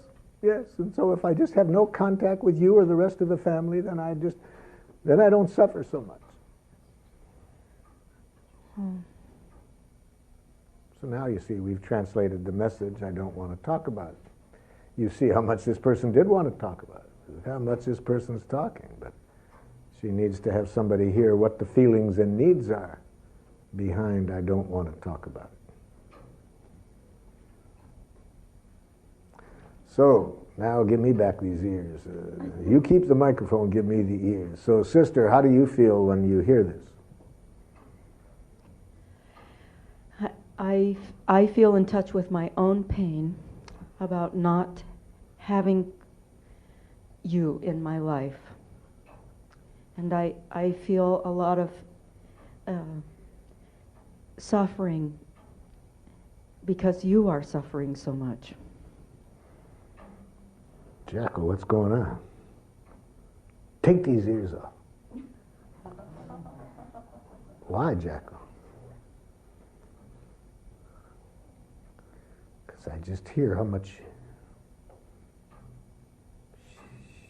she wants connection with me. Yes, I do. Why is that so petrifying to you, Jackal? I don't know, but it's petrifying. It's what I've always wanted, but why am I so scared?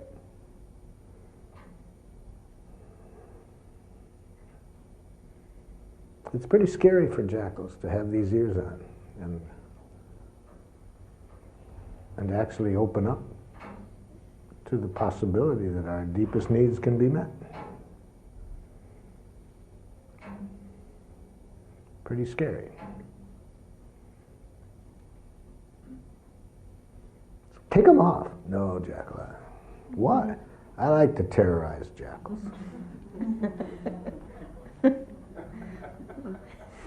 I do. I remember terrorizing my father. Dad, there's a lot of gratitude I'd like to appreciate, to express to you. Oh, look, good. You're a good son. Never mind. We were walking, along the road. I said, Dad, please, this is important for me to hear, for you to hear. I really, when I told him some things he did, and I'd like you to hear what that has meant to me over the years. Oh, yes. No, Dad, I don't feel you're hearing me. Terrorized the man, absolutely terrorized him to get him to hear that. It was like pulling teeth, He told me later, many years later, how grateful he was that I terrorized him. Made him hear that, as scary as it was for him.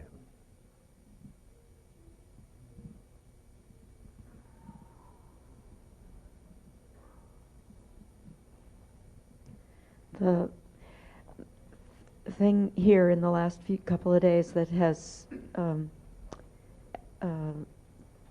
that I've picked the most for myself to work with is to wait and listen and be with the feelings that come up out of talking to each other. Mm-hmm. Mm-hmm. That I never really knew how to hear you, or how to wait inside myself through this pain or the suffering or the anger or whatever feelings were present. Mm-hmm. Yes, and when you mentioned about how I interrupt, I realize that same thing goes on for me at those times. When I'm interrupting, it's because I'm in such pain and fear and hurt. And if I could only just take a breath, I can see what it would mean to you to hear you first. But it's just very hard for me to give myself that space and breathe and become aware of just how much I'm scared or hurt. So I interrupt, and then I see how this aggravates others, and I can understand. And then I don't get the understanding I need. So I want to say the same thing to you that I did to Brother about how grateful I am for what you're doing to create the possibility that we can really connect this way. Thank you. Yes. Microphone, please. When she was saying, I feel pain because I wanted to connect with you too, that is needs. That is feelings and needs. And I guess my question is, how important is it to try to stick with the structure of feelings and needs, or does that meet the intent and the spirit of it, so you don't have to be so compulsive about the, about the form of it? You know what I mean? Yes. A student traveled with me from country to country, about 7 countries. And at one point I was doing a drill with it. He wanted to learn how to teach this process and wanted it very badly. And at one point I was drilling people pretty hard and stopping them. And then he whispered up to me, "Dictator."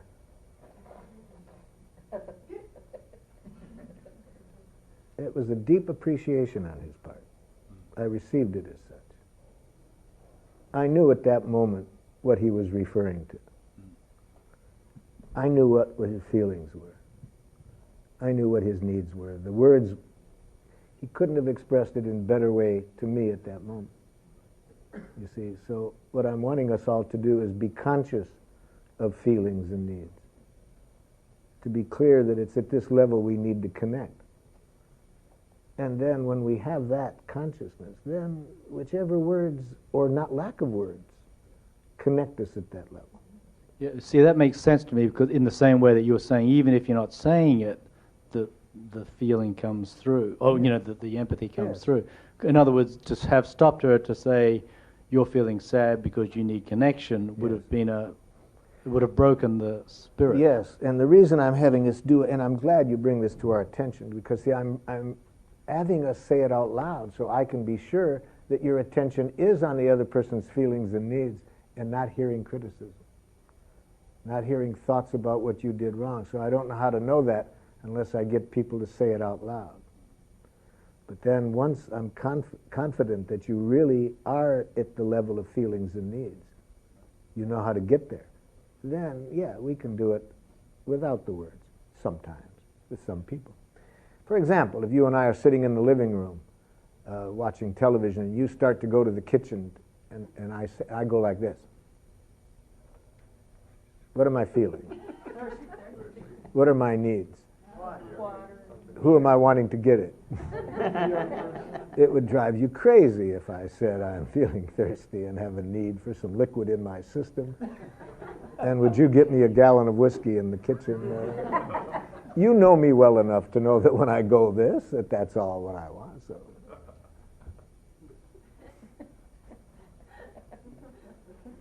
The comment you made about the giraffe being able to be sadistic and terrorizing. So I know you were joking on some level, but on another level, because you said the words, I'm wondering exactly what you meant, because I felt frightened. What I meant by that is we're going to get to when we look later today about how to receive gratitude and why it's so scary, you see, and why it's so scary. I love how they say it in the Course in Miracles. It's our light, not our darkness, that scares us the most. We have been educated for so many centuries in this theology that gets across to everybody that our nature is really selfish and lazy and so forth. That to really open up and see the power that we have to enrich life and to see how glorious that is, it's like going into a lighted room that we're not used to. And so many people are so frightened of that that they say things like this whenever you start to try to express a gratitude to it. Oh, it's nothing. Just the tone, you can hear it. It's a painful thing for them. It's interesting. And the jackals must have all gone to the same school, because they do the same thing in every country. French-speaking jackal, de rien. Spanish, de nada. My favorite are the Swedes. Hush! You see? So, yeah, it's scary for people to take it in, but to say, well, I didn't want to say it to them because I see how embarrassed they get. Here's a time when I'm willing to risk that. I'm willing to pull this person by the ears, even though it might be scary, to face the light. Does that make it any clearer? Oh, yes. Yes. Being afraid to see the light. Would this be because of fear of trusting the light, because I sabotage myself so much with my negative thoughts and judgments that I can pull myself right out of it? Yes, we've been telling ourselves these jackal thoughts about ourselves our whole life because we've been educated to do it. And then how, after a lifetime of seeing ourselves in this way, how do we really, beyond an abstract intellectual level, really face the fact that we are created out of divine energy, that we have this enormous power? It's a pretty big jump. It's a pretty big jump to go from being educated to believe we're piss-poor protoplasm poorly put together to see the truth. It's a pretty scary jump. Yes. Yes, you understand that jump. It's a very scary jump. Yeah. Let's get the mic. Yep. When I hear you mention the light in the Course of Miracles, and some of the other things that you say, I feel curious about the spiritual groundwork from which your model springs. Mm-hmm. And I'd like understanding, and I wonder if you would be willing to share with us your perception of the spiritual groundwork or your spiritual path or journey or practice. Yes, so let me sing you a song, dude. make that part of clear. I had an uncle who would come to my house each night when I was a child to help my mother take care of my grandmother, who was totally paralyzed with Lou Gehrig's disease. Runs in our family. He read Tuesdays with Maury. He had the same thing. And totally paralyzed. And so this uncle of mine would come, and every night I couldn't wait to go and watch him clean my grandmother up. And I never knew as a child why I did this, because she smelled and it was kind of disgusting. But why I did is it was like a mystery to me, because the whole time he was doing it,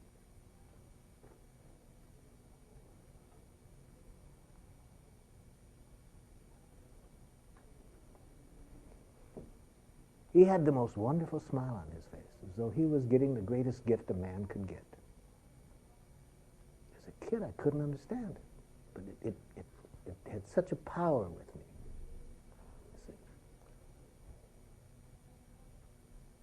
So many years later, I was reading a book by John Powell, Secret of Staying in Love, and there's a part in there that touched me very much about unexpressed gratitudes, how horrible he was thinking it is that he didn't get a chance to express certain gratitudes to certain people before they died, for various reasons. And that really woke me up. I said, oh my God, yes, who is alive still that I... And I realized I had never told the uncle what that meant to me.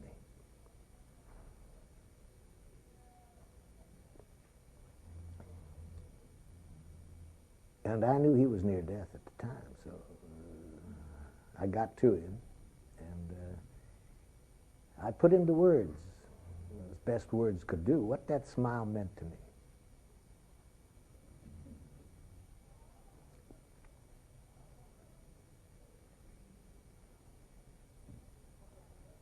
And I asked him, where did you get that?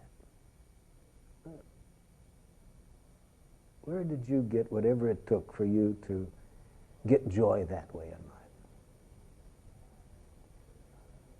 And he liked the question. He really did. He took it as a... And he thought seriously about it, and he said, I had great teachers. And I said, like whom? He said, well, you saw me taking care of your grandmother when she was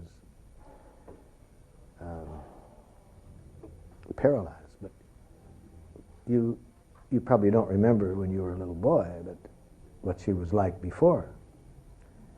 And he said, for example, have you heard what kind of woman she was?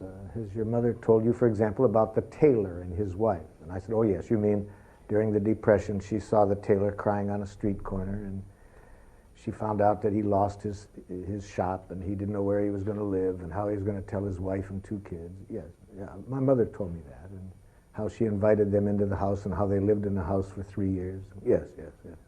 I heard that. That stayed with me, Uncle, because when we live in the house now, I keep wondering, where did they all sleep? She had 9 children. She had no money. I often wondered, we have trouble now, we're crowded. Where did the 9 kids plus the tailor, his wife, and 2 kids, where did they sleep? I never could figure it out as a kid. I wondered that.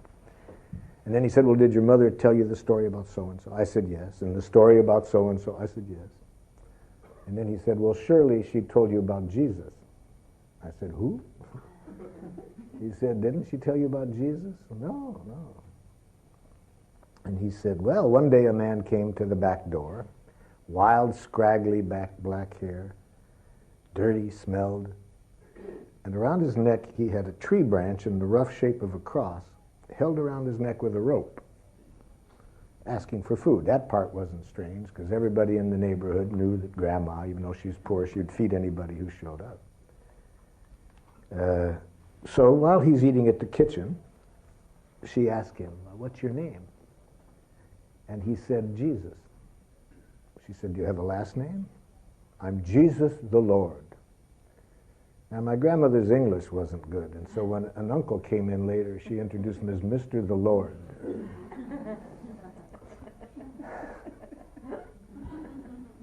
And she said, where do you live? He said, I don't have a home. She said, where are you going to sleep tonight? It's very cold. I don't know. She said, would you like to stay here? He stayed 7 years.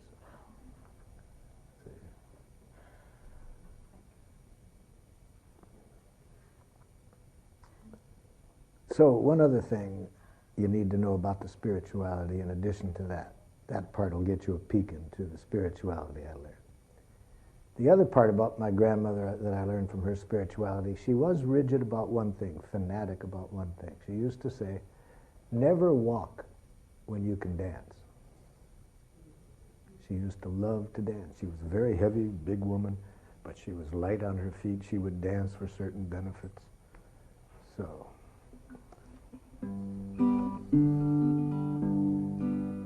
it was in her Jewish way.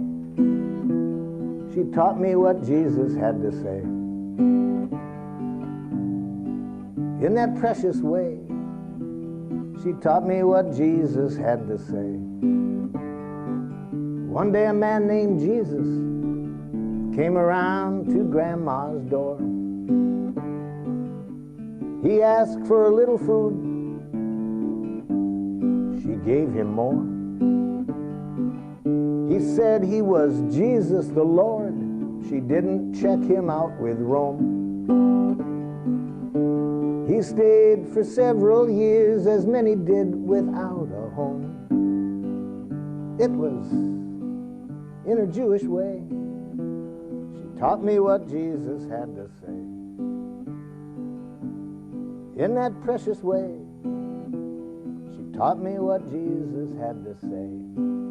And that's feed the hungry, heal the sick, then take a rest. Never walk when you can dance, make your home a cozy nest.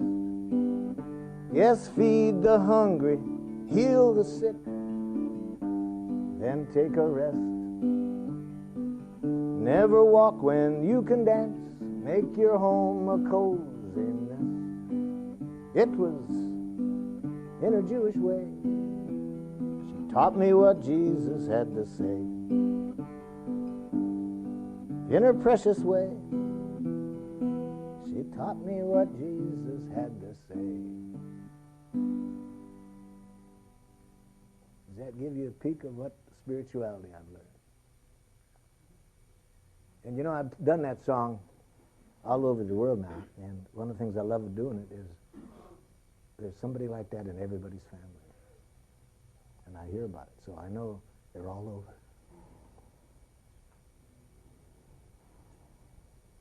And that's the energy that's going to create the world.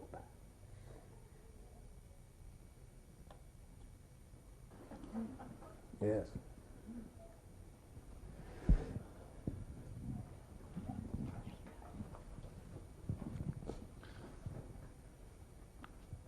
I've heard just some amazing dialogue about conflict resolution. I'm still a bit confused, being that I'm a manager of a large company and also want to raise a family, how to bring this consciousness into not using rewards or punishment in my dealings with people and my future family.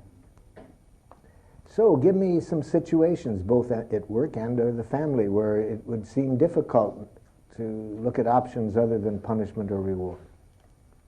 What kind of situations seem impossible to deal with without those two?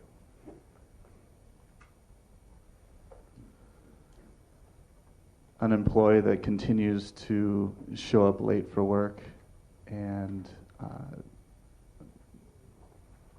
is not doing the job that they're paid to do. Come on up here and we'll see how to deal with this rascal.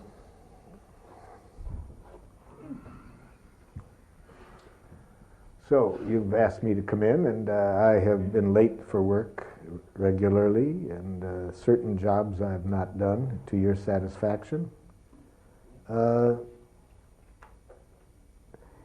If I wanted this person to produce more to meet my needs for protecting the organization. The most powerful way I could begin would be to show that I'm interested in the needs that keep him from doing what I would like.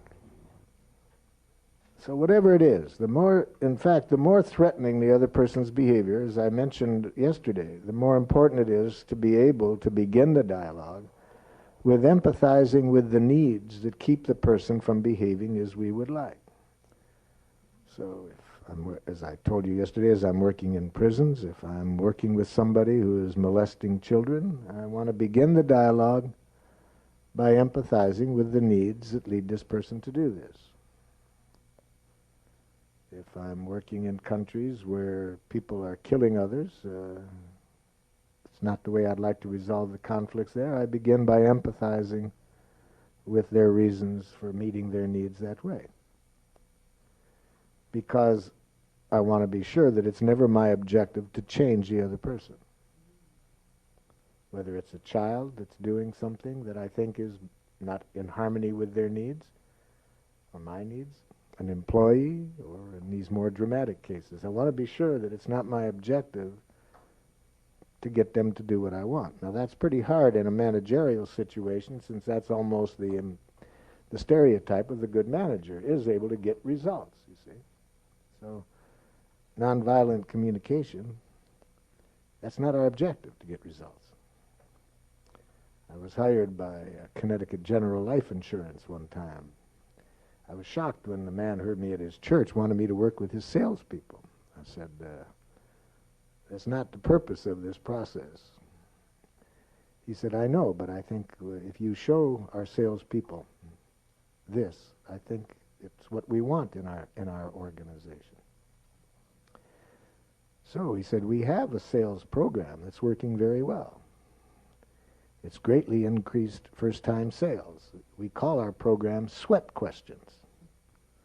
They're questions designed to make people feel guilty if they don't buy the insurance. It's working very well, except we're losing our best salespeople. And we can't get a salesperson in the door for second-time sales. It's very good at first-time sales, you see. So the first thing I made clear to the salespeople is that this process, nonviolent communication, is not designed to get results. What is it designed for? To create a quality of connection with other people in which everybody's needs get met, and they get met through natural giving, not through any guilt questions or shame questions or fear. See? So, in other words, I don't approach this employee with the objective of getting him to work on time or to produce more. I approach this employee with the objective of creating a quality of connection with him that will end with both of our needs getting met. It's a radical paradigm shift. Now, the irony of it is, sales went up 50% in each district but that wasn't the objective. That's not how I measured the success, nor the company, incidentally. What they were most happy with, they didn't lose their best salespeople. See? But I wasn't trying to get them to sell more life insurance. I said, this process cannot sell a product that doesn't serve life. Because if it doesn't serve the other person's needs, you don't want them to buy it. Your objective needs to be to get everybody's needs met.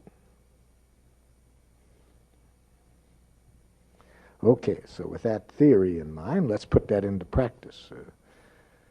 So let's begin with empathy. And through empathy, show that you see that his not coming to work and his producing near zero is the most wonderful thing in the world he could be doing.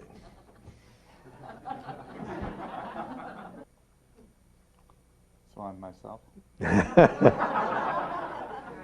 You're yourself with giraffe ears, yes. And so you want to empathize with what's keeping this person from coming on time. See, not for the purposes of getting in there on time, but for connecting, so that you can form a connection so that everybody's needs can get met. I just better want to understand what the need is for you to arrive 20 minutes late for work every day. Okay, that's pretty close, but you began with a request. Never make a request, especially when you're in a position of authority, without nakedly revealing what's in your heart at this moment first. Never ask a question or make a request when you're in a position of authority without revealing your heart first. So how are you feeling right now, and what are your needs behind that question? I'm a little frustrated because my need for the group to work together on an agreed upon time,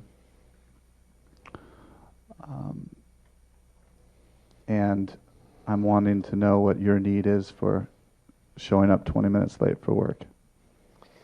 Yeah, there's really, I could give you an excuse. I could tell you, that there's other things, but the fact is, I just have a bad habit. I'm just terrible about time, and I've always been this way, and I know I shouldn't, and I tell myself I should be on time, and I do everything I can to get there, and the next thing I know, I'm late, and it happens all the time. And so it sounds to me like your need is you're afraid to be have to be somewhere at a particular time. It's it's kind of afraid because I know that I should be there on time, and I'll set the clock early. I'll remind myself, and I know I should be on time, but and I don't know what happens, but I guess I just have a bad habit. I'm just bad about time. So it sounds like you really want to be there on time. Yes, I see that, we want to have a team that's ready for work. I can see that it aggravates everybody when, there's telephone calls waiting for me that I didn't get to, that I told people I'd be there. I see, and I tell myself this the whole morning. I'll be sure you have to get there on time today. So it feels like you're frustrated because you're not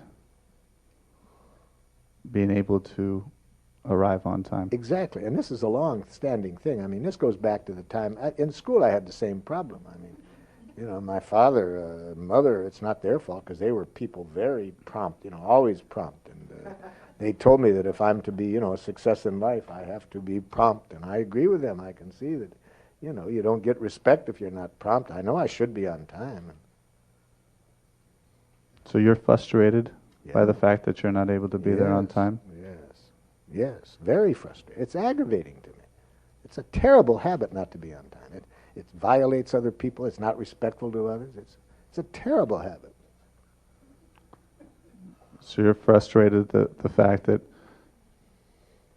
not only do you feel you're not on time for yourself, but also for other people? Exactly, yes. So obviously this must be a pretty strong need that this person is meeting. If it's not meeting other needs of theirs, the need that it's meeting must be very strong. See, because people never do anything that isn't in the service of a need. So obviously, even though this person has the same needs that you do for productivity, respect for other people's time, there's an even stronger need that's keeping this person from doing it. So that's empathy for that need is what you need to have. The need that is keeping this person from being on time. This person would be on time if they weren't meeting another need not to be on time.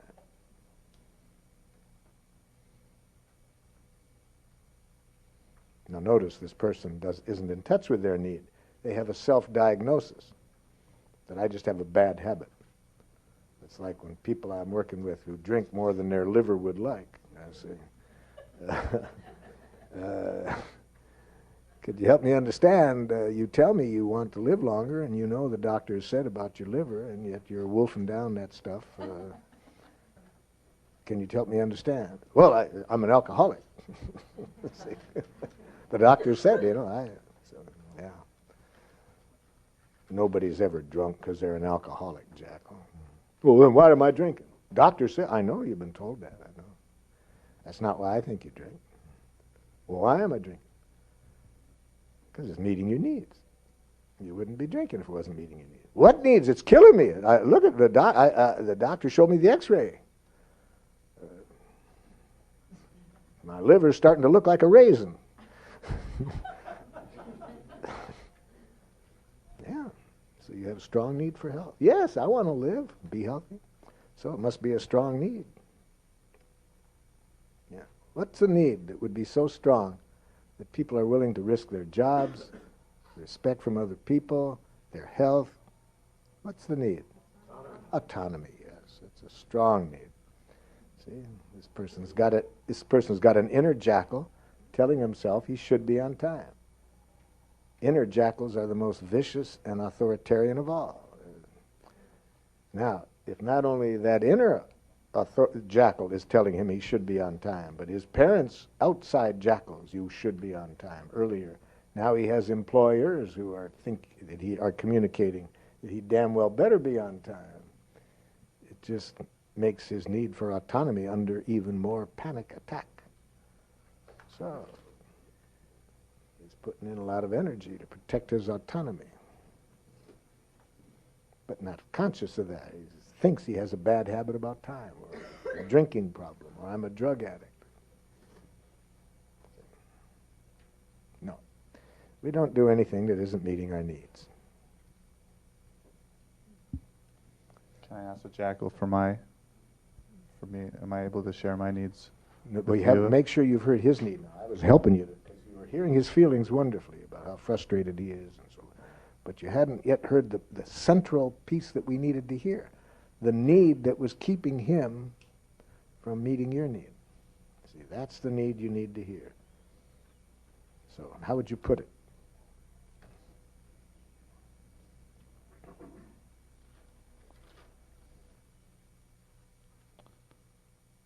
How would I put asking the jackal for what his need is? No, for being late? I just told you what his need is. So reflect it back to him in your language, you see. Let me help you even more. I'll get him to make it clear. So, Jackal, how do you feel when you keep telling yourself that you should be on time? Well, I agree with it. Yeah, but how do you feel? I get angry, I get angry, thinking I have to do something. Yeah. So, you have a strong need to do things because you choose to do them and not when you feel you're forced to do them. Well, nobody's forcing me to do it. Yeah, you're forcing yourself to do it. Yeah, I never thought of that. Yeah, you're forcing yourself to do it. You're thinking you should do it. Well, I should. Now, hold it, see? That's why you're not. Why? Because you think you should. Because you have a need, you just said. You hate to do things when you're forced to do it. So, you choose to assert yourself, even in the face of your own internal messages. Well, yeah, I guess I see what you mean. So put that in your life. Reflect back to show that you understand what's keeping this person from being on time. So, Jackal, let me understand this. It sounds to me that you're afraid to, because you're feeling that you're forced to have to be here on a particular time, and that creates fear within you. Irritation. As soon as I hear that I have to do something, then there's a part of me that just gets stubborn. Damn it, who says I have to? So you're angry by the fact that you have to do something. Yeah, and then I'm going to just show that, by God, I'm going to do what I want.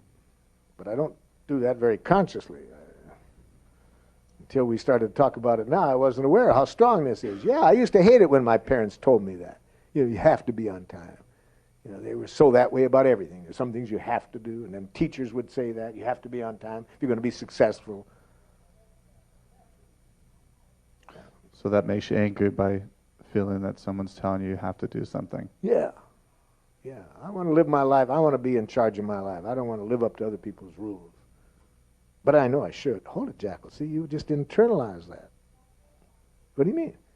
The problem now, it's not the other people now. The big problem is you've internalized it. You're your own dictator. Yeah. It's that inner message that gets me most angry of all. Yeah. But the need is, you want to choose to do things, not out of an energy of obligation, duty, you're going to be punished if you don't. You want to live your life choosing to do it out of some other energy. That's right. I hate rules that are set up that way. Yeah. Yeah.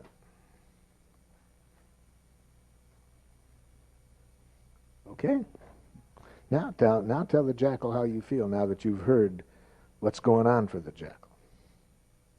Well, jackal, my need is to know that when we decide on a time that we agree upon, that time will be met, that agreement. So jackal, I would suggest you ask the jackal to tell you back what he heard. Jackal, what did you just hear me say? Oh, I agree with you. I agree with you. I mean, it's a bad habit. I should be on time. So see, we're just going to repeat the parental situation, the teacher situation, even though you came from the heart. He's had many years of hearing that you should be on time. So let's ask, it's a radical paradigm shift now, to get this jackal to do things on the basis of the joy of meeting human needs, rather than the fear of not living up to other people's standards. That's a major shift. So I'm glad I asked you to ask this jackal. So, jackal, did you hear his needs? Yeah, he has a need for me to be on time. No. What needs of his would be met? Well, he thinks that a person should. What are his needs? What will help him break through this hard to break through habit is the need. You see, the need is where the power is, because when our consciousness is need-centered, it naturally is enjoyable to give. But he hasn't heard your need yet, and you haven't said it. You haven't really made clear what the need is of yours that would be met if he were on time. See, that's where we are deficient in our education, in a need literacy. The part that has the power to break out of the old games of bondage is the need. That then gives us another possibility to do things on the basis of enriching life. But we don't have the literacy that has the power to do that. So what need of yours is met by this person being on time?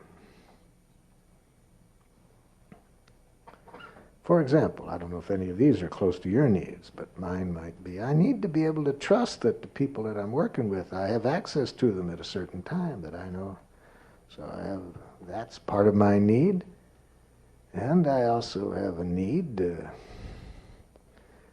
for predictability, to really know where people are and who's around. And so could you tell me back what you hear that need being, Jeff? Well, you need trust that the people you're working with and depending on, that they're going to be at a place where you can use their services. Thank you for hearing that, Jack. Yeah. See, we've got to get their attention to the heart. So, what are his needs, Jack? I'll say it again. Is that your need, though? I don't know that that's your need. That your need could be different. Oh. So say it, Jackal.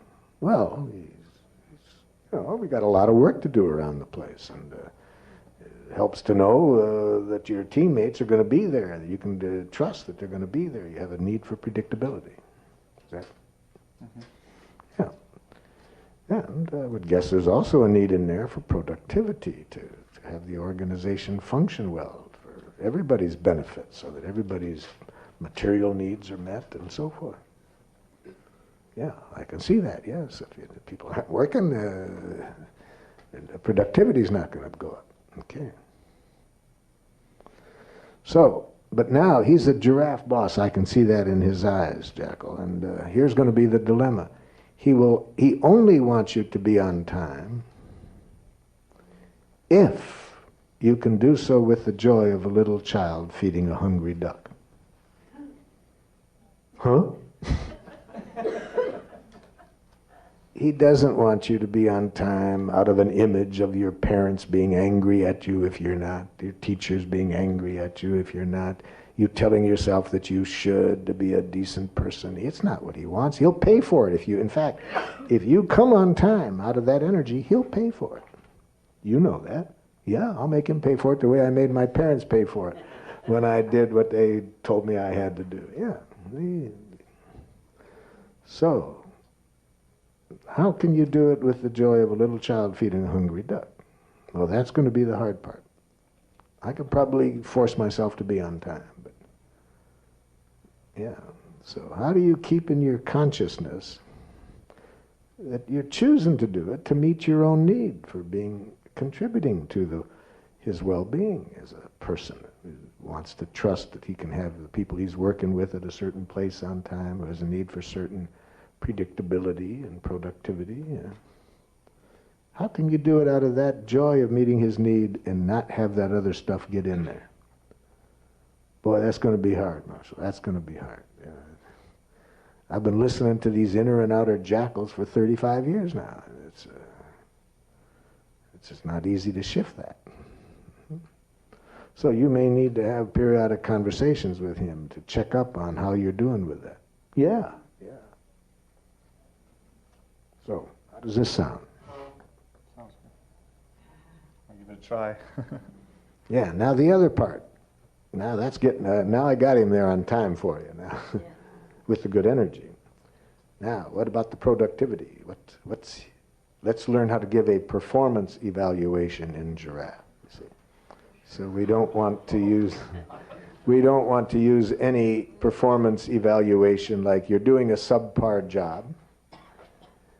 You have poor relations with clients. No criticism.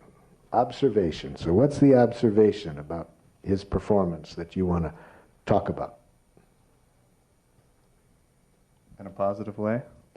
No, well, it is positive if it's a clear observation. He can learn from that. See, I was working with some actually school administrators over in San Jose, and started a 3-day workshop with, they wanted to know how to evaluate teacher performance, you see, because they were having lots of problems. Teachers were getting angry at the performance evaluations. The union get brought in to argue with the evaluations. So they wanted me to show them how to make nonviolent communication evaluations. And we started off the first day with how to make clear observations, you see. And after I showed them the danger of mixing in vague language like, poor performance with clients or parents, or in other words, these vague moralistic judgments. I showed them how to make clear observations. And one man, after about an hour into the workshop, he jumps up and runs out of the thing.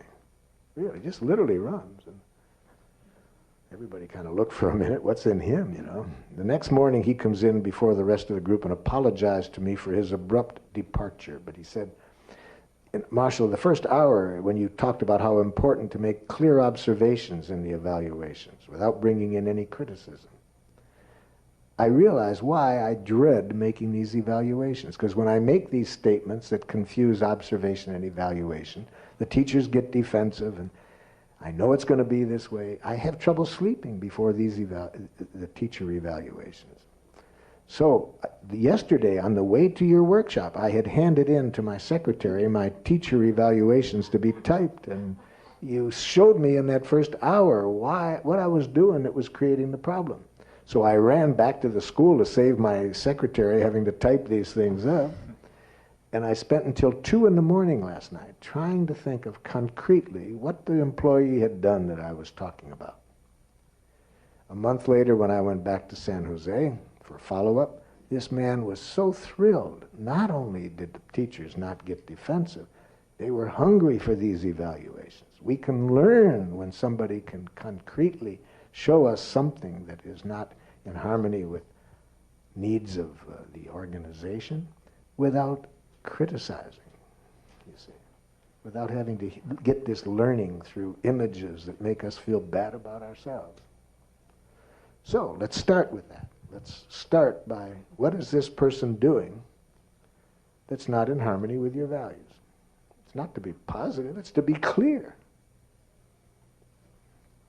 You don't have to like it, but you need to be able to spell it out without mixing it in to a lot of gobbledygook.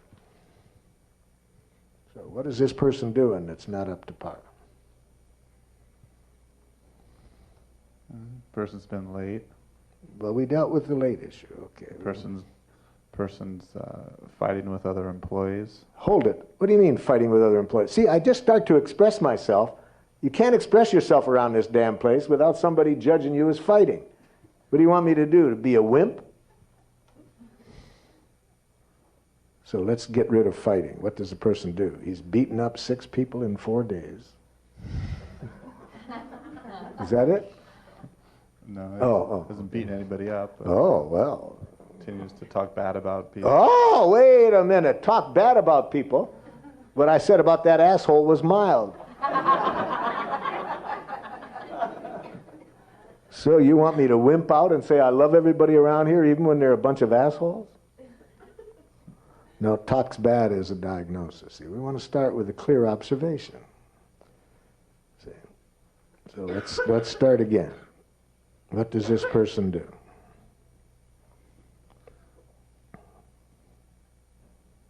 Communicates. They hear a diagnosis coming on. You're going to say in a way that, or it's going to be a diagnosis. Direct quotes. We give direct quotes. When you said John was an asshole. Well, he is. Okay, but when you said that, okay, so we're on good grounds, okay. And when employees tell me that routinely in meetings you use language that says things like that. Like the other day, Jack said, you said in the meeting that he was the most incompetent person you'd ever met. Well, he is. Well, I just want you to know, when you say these things, okay, now we got his attention. You can't argue with the fact he said those things. Oh, sometimes you can. He can't remember. But anyway, we're on pretty sound grounds. You've started with clear observation. So when you say the things that you've been saying, and I've given you several examples, now how do you feel about these reports that he's doing that? I feel angry and disappointed. Yes. And what need of yours isn't met by this person's behavior? My need for harmony. Mm-hmm. And now what would you like from him in relationship to that?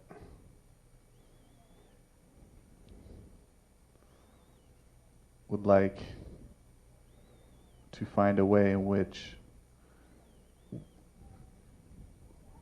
we as a group can work better together. So we need to be a little bit more specific. I'd like you to tell me if you'd be willing to search with me for a way in which you can be honest with people without doing it in a way that destroys morale and harmony on the staff.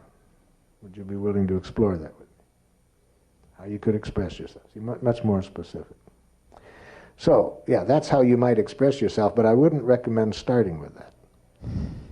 I would recommend starting by empathizing with what needs of his are being met by doing what he's doing. See, once again, the quickest way I know to get people to be open to a new possibility is to show respect for the life in them that led to the old possibility. So that they know we can hear that without moralistically judging it or thinking there's anything wrong with them as a human being. When a person can trust that, it'll be a lot easier for him to hear the thing we just worked on. But if he still feels any trace that he's not understood or valued for what he did, it's going to be hard for him to learn. So, he's been calling these people names. Let's start by empathizing with what's going on in him when he does that. So you've just gotten a report that he's called his boss an asshole in a meeting. And when you called John an asshole, were you feeling angry by the way he was treating you? No, because your need wasn't being met. See, not because he was treating. Are you angry because your need for what wasn't being met? Your need for being heard wasn't being met? Heard and respected, you know. He doesn't respect me. You know, the only people he respects are those that kiss his ass. And, you know, and when I try to show him, you know, that his managerial style sucks, you know, then I get no respect. So you're feeling unheard and unrespected? Well, those are not really feelings. Those are diagnoses. We don't want to reinforce diagnoses like unheard. And so you're frustrated because your need for respect and understanding doesn't get met when you express yourself to the boss. Yes. Yes. Other employees say the same damn thing, nothing happens. But he's had it in for me all along.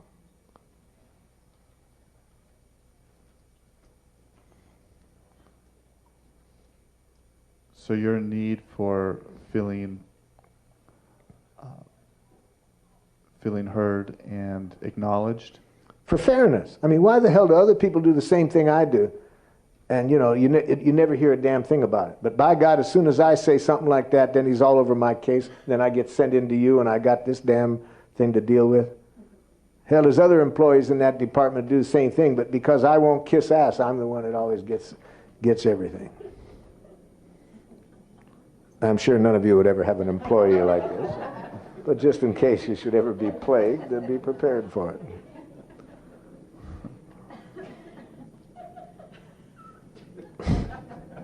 Oh, excuse me. You are the employee. I'm sorry. I'm sorry. I should have realized. I saw a little bit of understanding in some eyes here.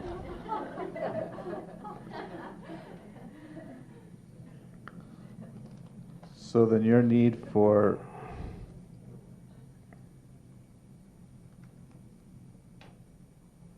being treated with respect isn't being met? Fairness. Fairness and respect both. I mean, why the hell am I always the one that gets the bad end of things? Other employees do the same damn thing. Nothing's ever done. I do. So you're angry and frustrated by the fact that your needs are not being met? My need, you know, for fairness. You know, same thing happens to other people. You're going to keep getting it until we hear it. But that's what's nice. We don't have to be perfect or fast. The jackals are very tolerant with slow learners. They'll keep repeating themselves forever and until you hear the need that they need you to hear. It's okay. So what's the need that this jackal is trying to get across to you? To be treated like your need for being treated fairly? Yes, yes. I have a need for fairness, justice. Yes.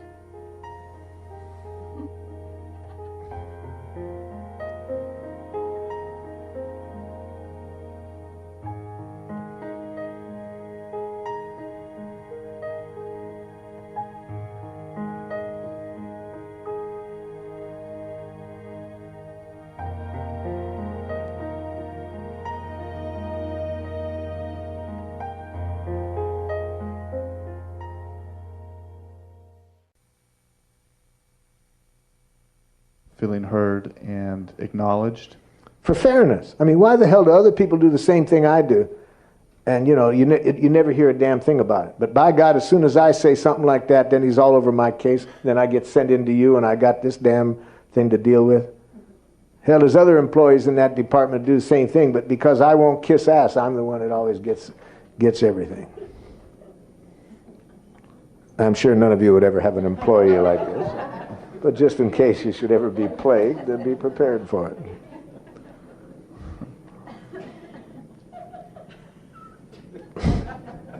Oh, excuse me. You are the employee. I'm sorry. I'm sorry. I should have realized. I saw a little bit of understanding in some eyes here.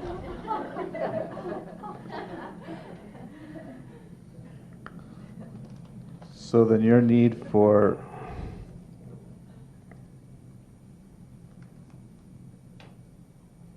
being treated with respect isn't being met? Fairness. Fairness and respect both. I mean, why the hell am I always the one that gets the bad end of things? Other employees do the same damn thing. Nothing's ever done. I do.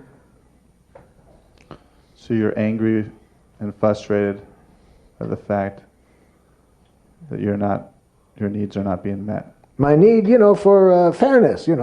Same thing happens to other people. We're going to keep getting it until we hear it. But that's what's nice. We don't have to be perfect or fast. The jackals are very tolerant with slow learners. They'll keep repeating themselves forever and until you hear the need that they need you to hear. It's okay.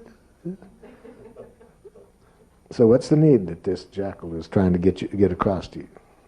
To be treated like your need for being treated fairly? Yes.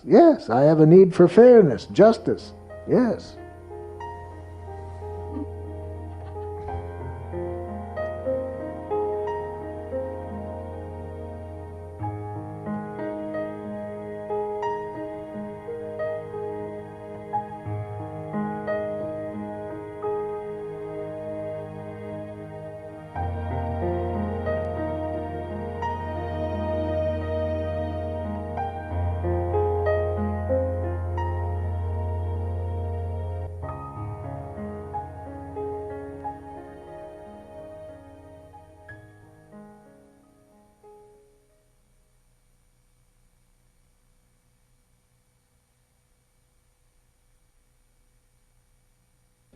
How do we get children to stop lying?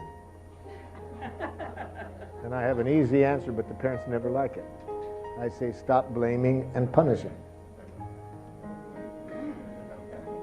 You have no lying then. You only need, but lying is adaptive in a punitive structure. You're a fool to tell the truth in a punitive structure.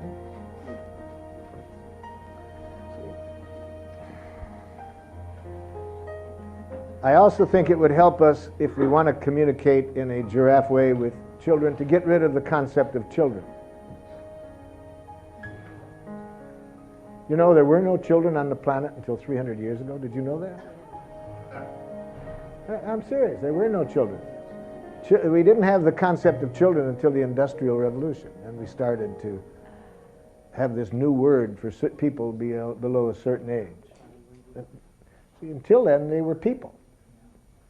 People of a certain age. They only became children after that. And then it's unfortunate, because as soon as they became children, they became treated with much less humanity. Now, there was good reason politically to protect people of a certain age from exploitation.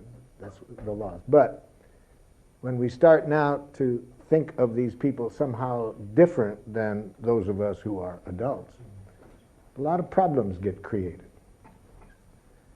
I used to take parent workshops, half the parents in one room, half in another, and I gave them a written role play to write down how they would treat a certain situation, predict the other person's response. How would you respond? I gave both groups the same situation. The other person borrowed something and didn't return it when they said they would. Okay? I told one group the other person was your child. I told the other group it was a neighbor. They come back in the big group, but I told them, don't say who you were working on. We put them up on the board, the groups that were working on the one with the neighbor and the children, same situation. I asked the group, who got the most love and respect? Always the same thing, always, not even close. The neighbor was always treated with more love and respect. See?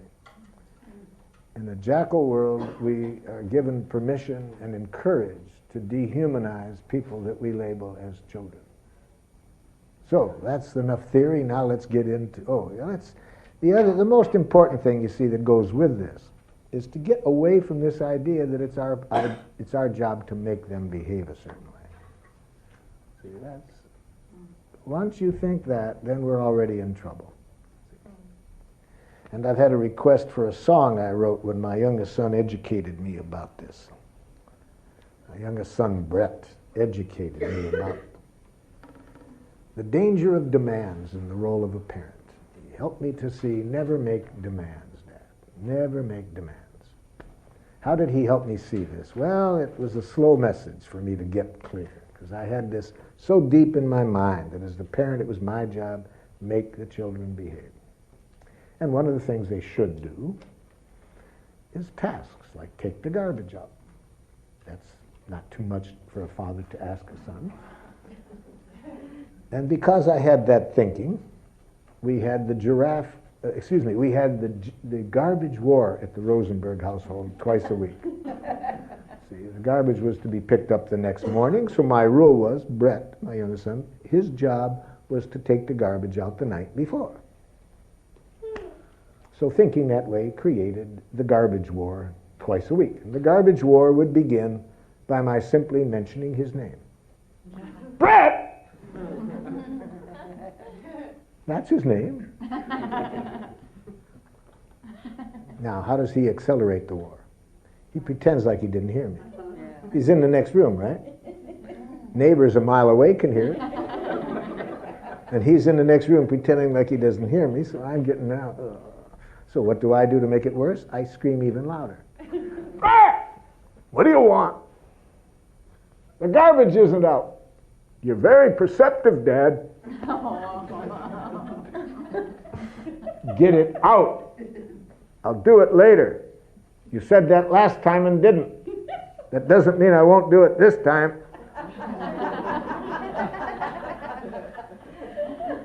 Can you imagine putting so much energy into getting the garbage out? There's people starving to death in the world. There's the environment is being destroyed, and I'm taking all of my energy as a human being to get my blasted garbage out. So this was at a time when I was trying to transform myself from the parenting of the culture that I was raised in to giraffe. So I was starting to learn to wear these ears. So one night I sit down and I said, what's going on with the damn garbage? You know, this craziness, because it wasn't only the garbage, you know. It wasn't only the garbage. We also had a little thing about shoveling snow. The neighbor down at the corner was a serious physical handicap. She could not walk, so she had a long driveway in her house. And when she couldn't get her car out, she had no mobility because she couldn't walk, she depended on her car. So he would go down to her house every time it snowed. It took him an hour and a half, depending on the depth of the snow, to shovel her walk. He never told her who did it, never asked her for money. He would check the weather report before going to sleep. If there was any possibility of snow, he'd get up early so he could go and do it before school. Right? At our house, we had a tiny little walk.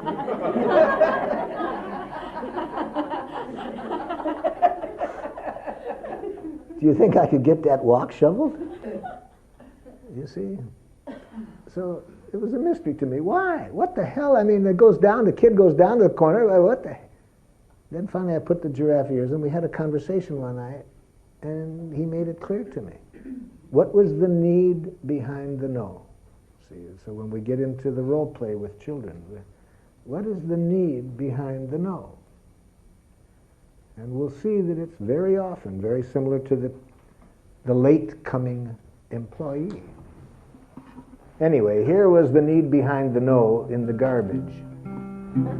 So since I borrowed some of the lines directly from our conversation, I give him credit. I call this Song from Brett. Sometimes I just call it the garbage song. If I clearly understand, you intend no demand, I'll usually respond when you call. But if you come across like a high and mighty boss, you'll feel like you ran into a wall. And when you remind me so piously about all of those things that you've done for me, you better get ready. Here comes another bout. Then you can shout, you can spit, moan and groan and throw a fit. I still won't take the garbage out.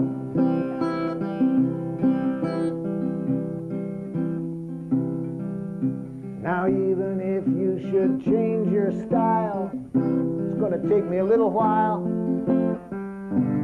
before I can forgive and forget.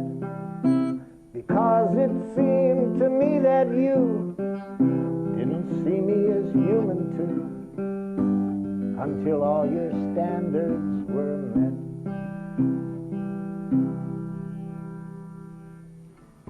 Okay.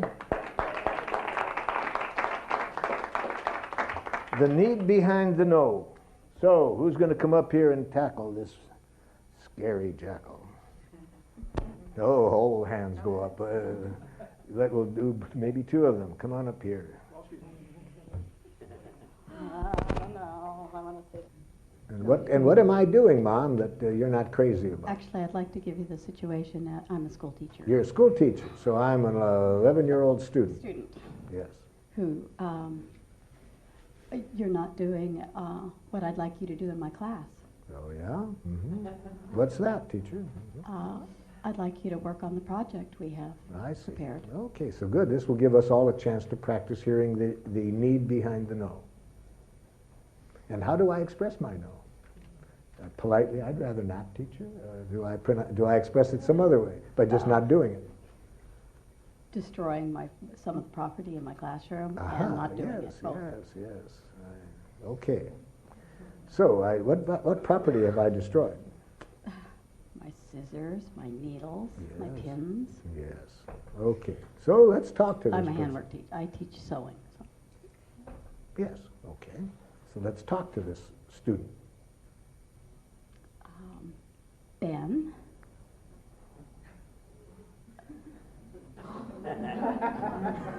It's a very good start. That is his name, okay? We're getting there.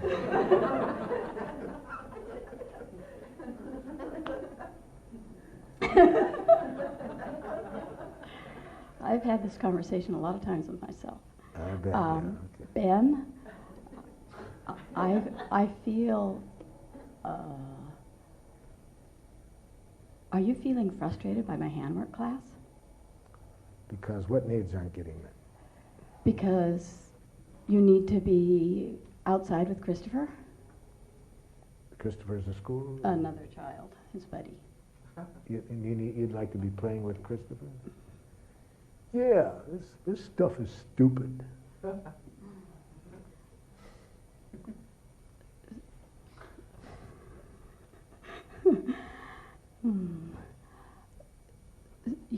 Do I hear you saying that handwork is not something you feel you need to do? I'm never going to use this crap.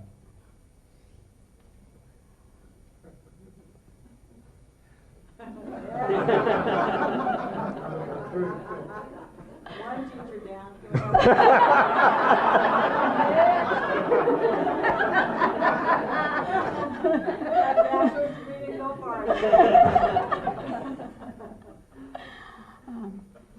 You feel that what I'm teaching you Don't hear what he thinks. Do you feel learning to sew is... It's going to be another thought. Hear his feeling and need. Use my card. Use the card. That's why I have it in my hand.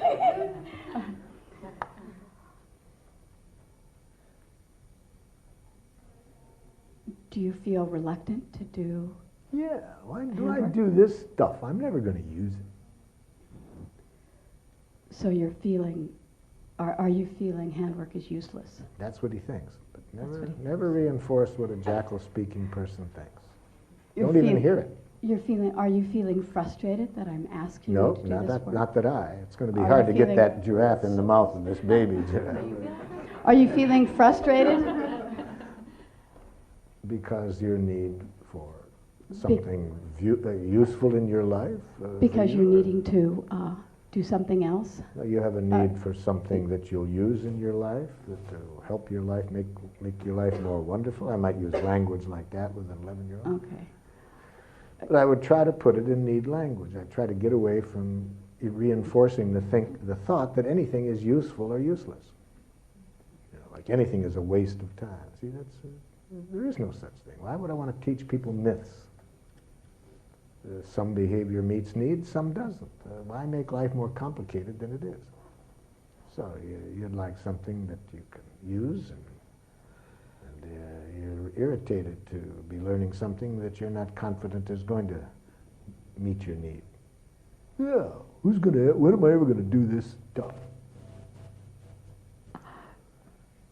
Ben, I appreciate you telling me what you're feeling, and That was important for him to hear because he thought he was going to get sent to the principal.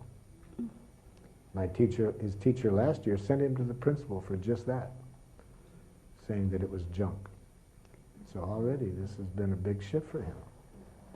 Ben, would you be willing to hear what my needs are and my feelings are? I feel... But I wouldn't have been if you would have started with him. I am now because you heard me. Yeah. So Ben, I'm feeling frustrated that, frustrated and hurt that what I teach doesn't feel of value to you. What's the need? See, I didn't hear a need in I know, there. I'm getting there. Haven't worked on it yet. Yeah, but after the feeling, okay. Speed of light to a need. Don't go to a thought that the stuff is not of value to Right. you. I feel frustrated and hurt because my need for what isn't met? For my need for you to enjoy my class. I have a real need to contribute to your life. Isn't that the need? Yes, that's me. You don't want him to enjoy it if it isn't contributing to his No. life. I have a need to really contribute something to your life. Ben, I very much would like to reach you on a level in my class that will give you value and what I would value to your life. You want me to get something useful out of your class. Yes, but even more than that, I want to be able to give you the gift of something that I feel would grow into that you could take into your life as you grow older. You want me to learn something that will be helpful to me in my life. Yes.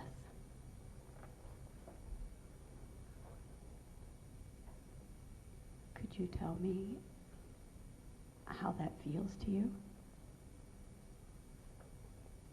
I don't know. Would you like to explore that with me, how that feels for you?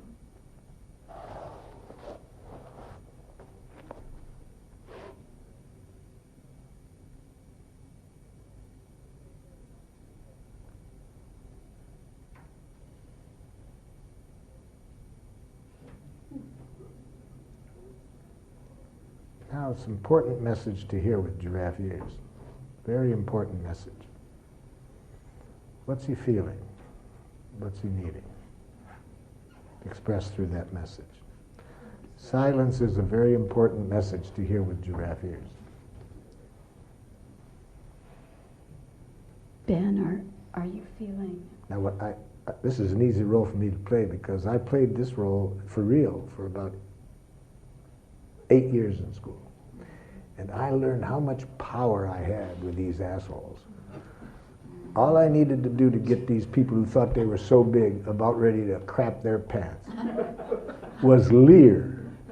See, how many times my parents were told, he leers. See, I would just sit there and leer. And it would drive all these adults crazy. They didn't know how to deal with leering. Never have I had such power. I was a great leerer.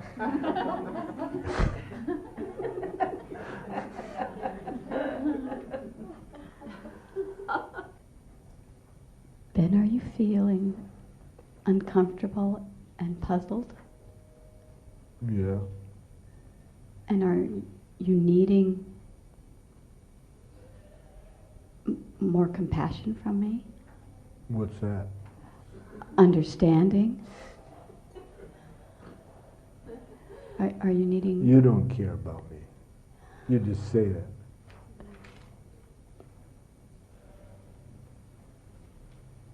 Nobody cares about me. So you're feeling unlikable and are You're needing to be you're understood? feeling uncomfortable. Uncomfortable. And wanting some understanding about how hard it is for you to trust this. Try that, you see. Just hear the feeling and the need. Are you feeling uncomfortable? And are you feeling uncomfortable and needing understanding? For how hard it is to trust that I care for you? Or maybe for how hard it is to be with, because I'm trying to look in the whole school what's going on for this child. How hard to be with adults it is for you? Yeah.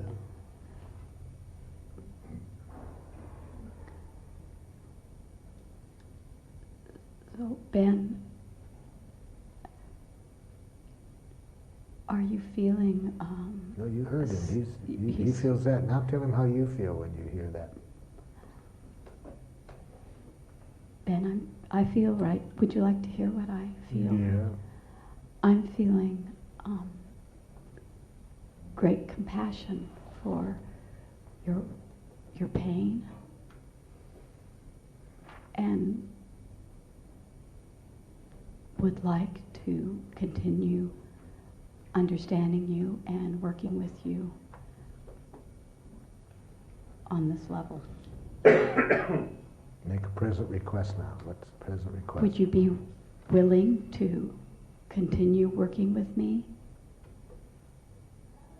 and talking to me about your feelings and what's going on for you in class? I don't know. So are you feeling that's still very uncomfortable for you, and you're not sure whether you want to talk about your feelings? Yeah. Now come back to yours. You've heard him. Now come back. See, we have a beautiful giraffe dance going. We have a beautiful giraffe dance going. I'm feeling concern and have a need to talk with you, to meet with you. Present request. Would you be willing to talk to me again, maybe outside of class, so that we can meet on a caring level? It's pretty funny. No? Yeah. Okay, would you be willing to meet with me tomorrow during recess? Yeah. Thank you, Ben. It's been good to talk to you.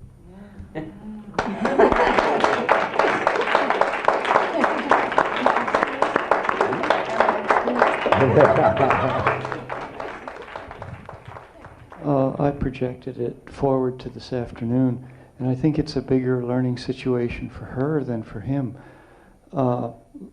Putting him before the scissors, whether the scissors get broken or not. Then I projected it further to a situation, let's say, of safety, and that's where I run into trouble. What if he threatens somebody with the scissors or something like that? Then it gets tough for me as the teacher. I don't know what to do there. Well, obviously, we use force. If he's about to stab somebody with the scissors, we take the scissors away. Yeah. And then is when we really need to use the process, because when somebody's beating on another child or about to hurt somebody, if this is important to us for safety reasons, then we really have to empathize the most. I was sitting here in the elementary school principal's office in San Francisco, and the principal looks out on the playground during recess, and he jumps up and he says, "Excuse me, Marshal," and he runs out and he grabs this older child, slaps him and says, "I'll teach you not to hit smaller people." Oh, yeah. Yeah. Now, what pained me about that is that this man who did that, this man loves children. Really. This guy has got a giraffe heart. And he's a good friend of mine, so I could tease him a bit. So when he comes back in, I said, "I'm not confident you taught that child what you said you were going to teach him." Huh? What do you mean? I said, "You said you were going to teach him not to hit smaller people." "Yeah." but you're bigger than he is. You hit him. You thought you had a good right to hit him. He probably thought he had a good right to hit the other person. So I think all you did was reinforce what he already has been doing. And then he said, thanks for pointing that out. I never realized that. I never thought of it that way. See? I said, but Jay, I do think you taught him something. What? I think you taught him not to hit smaller people while you're watching. But I think I wouldn't want to be that younger child on the way home from school today. See, I would think my life is in danger because now I think you've just perpetuated violence. See, so it's at this point that I would have liked him to have taken the person who was doing the hitting and started with empathy. Because it would be so important for me to protect the population. The more important it is that I want somebody to be open to another possibility, the more I want to begin with a respectful understanding of what need they're meeting by doing that they're doing. I just wanted to say that when I'm in her role as the teacher, it's important for me to hold in my mind that this is possibly more of a learning situation for me than it is for the kid. Like, I'm really the student. Yes. But hand the mic back, thank you.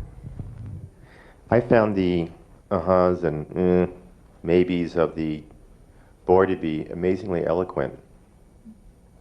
And I was struck by how much he was able to communicate through grunts and moans, essentially.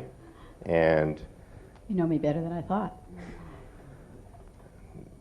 And I also was wondering if there was how Holly could have helped him become more compassionate towards himself in those moments. Because when he was grunting and when he was expressing himself through his own inner jackling. I liked the way she did it. It seemed to me she kept hearing his feeling and needs at that moment. So the next day, she'll get more chance to do what you're talking about. She's going to get much more of this. You don't care for me. Nobody cares for me. So it's hard for you to trust this.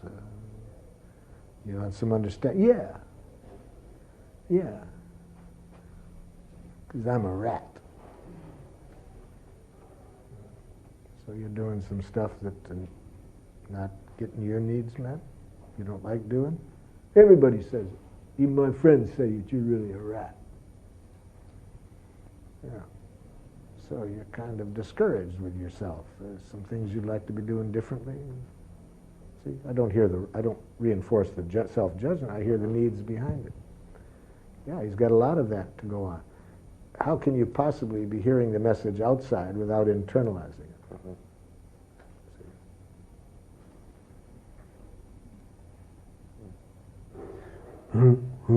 I went through about 6 years. That was my language.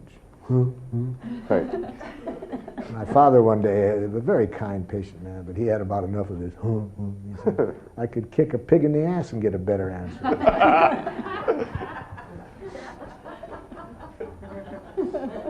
And what did I say?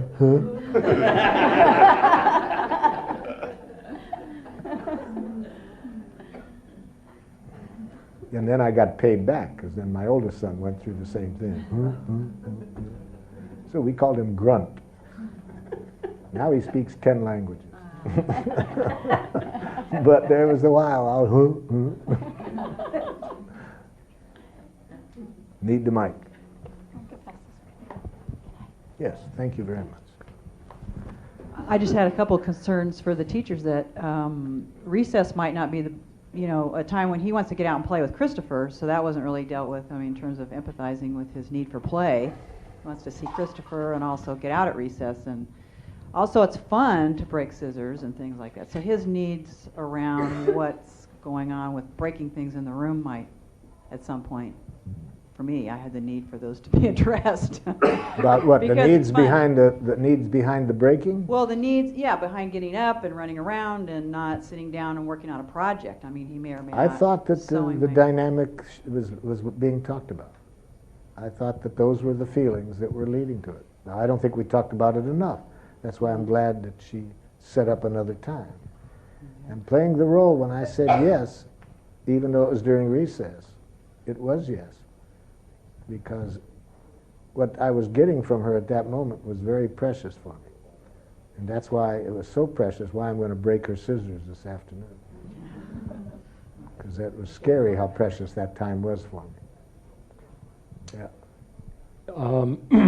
It seems to me, I may have seen something here that I want to check out with you.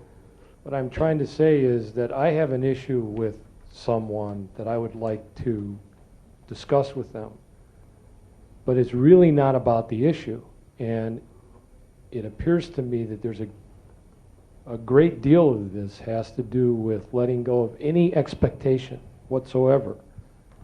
And that it's really much more of a discussion or of a process of understanding each other's needs. Exactly. Period. No, not period, but part of it I would firmly agree with. We've got to get rid of making our request into an addiction. You see, an expectation. We've got to let go of the objective of getting our request fulfilled. That isn't what's important. What's important is three things that are interdependent. Creating a quality of connection.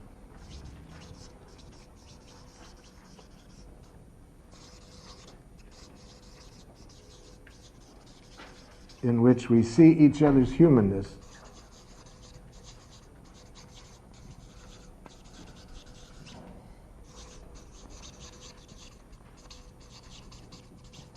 and a total lack of any enemy images.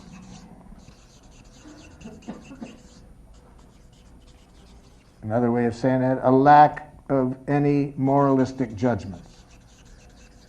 Nothing in this connection. Nobody sees any wrongness on the part of the other person. What do we see? Their feelings and needs, the truth. See, that's 1/3 of our objectives, you see. So, when I approached my son earlier about the garbage, my objective was a strategy to get the garbage out. See. Yes, of course I would have said I want a loving connection with my son, but in this situation I was addicted to getting the garbage out. That was my objective. See, with the manager, with the employee, if it's our objective to get him there on time. No, it's not. Now, here's why it's hard to mention this to most of the people that I work with. They then can only see the other option is permissiveness. You become a chump. That they think then you're talking about passivity. Then you're going to be a loser. I'm going to be a victim, you're saying. I'm supposed to just let the kid do whatever the hell he wants. I'm supposed to do all the work around the house. See? A mother came back second day of a workshop. I went home and tried it last night. It didn't work. And I said, what did you do? I made a clear observation to my oldest son. I pointed out to him that he didn't do the work he said he was going to do. Okay, that's clear observation. And I told him I was disappointed. Okay. I told him I had a need to trust that people will do what they say. Okay. I asked him to please do it immediately. Yeah. What happened? He didn't do it. What did you say? I told him he couldn't go through life being lazy and irresponsible. I said, I'm glad we have another 2 days because it seems like your objective is doing this. You're here to learn how to get him to do this. Yes, then you don't want to be here. You need to go to a dog obedience school. Or read Skinner. If your objective is to get people to do what you want, systematically use punishment and reward and so forth. That isn't our objective. But see, the only other option she could think of then, oh, so I'm just supposed to let him do whatever he wants. I have to do all the work around the house myself. I don't believe in permissiveness. No, I'm not talking about permissiveness. See, such a radical paradigm shift if we've been educated in domination culture, which requires you to obey authority. So it's very scary. People think the only other option then is We're going to have chaos, anarchy. Okay, so that's 1/3 of the objectives. Creating a quality of connection in which we see each other's humanness. There's no enemy images, no good guys, bad guys, nobody's right or wrong. Second, we value other person's needs being met equal to our own.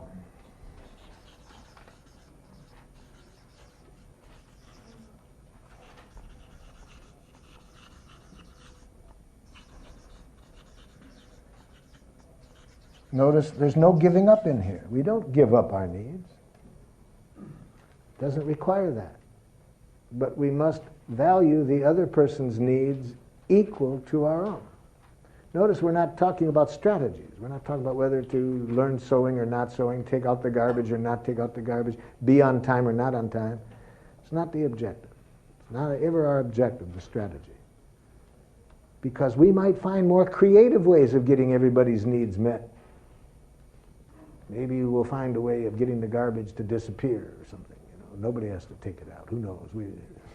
If we are really creative and we're mainly interested in meeting needs, we may find that the original request I made, there's better ways of getting everybody's needs met. Or the other person may do it. But that wasn't my objective. My objective was to meet everybody's needs, not to get him to take out the garbage, not to get him to learn sewing, not to come to work on time. And the third part of the objective, whatever is done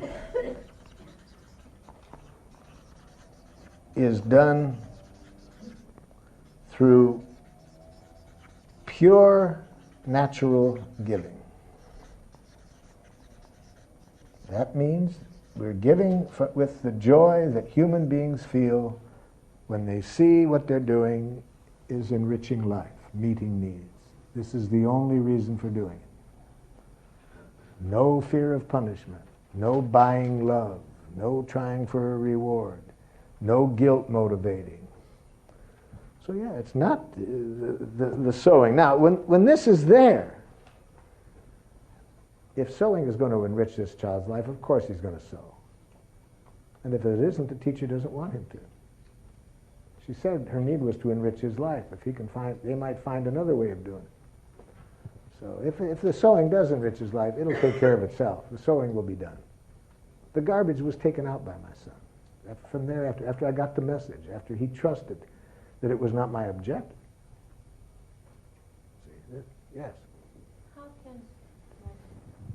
How can a student trust in the teacher's objective that his need is important and her need is important when that student is already being compelled to be there? How can they trust something beyond that initial compulsion, which is, that you are required to be in this room at this time? Because how do I put it to them? If I use Amtssprache, I become part of the system. If I say, you have to be here. If I use that language, I'm part of the system. So I never say to the child, you have to.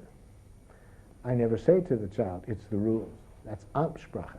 That's bureaucratic language. No, I don't say that. I'm not part of that system. I say, I'd like you to be here on time. I might say an observation. There's a rule in the school that says this. And when you don't do it, I get very frustrated because it creates a real pain for me. And I'm within a system, if I don't punish you, then I get punished. You see, I'll be honest about my dilemma in that. On the other hand, if I agree with the rule, then I don't say you must do it because it's the rule. I would say what my needs are that would be met by acting in harmony with this. I'm scared about you not staying in harmony with this rule because I value whatever. Does this show you? So, yeah, it's the rule, but I never use Amtssprache with the person. Like you have to, you must, you can't. Especially since they already know they can, no matter what I say. So I don't want to lie to them and say you can't. They know they can, even if it's a rule. So why would I lie to them? Why would I ever say to somebody you have to do something when I know no human being has ever done anything because they had to? No human being does anything they don't choose to do. Clear? You seem a little not ready to buy that assumption. I guess it's maybe that grudgingness that sometimes children will yield. You know, all right. No, then I wouldn't let them, because see, then they're not doing it this way. I haven't met my needs. My needs are not met when they, all right. My needs aren't met then. We haven't gotten everybody's needs met. So no, I never want anybody to do anything out of all right motivation. No, we need to still negotiate. We need to keep the giraffe dance going. Because when people act out of this energy, it's not all right.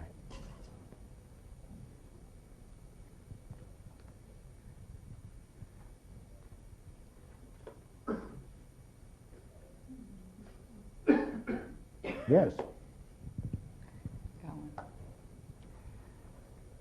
So I tried this with my ex-husband a couple of months ago. Now this is unrealistic, because husbands are never jackals. Ex-husbands are. Oh, ex-husbands. Okay, I'll take your word for it. But this is the first man I've ever heard to be a jackal. And we had a nice conversation, and the conversation more or less ended after a couple of hours with some, I think, clearer understanding, perhaps of each other. Certainly, I understood him a little bit better. Yes. And he voluntarily agreed to increase the amount of child support that he sends. And now he wants to take it back through other ways. Yes. So I'm back to square one. Come on up here and let's talk to this Jack. Come on up here and let's talk to this Jack.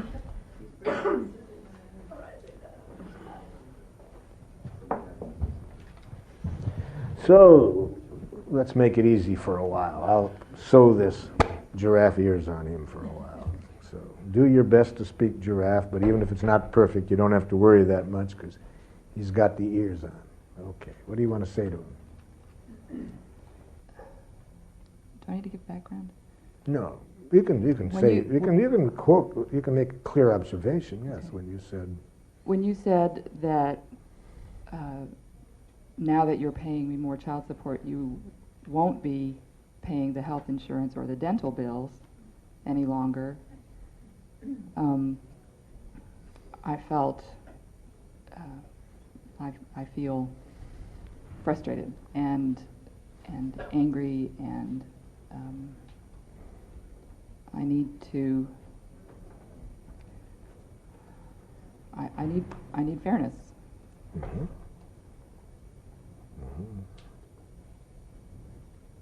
I need to have the financial burden not rest predominantly on my shoulders. Yeah. I need some sharing Yeah. in that responsibility. Yeah. And while I'm at it, I need. While you have those giraffe ears on. I would really like it if you could come up more often, so that my needs for my son to have a closer connection with you are met, and so that I get a bit of a break from being an exclusive parent.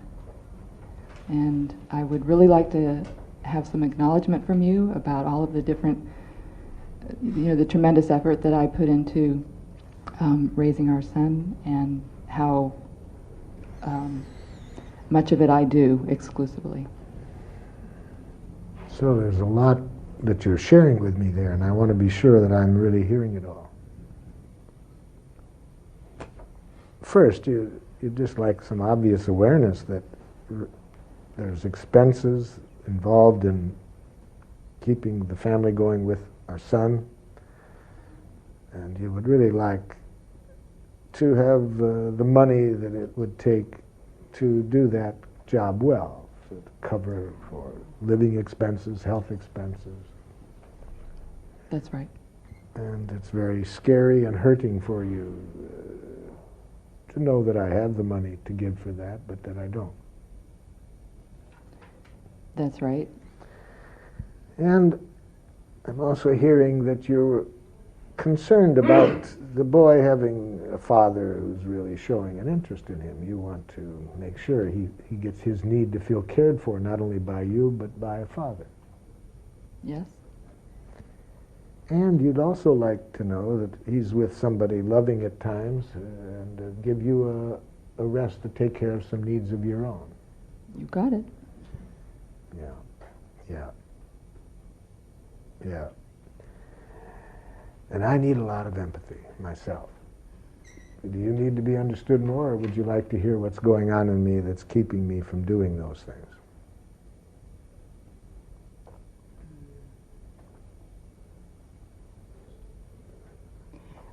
I think I need you to understand a little bit more. Okay.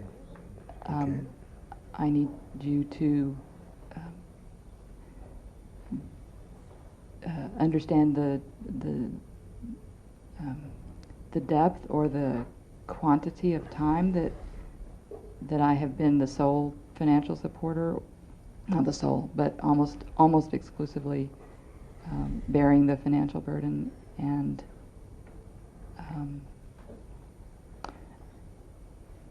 I wish you to understand the pain that I feel for my son when you decided not to move with us. Mm-hmm. Thank you for bringing this up, because I realize I did miss a part of your first message, which is that you'd also like some recognition and gratitude for the job you're doing with him and under difficult conditions. And now you're wanting, in addition to that, some recognition of the stress involved in being the only provider of support for him. Yes, when I heard you say you're doing a good job, that felt nice to hear, but it was just, it barely scratched the surface. You would really like to know if in my heart I'm seeing what you're investing in that boy's well-being. Yes. It would really help to hear what's behind that. Yeah. Yeah. Yeah. And when I express what's going on in me, I think you'll hear what's keeping me from it.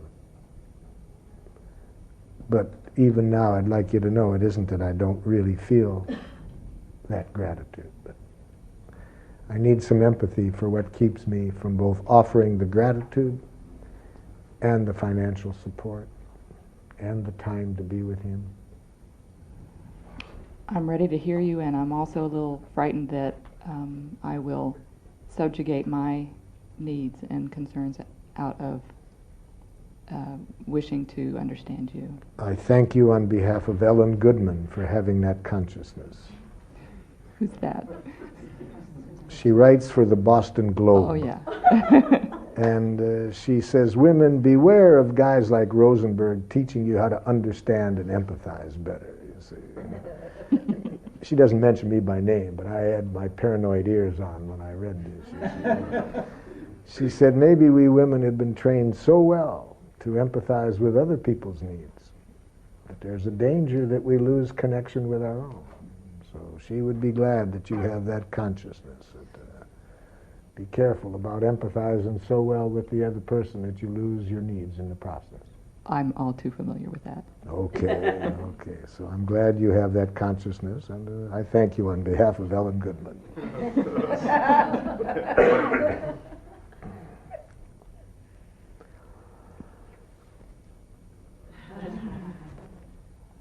Because I'm going to try to express myself in giraffe, but even if I do, you'll probably still need those ears, because I'm going to be getting into some heavy stuff.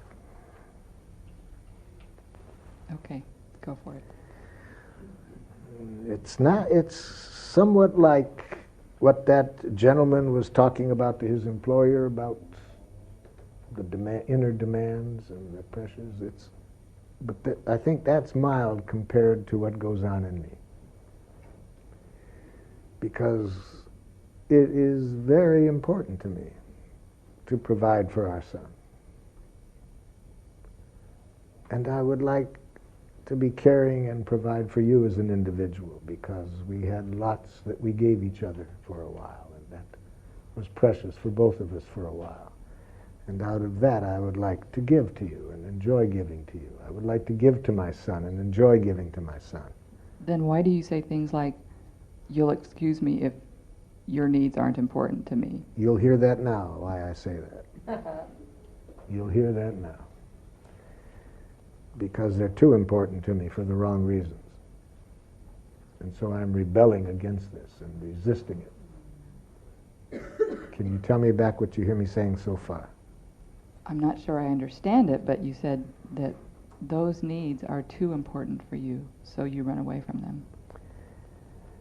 Yes, too important in this respect. I feel responsible for your feelings. I feel responsible for my son's happiness. And that I feel such that how could any father not behave differently than I am? Would you say that again? Yes. How could any father not contribute to his son's well-being? You're saying that you do? No, Or I'm that saying, you want to? I'm saying I tell myself that. I feel responsible for my son's Mm-hmm. And that makes an inner demand far stronger than that man's demand that I have to be on time.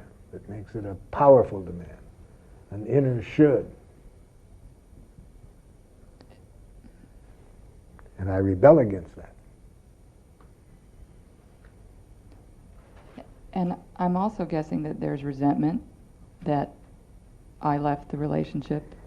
Thank you, because on top of that, I have a whole bunch of other feelings of hurt, rage, a whole bunch of feelings left over from the relationship that I haven't had the empathy for, that I will need.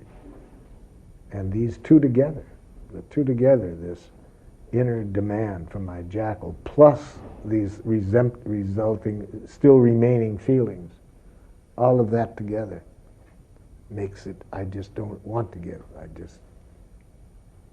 And yet I hate myself for not giving. I still don't understand the part where you said it makes you not want to give. I still have a lot of hurt, a lot of rage. Plus this inner demand that I should give. What's wrong with me? I mean, it's my son. So I'm saying all of these feelings together. Even if somebody outside mentions it, then they're going to get back. I don't care. I mean, that's your problem. But it's because I've got all this going on inside, and until it's dealt with, I can't meet my own needs. The other needs that I have, they're strong. To care for my son. That's a very strong need. So it must be, so I'm saying that then I need you to see how strong the pain is that's inside that I need empathy for, before I can respond to my need to give to my son. You're feeling pain because you need to have that connection with your son and you don't, or you feel I need to have it with him, but the demand of myself to do it, feeling I should, what kind of a father am I, that inner pain created by my inner jackal is so great that I can't act on my need to be with my son. I hear you saying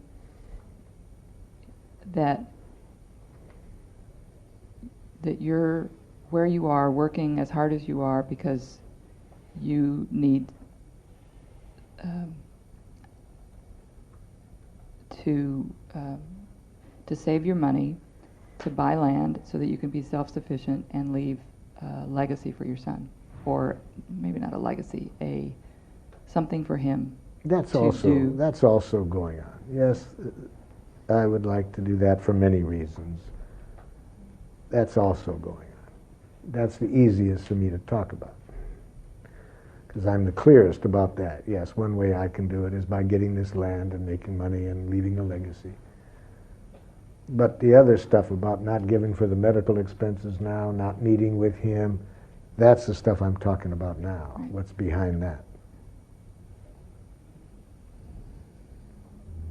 So it must feel and must have felt enormously painful for you to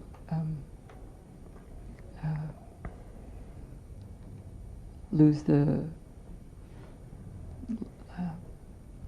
setting in which you had a relationship, a wife and a son. Extremely painful. Extremely painful, but it was painful before that. It was painful before that. Before we left? Yes. It was painful because I felt... You felt a pull between responsibility. I felt and responsible for your happiness and his. And the more I felt responsible for your happiness, the less I wanted to give to you. The less I was giving to you emotionally, the less you wanted to be in the relationship.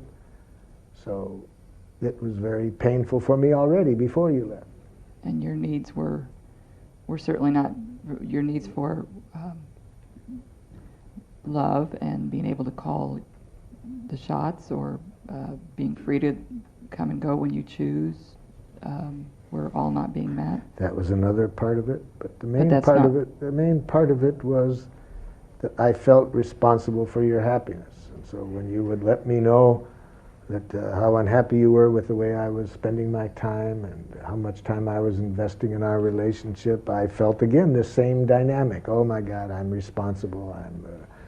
I should give more to you. If I don't, you're going to be hurt. And when I have that image that I'm responsible for your happiness, then I don't want to give.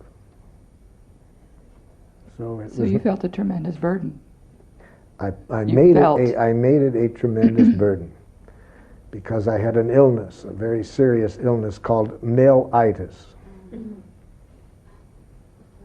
You had it bad. Yes, I had it very bad. Male-itis, that I feel responsible for the people, my wife's happiness. And when she's unhappy, then I feel a demand, oh shit, now what do I have to do? And, so when I was unhappy, you felt a failure? Yes, and I felt now I have to be home more and do more what she wants. And that made our relationship as much fun for me as a prolonged dental appointment. And it's not hard for me to understand then that that was very painful for you. That would be easier for you to hear that I just don't care. And so then I'd see you getting more unhappy, then I'd have even less energy for being with you. And so I know I'm not surprised you chose finally to leave, but then the leaving itself created real pain for me. So all of this is going on in me and is still not healed and needs to be healed before I can enjoy giving the money to you and the child, and to enjoy really telling you how deeply touched I am at what you are giving to him. I see it and I feel it so strongly, but you can't express gratitude sincerely when you're in as much pain as I'm in. When I put myself in your shoes, I just feel sad.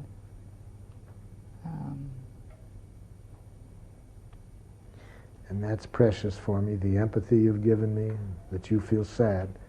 But now, it would also be a gift for me if you met Ellen Goodman's needs and make sure you still don't lose your needs right now.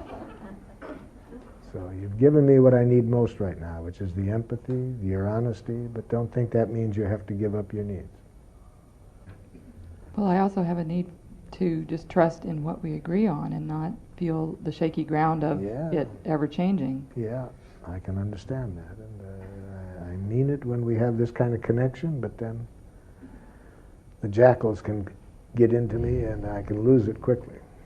So that's why I need to find some way of getting enough of what we just started on now. This is just the surface of what I need to do to get that pain dealt with well enough. And where do I find this? You know, I'm not willing to talk to you very much, so I don't give you the time, and I'm not sure it's fair to ask you to do it when you're in so much pain yourself. So where do I go? When I talk to my friends, we sit around and all complain about whose wife was the biggest bitch, and that doesn't help. So... are you willing to talk to me about it? Yes, this way it's a great gift to me, but again, listen to Ellen Goodman. Check and make sure that you're not losing something in yourself to have to give this empathy to me. Make sure you get enough yourself Cash, that's the cash. Are you willing to make a direct deposit out of your paycheck every month?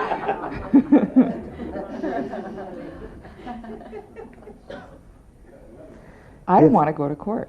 Yeah, I well, prefer not to. Well, you know, it would be really helpful. Maybe the solution is if we could get a giraffe, one of these giraffes around this area or some area to help mediate between us so we can keep this connection going, but not have to put it all on you to have to always have the giraffe ears on.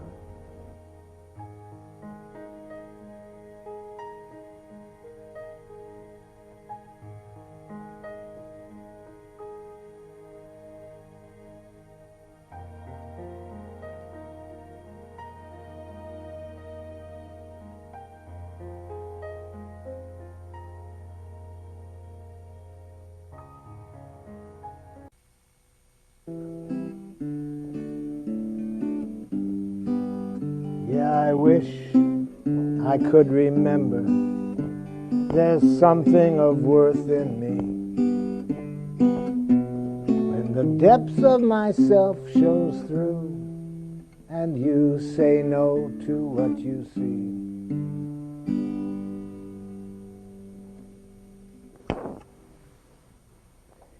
So we now know how to hear no. We don't have to deal with what I dealt with when I wrote that song.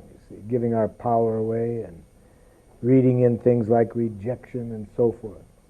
So now that we know how to hear no, let's learn how to say it. So first, write down what one of those messages might be that's coming at you from another person. What does the other person say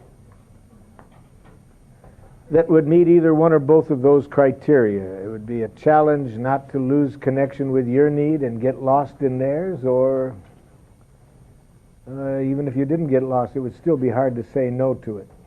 Oh, yes. This is from a typical age child, my 6-year-old, who, when something has come up, she will say, well, what is more important than me? What is more important than me? That may be the winner today, I think. You hear, you hear all of these people already thinking, only a cruel mother would say no to this. Yeah, okay. Don't complain about picking me up if you didn't want to have kids. You shouldn't have had them.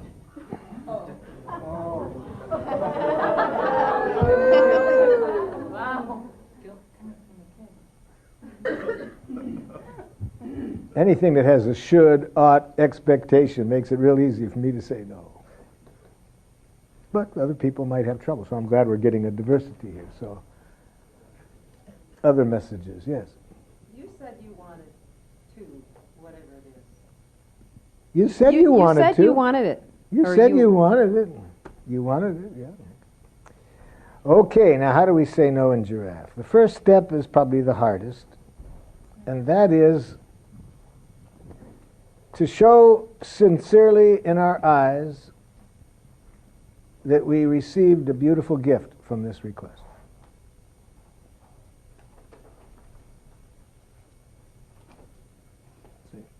When people believe that when they trust that their request is received as a gift, then no matter how else we say no, it's going to be easier for them to hear. But what's painful for people is not hearing no. It's feeling like their need doesn't matter. Everybody got the first step. Now, most of the time, this is in the eyes, you see. For example, you asked me, would I mind, whatever it is, you asked me, would you pick up something on the way home? And now here's what's going on in me. Oh my God, how do I tell that I've got so many other things to do? So the first thing you see are the eyes between, oh my God, how am I going to, you see these eyes. You see what I mean? How does that make you feel? If you have jackal ears, you will think that it was your request that created my pain. You got me? And if we believe that our needs or our requests can create pain, we're toxic. That's what's painful, not hearing a no, but when we feel like our needs are toxic. You see, and that happens often with this combination of the person on the receiving end feeling so scared about saying no, and they don't realize that that fear in their eyes is the worst pain to the other person of all, if they have jackal ears. Because they're going to say, oh my God, look what my needs do to people. I'm toxic. So, the first thing we do is to sincerely have the eyes of the child again. It's getting a gift from Santa Claus. It's got to be sincere. And it will be sincere if we see it for what it is. Here is a human being in front of us expressing a need and a request. That's what we hear with giraffe ears. And whether we agree to do it or not, it's still a gift. This person is giving us an opportunity to make life wonderful for them. That's one of the most precious gifts another person can give us. An opportunity to make life wonderful for them. So that's what we need to communicate back to them first of all, with our eyes, or if we are using words, here we could empathize. So you're really running behind schedule, and it would be a big relief to have me drop off and get that for you. See, just to show an empathy for the need. But I don't have to say it necessarily. If my eyes show that I receive a gift. So that's the first step in saying no. Now the second step has two parts. What not to say ever, and what to say instead. Okay? So to say no in giraffe, we never use the following words. No. Okay? Make a note of that. You see, to say no in giraffe, never say no. Next, I don't want to. Never say I don't want to. Never say I'm not willing. Never say I can't. Never say I don't have time. How long is it for? We're about run out of it pretty quick.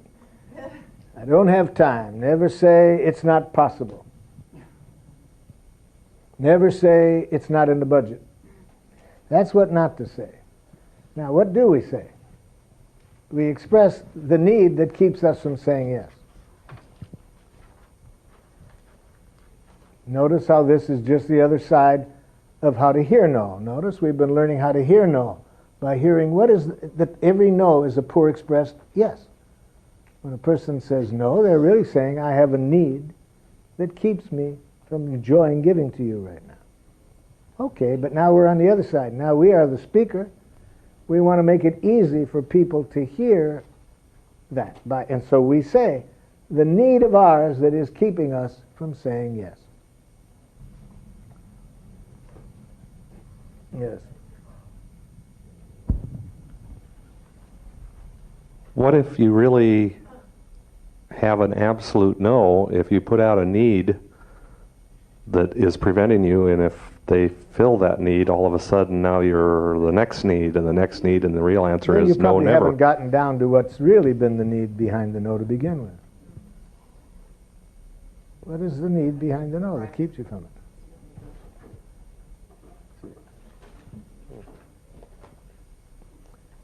Okay, everybody got the second step. Now, very important, after we have said the need behind the no, the one that keeps us from saying yes, that we follow that with the speed of light with a present request that demonstrates this second intention on the board here, that we value others' needs being fulfilled equal to our own.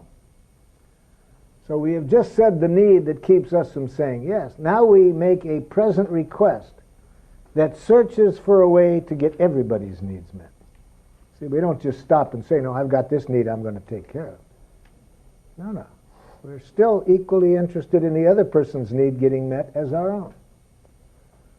So we follow it up with a request that searches for a way to get everybody's needs met. Everybody got that? Then practice it in your situation. Now, what do you say back to the person that demonstrates the last two things? Let's assume that you have given them through your eyes that you received a gift. Let's skip step number one. Let's go directly to 2 and 3. Express how you would say the need that keeps you from saying yes, and the request that searches for a way to get everybody's needs met. My original request was that the other person made. the other person. Yep. He said, "I need you at the shop on Friday. What time will you be there?"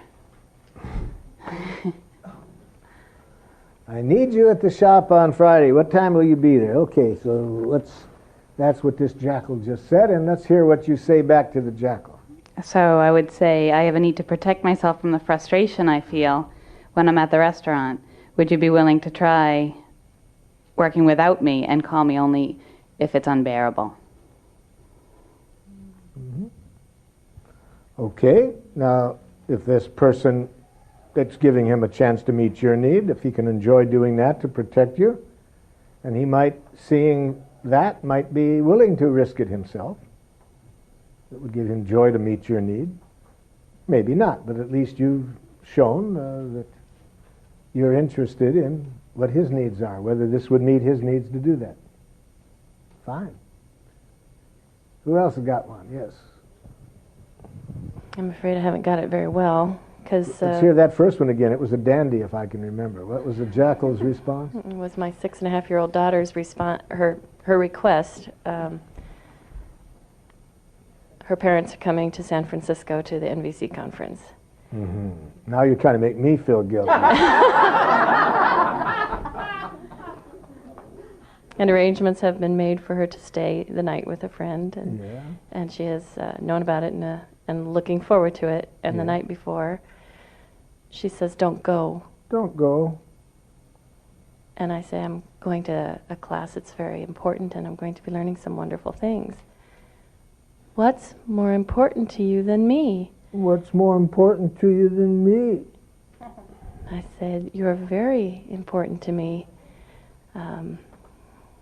I love you. The class is important, but in a very different way." And then I didn't know how to handle it in any different way. That I said, "I've made arrangements. I've made commitments. You already knew where you were going, and we're happy to have the arrangement made that we made." We spent more than an hour talking about it in this way. She's not hearing a thing you said. No, it Yes, didn't feel right at all. She needs empathy for what's more important than me.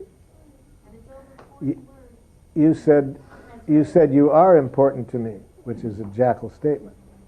Oh, you are important to me is a jackal there's no statement? such thing as being important to someone. It's a vague abstraction. So you need to empathize with what is the person's feelings and needs when they say, "What's more important than me?" So not answering that question, but to look deeper for Hear a the, need. hear the present feelings and needs being expressed through that message. What is the person feeling and needing when they say that? Are you scared that we're going to be gone? That we never connect the other person's pain with you. Connect it to their needs. Are you scared that you'll be alone? Are you scared that you'll be alone? No. You care more about those workshops than me. Your own daughter. Precious and 6 years old.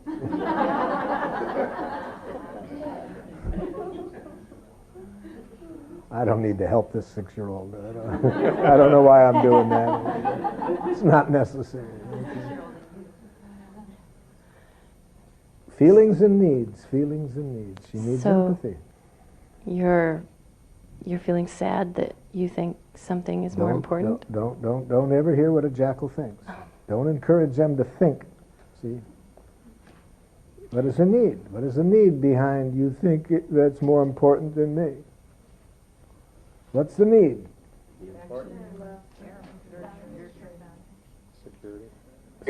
What need? What need? We don't have to be right, but just guess a need. Are you worried?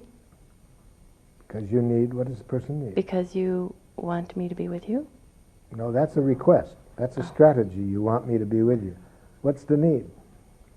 Are you worried because you're going to be at someone's house overnight? No, that's where the person's going to be, but it doesn't say a need.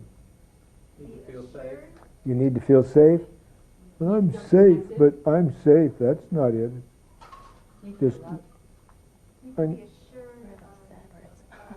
need to be assured that what need is going to be met. That your need is what need.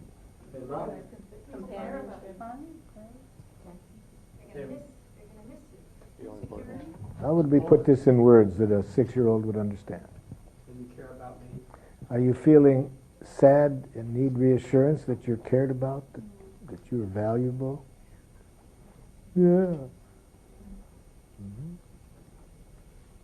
That's much more powerful to empathize with that than to immediately jump in and say, you are. Because if you say that to a 6-year-old, they'll say, methinks thou doth protest too much. Okay. So what does valuable mean, Mom? What does valuable mean? Oh, then I'd put it in other words. That you're cared for, that you matter. Is that making sense? Yeah, you care more about those workshops than me. So you need to really have your need to be cared about met. You're not sure at the moment. Yeah. So I empathize with that, but I make sure that I never do anything to prove to another person that they're cared for. See? You wouldn't take her on your lap and hold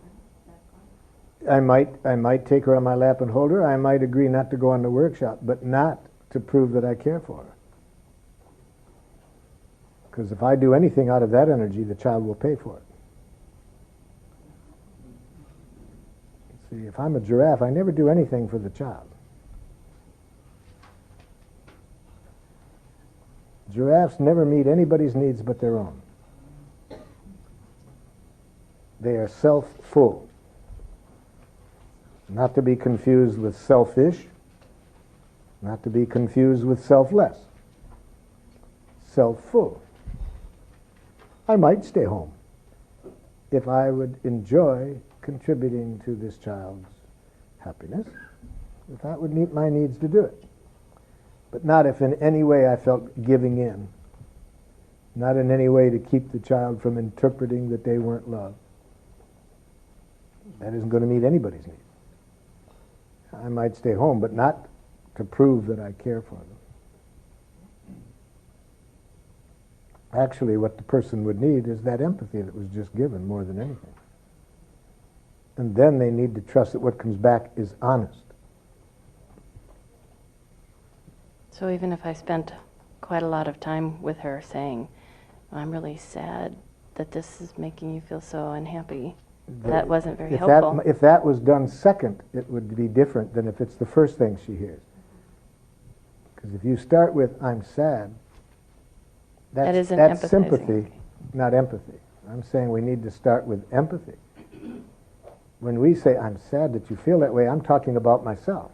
Okay. I've left the other person over here all alone with their feelings. So I start with, so you're feeling really sad and need assurance that you're cared for. Yeah. The other children's mummies and daddies don't go off all the time.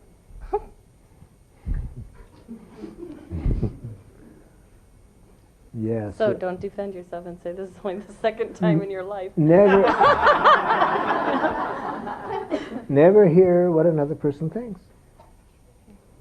Never encourage comparative thinking.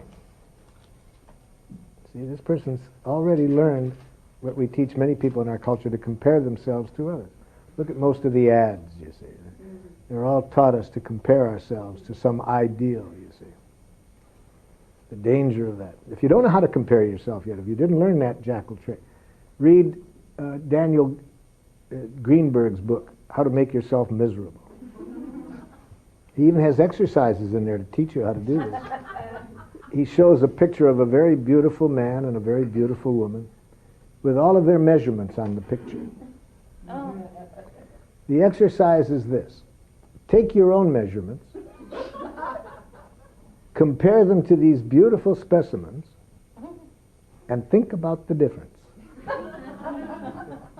And this book produces, the title says, Make Yourself Miserable. Well, it produces. Do that exercise, And you think you were happy before, you'll be depressed now after you compare yourself to these beautiful specimens and think about the difference.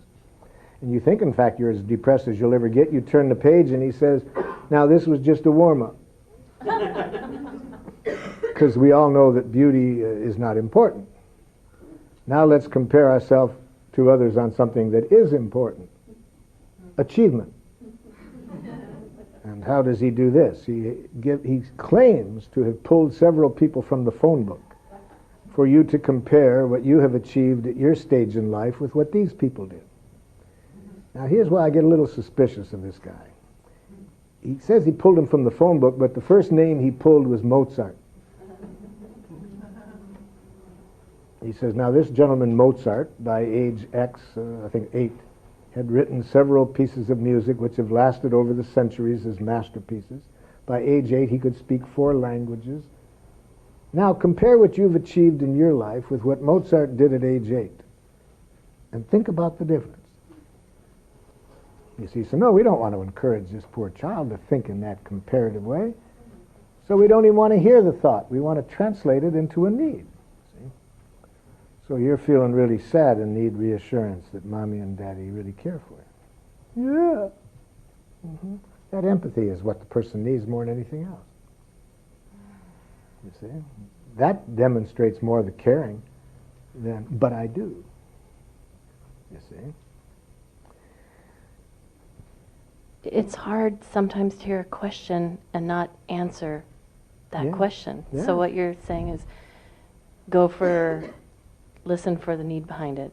Yes, answer no question until you first feel you are firmly connected to the person's heart behind the request. See, the question is always a request.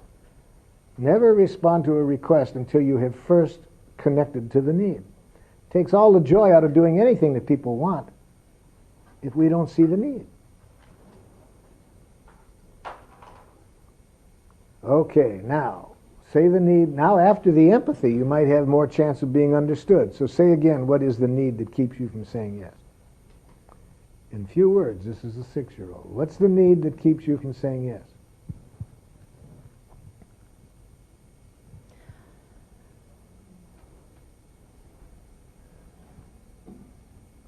I'm going to a workshop that will help me to be a better mother and a more loving person. Of course, those are dangerous abstractions. We don't want this child to think there is such a thing as a loving mother. Or what was that second? Better person. A better person. There is no such thing as a loving person, you said. There is no such thing.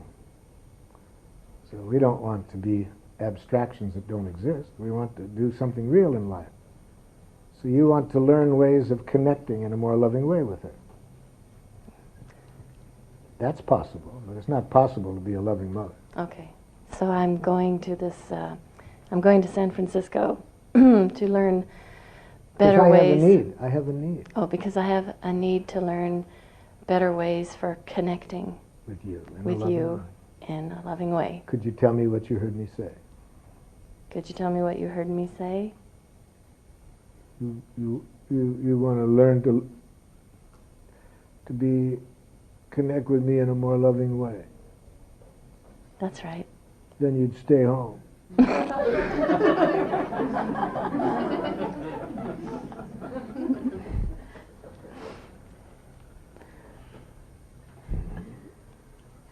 So you're still feeling sad that I won't be with you? You're still feeling sad and need reassurance that you're cared for. You're still feeling sad and need reassurance that you're really cared for. Yeah.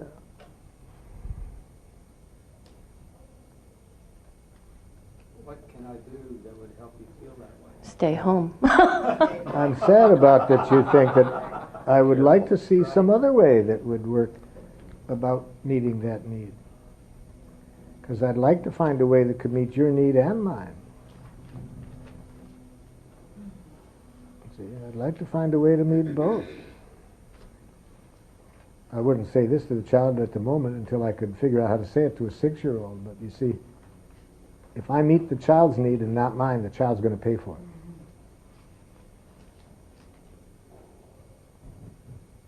So I want to be sure that I never do anything for other people.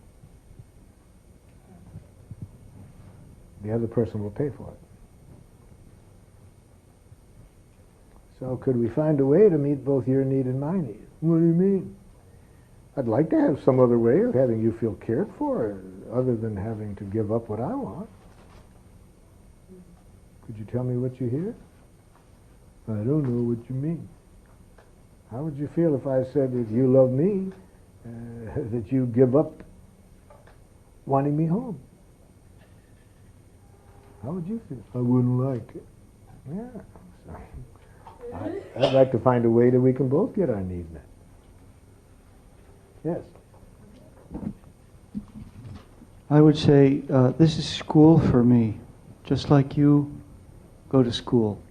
And when I come back, I want to figure out a way where we can go to school together. If you don't add a present request to that, I think you're going to miss an important learning opportunity. What would you like to do with me? No, ask this request. Could you tell me back what you heard me say? Yeah. Could you tell me what you heard me say? I'm betting against 80% of the people of any age hearing it. And anybody age 6, I'll go up to 90%. Too many words. Not only that, the abstraction.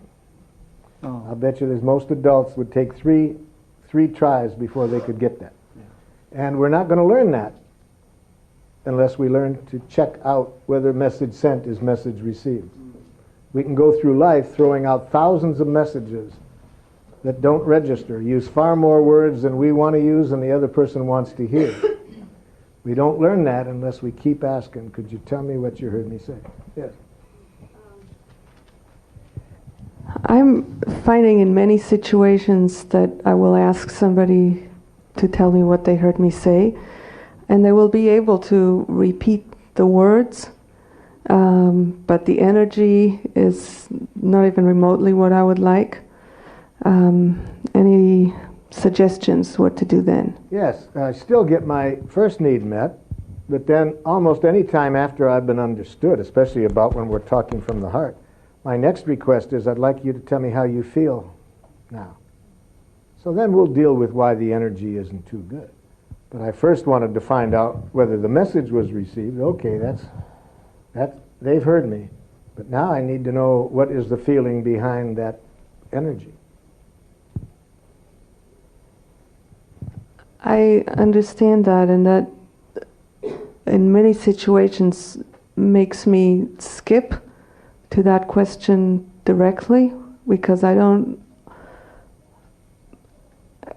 see value in having somebody just repeat words if there isn't really understanding there.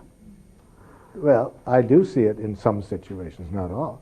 I see it great, because if their lack of tone of voice is because, if their lack of energy or their negative energy is because of a misinterpretation, I want to clear that up. It might be just clearing up what they didn't hear. So, okay, I'm not asking for empathy here, see. Don't get this mixed up with empathy. I'm not asking for empathy. I'm just wanting a check. Is message sent, the message received? So I don't want the empathy. They don't have to do it with a good energy. I just want to be sure that they're hearing that. Now, if they've heard it, okay, then we go to the next step.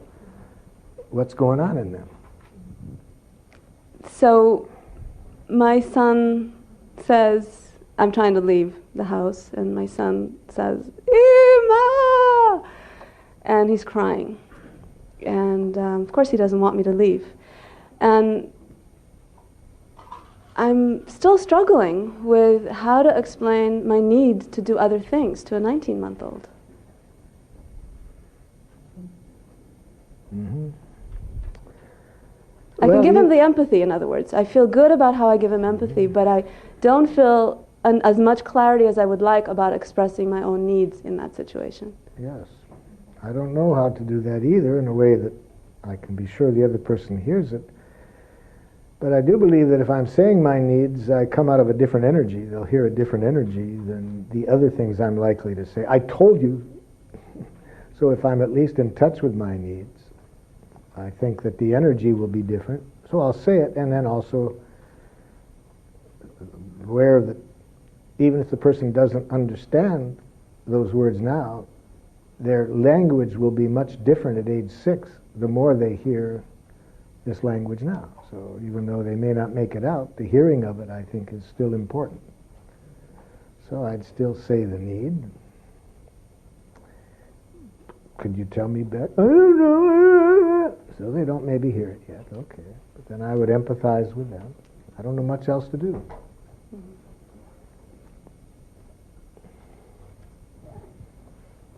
I've solved one of my biggest problems. It's a little hard to know how to implement this. You don't have children. Go directly to grandchildren. But now, how to do that, I haven't figured out. I feel somewhat hesitant about this one because it brings my jackal right up to like, oh, you're so petty and selfish, and that's the best to practice. It's such a little thing. That's the good one. What does this person ask of you? My neighbor said, so I think I'll go to the farmer's market with you on Saturday morning. I think I'll go to the farmer's market with you on Saturday morning. And I'm like, oh, shit. But I don't see in your eyes that you've just received a precious gift. That's the hard part here, to give yourself enough empathy to quickly say, so you'd really like to some company shopping? Yes, yes. And a ride, yes, yeah. Now, this is going to be great, because one of the messages we really need to know how to say no well in, I'm serious about this, is when this is the last person in the world we would like to spend time with. Okay? That's when we really need to know how to say no accurately. See, how do we say the need that keeps us from saying yes with someone we can't stand being around? So this is a very good application of this skill. So let's hear how you do it. And this is, it's not so much that in terms of her, although it turned out to be a little bit that in the process of what happened afterwards. I see. But it's because this Saturday morning going to the farmer's market is like the only time I have to spend with my best friend, because her life is so busy that we've carved out this little space. We go to the cafe first. That'll be easier than the one I had in mind. Okay. So we'll practice the one I had in mind next. Okay? Okay.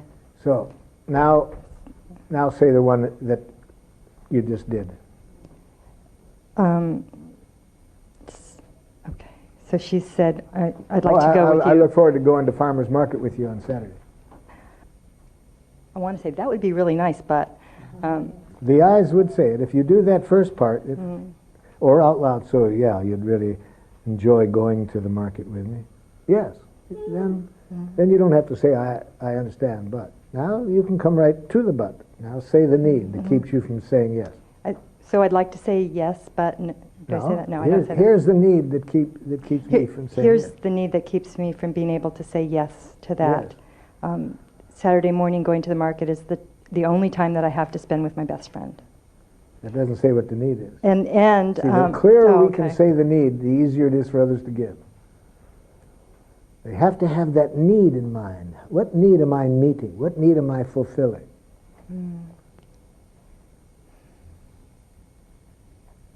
You could say it's pretty obvious in this situation, but it still is different to hear the need itself than to have to see it implicit in the statement.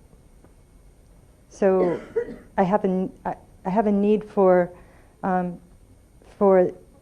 intimacy and connection with my friend, and it's the only time we have. Yes. In the course of the week. Yeah.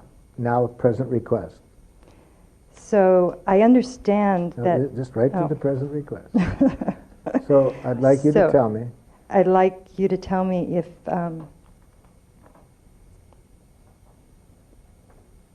how you feel about what I've just said.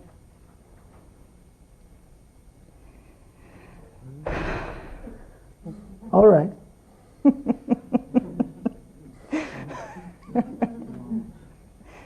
I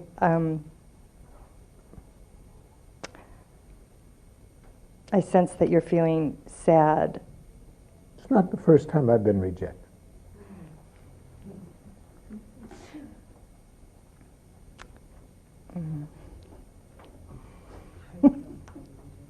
Oh, thank you.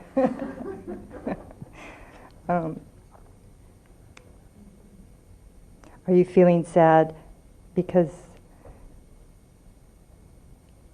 you also have a need for connection and friendship.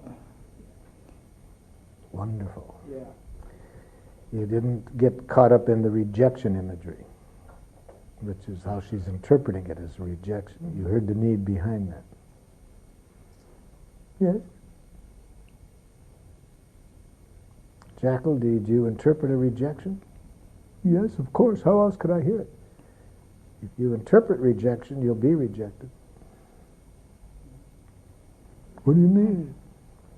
Who wants to be around somebody that if your needs are not in harmony with them, they suffer because they take it as a rejection? Doesn't take many of those, Jackal, for no one's going to want to be around you.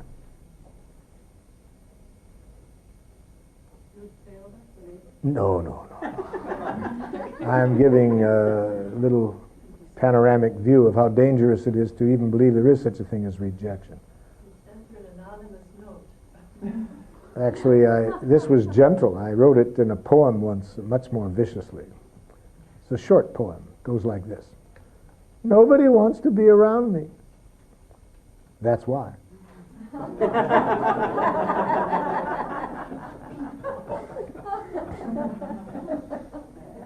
See, how sad to take it as a rejection, which almost guarantees nobody's going to want to be around you. Yep. This question does bring up the fact that we do make choices about people who we want to spend time with and who we don't. Yes. And especially in times when there's little time, it becomes very obvious somehow who is more important for us to spend time with than another person. And I have yet to find a real, authentic, honest way to express that. Yeah, that's what I was wanting to work on. I was hoping this situation might be that one, which would be an even harder one. So let's now say to another person this message in giraffe. Think of a real person that comes closest to the person you'd want to say this to. You are the last person in the world that I would like to spend any time with. Okay? Now, how do you say that in giraffe to the person you have in mind? The name of this curriculum item is How to Reject People So They Love It. Now, I forgot to give you the warning. Be careful about doing this because it'll teach you more about yourself than the other person. It'll teach you some painful things about yourself. So proceed with caution. I don't really feel that connected with you, and I think our needs would both better be served if we look for people that we connected with. Well, that's not as bad as it could be. Come on. But it's missing some important ingredients. First, an observable behavior. People can learn from negative performance evaluations very valuable things if they can get concrete, observable behaviors. If they don't have that, it's going to be hard to enjoy and learn from the evaluation. So let's start with that. What is this person doing or not doing that makes it hard to connect with them? And you may have to work on this because usually what comes to our mind are money diagnoses. We're much more literate at diagnosing than we are being clear about observations. But what are the observations? What does this person do or not do? When you say that I'm responsible for my son dropping out of college and never going back. Okay, so when I hear you say things like when my son, etc., and I've heard other comments for me of that genre. Okay, and how do you feel when this person says that? I feel defensive. I feel angry. Angry. And you feel angry because why?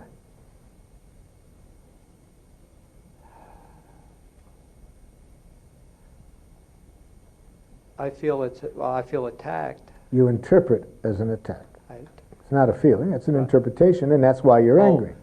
You're angry. No, you've explained it. You're angry because you interpret this as an attack. As criticism. And criticism. Right. And while I'm concerned about my son as well, I feel that you hold me totally responsible. So, and I see you holding me totally responsible, and I have another judgment of you, that isn't fair. Yes. So I not only am interpreting that you are making criticism and judgment, but you are making unfair criticism and judgments of me. Yes. Yes. And therefore I have this request of you. What is the request? Oh, what's the need? What's the need? You'll have trouble finding the need because you're angry. Because see, your head is so filled with those judgments, attack, criticism. And when your head is filled with those judgments, you'll have trouble finding your needs. Of course, if you had giraffe ears, you wouldn't have heard the criticism. You wouldn't have, in that sense, you wouldn't have heard any criticism, but you wouldn't have thought it was unfair. So, the problem, of course, is not that this person said what they did. The problem was you received it with jackal ears. Right, yes. I was judging myself. And them. You're judging them. Right. Mm-hmm. See, you did what I was warning you not to do. Never hear what a jackal thinks. See, when they said that... Oh, okay. Yeah. That was the first thing I would have liked for you not to do. Are you feeling disappointed that Jay didn't finish college? And you're feeling disappointed and need to really, and have a need for Jay to develop himself in a way that will help him in the future? Yes. Yes. You have the same need, right? Yes. So where's the conflict? There's no conflict. Oh. At the need level, you both have the same need. Right. She expects me to pay for it, or to pay, part of it. And you would like me to pay for part of it. Right. Not expects. So you don't hear an expectation if you have giraffe ears. Mm-hmm. You never can hear a demand or an expectation. Mm-hmm. You hear a gift. She's giving you a gift, an opportunity to. So you'd really like me to give some money for this. Yes. Yes. And I told her no, and that was not acceptable. Well, no, it's not that the no was not acceptable. You said the no out of an energy of having heard a criticism, a judgment, an unfair criticism, and with the energy out of which you said that, no matter what you said, she would have gotten defensive. Because she didn't get empathy to begin with. That first step in saying no is the empathy. Instead of getting empathy, she got a jackal clobbering. You interpreted her as judging, criticizing unfairly, and so forth. Okay. Let's have you all practice this. Okay? This is really scary for me to tell you this, but I'm really attracted to you. And I really have a strong need for an intimate sexual relationship with you.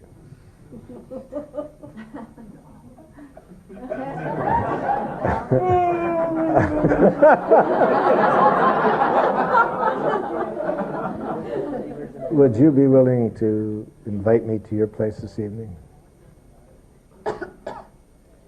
Okay, now how do you say no? This is my wife's birthday. This is what? This is my wife's birthday.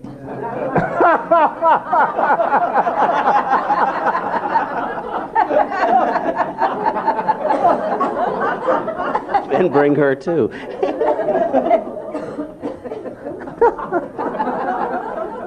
Chicken. Okay. Come on now. I wanted you to practice where you don't have a wife, but this person is not. This is not the person you want. So how do we say that in giraffe? Anybody want to tackle this difficult? You'll try. Thank you for the invitation. Already I feel good, because she looked like she meant that. And so I can already better able to hear the no. I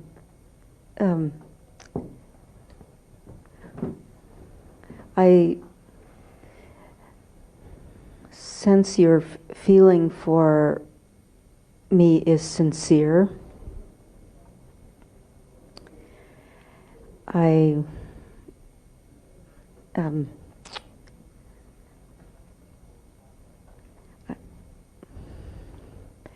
I understand, I hear that you have a need for companionship and intimacy. I am not able to answer your request. I'm not able to, let's see, I have a need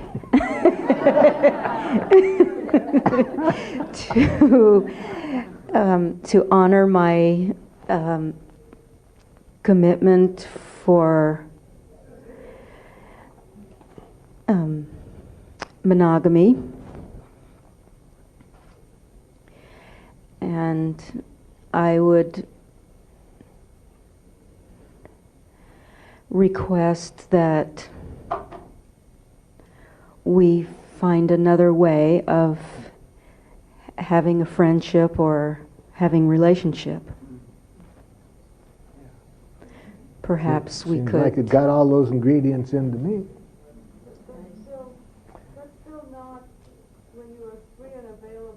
Yeah, well, That's true. We're Okay. working up to that. We're Okay. working up to that. you Okay. see. First of all, I know she's not married. She's not into a monogamous relationship. She was lying, you know. That was no. Let's say that was the real. If that was true, that would be the need. But yeah, I'm really wanting us to practice when. And I did opt out for that because I couldn't think of the other thing. So okay, it's so true. that's what I want us to do, to know how to right, say those needs in that situation. Yeah. It's also one that presumes that if Mike, I guess. In there, presume that was an honest thing from you and that you wanted a relationship. Yes. But what about the scuzzy guy that is just, hey, I'm just hoping to get lucky? Well, I mean, then when you answer... Why is that scuzzy? So what if I just said, I just enjoy having sex with you? Why is that scuzzy? No, but I'm defining it as the scuzzy guy because I can see that you want to have a relationship. Yeah. So you there were many... a relationship. Yeah. Just sex. Yeah. Okay, well, either one. All right.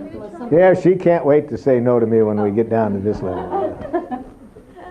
I think I'm going to take off from where you started, where you were at the part where I want to honor, not monogamy, but say I'm single. I want to honor my own particular needs around who I'm attracted, what I'm attracted, who I'm attracted to. She's getting into the courageous area I wanted to get into. So let's see how this sounds. This is the hard one. I've done this. I've had some practice. Okay.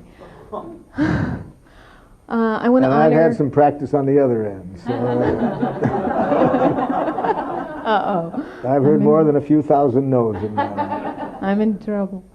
I want to honor my own needs around who I'm attracted to, and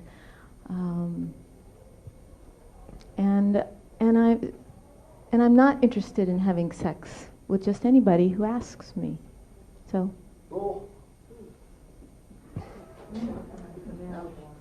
Look, we could erase that. Let's erase that last sentence. I thought that just up until then was pretty honest. That you had certain needs in terms of what spell out the needs more that I don't meet.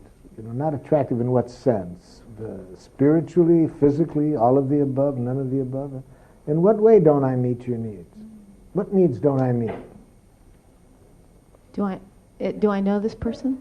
Well, imagine a situation. What needs of mine don't I meet when you say I'm somehow... I like what you said kind of philosophically, but I think it can even be more powerful for this person to get down to... Being very specific? Very specific about the need and the observation. Okay.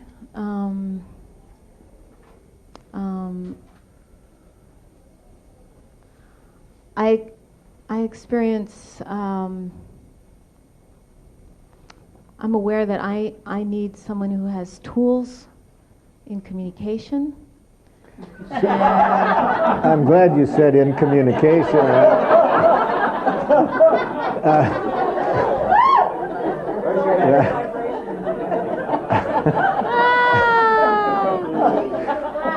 How about this? Not I value someone. When we've talked, I haven't had my need for depth that I would like met, understanding. It's my needs. I'm not saying you're not a deep person. I'm saying that these needs of mine weren't met. And I would be reluctant to want to enter into an intimate relationship with someone that those needs aren't easily met. Could you tell me what you heard me say? See, certainly in this area, I'd want to be sure the person didn't hear there was anything wrong with them. I'm only trying to say what needs of mine. It has nothing to do with them. I'll tell them the observable behavior. Like last night, you talked for an hour about baseball. This is not something that I particularly am interested in, and I would have liked for you to have checked with me whether I was interested in this. And so for an hour, you didn't stop him? I tried. Anyway, you see what I mean? A little bit more specific about the need. And then certainly on this area, I'd want to check out that the person didn't hear there was anything wrong with them. Yes. But then what if they turn around and say, well, I understand that. Would you give me the opportunity to meet your needs? So you're kind of confident that now that I've expressed it, that you could meet it. And you'd like an opportunity to see if that could develop between us. But what if you really don't? Now hold it now, I'm just trying to empathize. You're empathizing. I first empathized. I just wanted to be sure I heard the person and heard their needs. Remember, that's the first part of saying no, because I'm going to say no again. But I wanted to start with a sincere openness. I wanted to be open. I wanted to hear what this person's needing. So you're confident that this could evolve, and you would really like the relationship enough for me to give some time to see if it could evolve. Yes. I'm uncomfortable with that. I'm uncomfortable with that. I don't have the confidence that this kind of quality between people, if it's not there, I don't want to have to work at it. I really want it easy. So there's no chance. I'm not saying there's no chance. I'm saying at the moment, I would rather begin a relationship with somebody that at this level, there's an easy connection. I'd like you to tell me how you feel when I say that. I understand where you're coming from. Anyway, that's... Yeah. Marshall, what I remember about the earlier part of this conversation was that we had changed it to, I think we had changed it to that they didn't want a relationship, they just wanted to have a one-night stand, so... well, there's two here. We got the two mixed up. Oh, so okay. Either one. So which one? Would you like us to deal with one of those that we didn't deal with yet? I just was confused. I wanted clarity No, because I was thinking we were doing the one-night stand and then the... No. That would have been too easy. It was the other one where the person wanted a relationship. And why did you say we would learn something about ourselves? Because what is there about us that keeps us from being able to enjoy this person? It tells more about us than them. It tells us what needs of ours are important. You see, it tells us about certain things that we haven't learned to enjoy in other people. Why am I having so much trouble enjoying this in the other person? Empathizing with it, things like that. I learn when I see who I don't enjoy being around.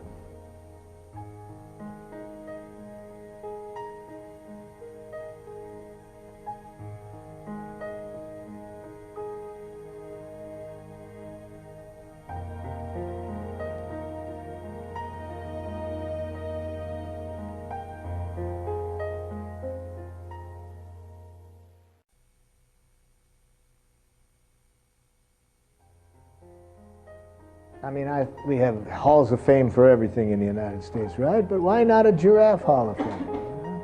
For people who have really made a contribution to somebody's life that you don't read about in the paper. See, all we read about in the paper are those people who are killing and greeting What about the real heroes of the world, the giraffes, the people who really make a difference in our lives? So I told you today about one of my heroes, my uncle, his smile, what his smile did for me. I told you about my grandmother, what her generosity to people did for me. So I want you to induct somebody into the Giraffe Hall of Fame. So we will give you a chance to practice how to express gratitude in giraffe by inducting this person into, because that's how you get a person into the Giraffe Hall of Fame. You express your appreciation to them in giraffe. Now, a good person to pick to induct into the Hall of Fame is somebody who made a significant contribution to your life. Remember, I told you earlier today, one woman inducted her father, who 30 years ago, what was it he did? He winked at her, you see. So, and it could be somebody no longer alive, it could be somebody alive, it could be... So, it's up to you who you want to induct into the Giraffe Hall of Fame. But you need to express the gratitude in giraffe, which means no compliments, no praise. It's too weak. See, those things that really make a difference in our life, it's too weak to say you are a very kind person.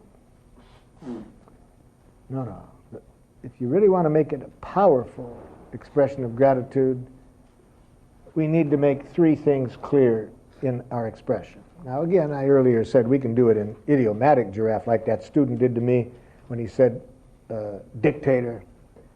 But for learning purposes today, I'd like you to see if you can express these three things in words, you see. Sure, sometimes just saying thank you can maybe communicate these three things. But you want to have the ability to do it in classical giraffe, just in case, for those things that you really want this person to know, how deeply what they did meant to you. Then you've got to know how to make these three things clear.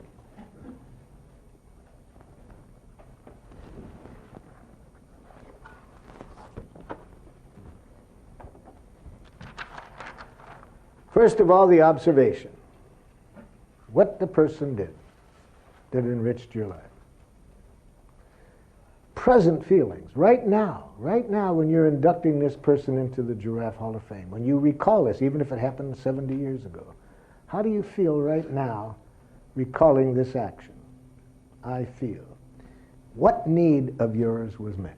Those are the three things that we need to make clear in expressing a giraffe gratitude. And equally important to the clarity with which we say those three things is the intent. Never give a gratitude or a thank you to reward somebody. Never give a gratitude or a reward to build up somebody's confidence. Those seem like nice things to do, but that destroys thank you when people feel it's a manipulation or a tool to shape something. Let's only express gratitude to celebrate, you see. Now, the more gratitude is a part of our life, this kind of gratitude, the more fuel we have to be a giraffe in a jackal-speaking world. Because that's where we get the energy, by remembering the power that each of us has to enrich life. So see, notice when we give a gratitude in this way, we are remembering the power we have. Look what we can do. And then we see the glory of it. We see, oh my God, look what this can do. Look how this can leave a person feeling. Look at how this act, what need it can meet. The more we really have that inside, why would we ever play any other game than let's make life wonderful for one another? There's no game that even comes closer to that. Yeah, we've been educated to play the game, who's right? We've been educated to play the game, let's kick the shit out of the bad guys. Those aren't fun. Not really, we know that. They're costly even when they're fun. So, let's learn how to celebrate what the power we have to make life wonderful, so that we fill ourselves with the fuel that's necessary to live this way.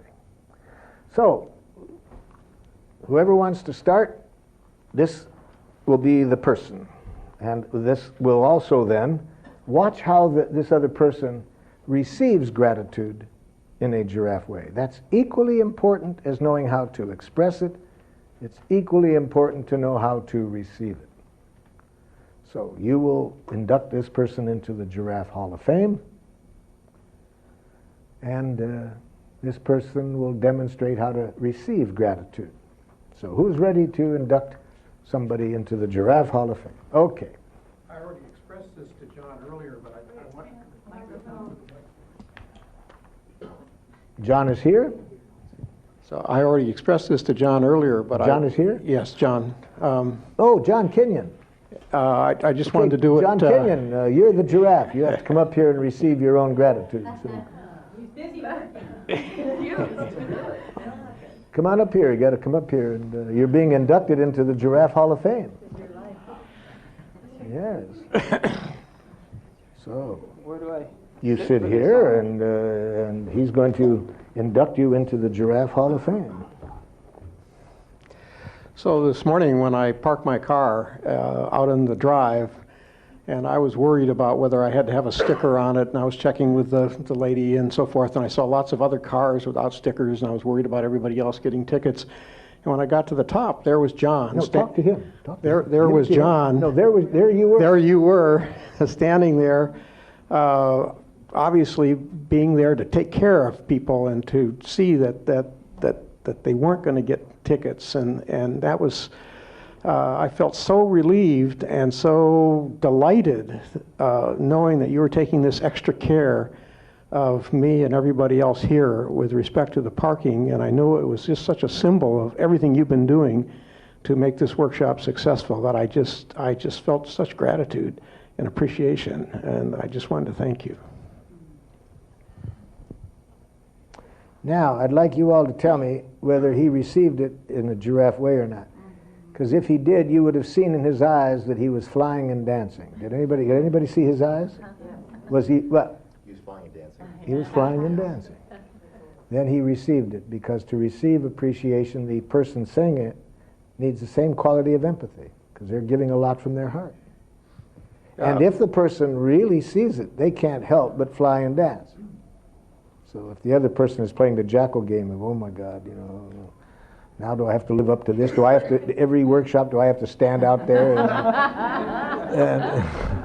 Or now what does he want from me? Now do I have to say something nice to him? You won't see the person flying and dancing, see. So apparently he was receiving that in a giraffe way. It was interesting as I was expressing my gratitude to John, how scared I felt and vulnerable. That's what I mean. Which surprised me which is something I was feeling very positive about, but yet, and when he did have that acceptance of that with your dancing and so forth, I felt really relieved, and I thought, wow. I'm grateful for you for adding that, because I really want us to be conscious of that. This requires just as much vulnerability. We are revealing our heart. Whether it's pain or joy, we're vulnerable. We need the same empathy, and how good it feels to have the person be able to hear that. Welcome to the Giraffe Hall of Fame. Now, my only worry is you have such a big heart that I'm worried about you being manipulated by Hungarian women who manipulate you out of your sweater. I also heard that you got ripped off a while back. So are you joyfully ripped off? Okay, I just wanted to be sure that was coming from joy. Okay. Thank you, John.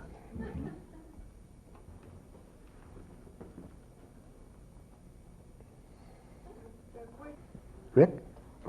Okay. Who is this other person you want to induct into the Giraffe Hall of Fame? They're a team. A team? Yes. Okay.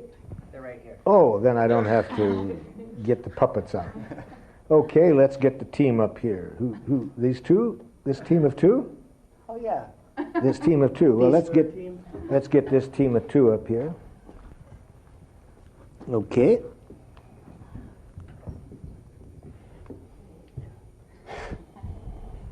Okay. When I came into your home a year ago and experienced the welcoming, the hugs and the kisses that I did, was one thing. When I have watched how everyone who comes into your home is received with that openness and warmth, just looking at you, I feel such a joy and a peace. Experiencing the unconditional acceptance and watching it exist as it's extended to others. Just wanted to know that that's very wonderful for me.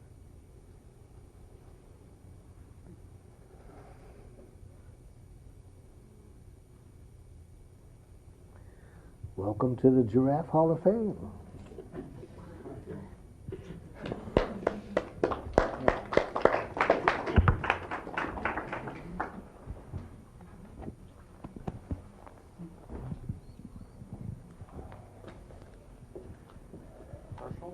Yes.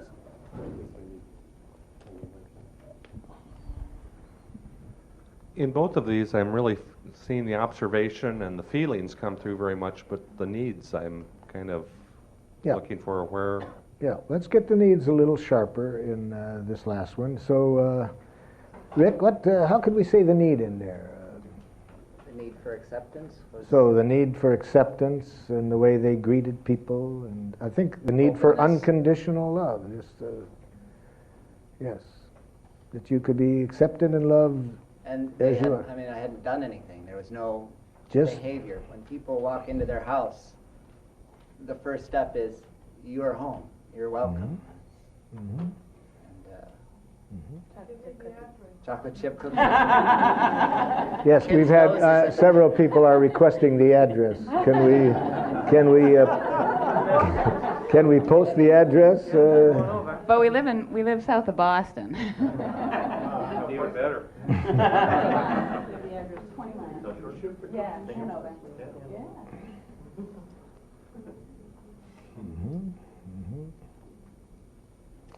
I could have guessed that the way you brought some water over to me. It really touched me deeply.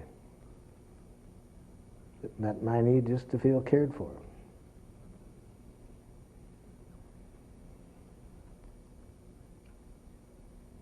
Yes, please.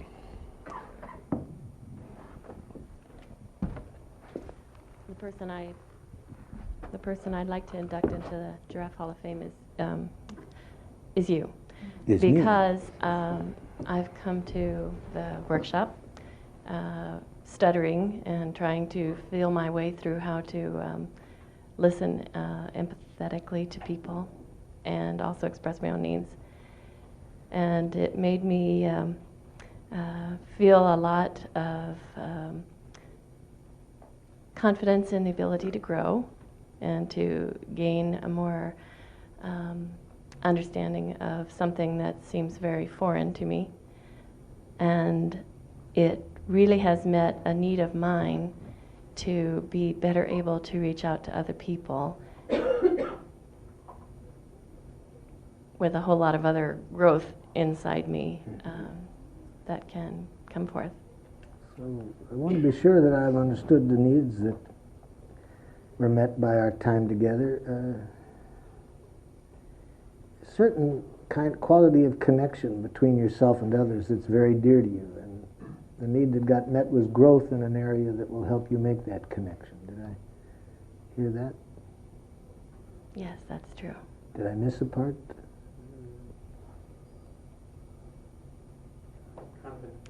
I guess the feeling that the other person's needs aren't the first, that you have to meet your own needs in order to hear and meet other people's needs as well. So it really met a need of yours to know how to respect your own needs as well as the other person's needs. Yes, and to not accept other people's judgments when you do meet your own needs. Mm-hmm. That has and been. then how, if meeting your needs somehow is painful for the other person, how to hear what's going on in them without taking it that there's anything wrong with your needs. That's right. That's a big part. Yeah. Thank you. It feels really good to you to think of being able to enjoy your own needs, what's alive in you. and not to give power away to that, to anything else, just to enjoy the life that's going on in you. Yes, so that I can learn to dance instead of walk.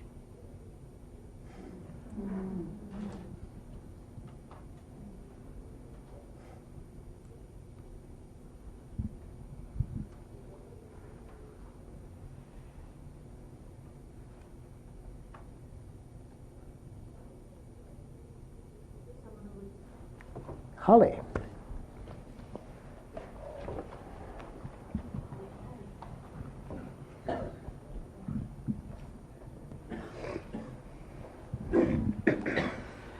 I would like to induct Martine into the Giraffe Hall of Fame.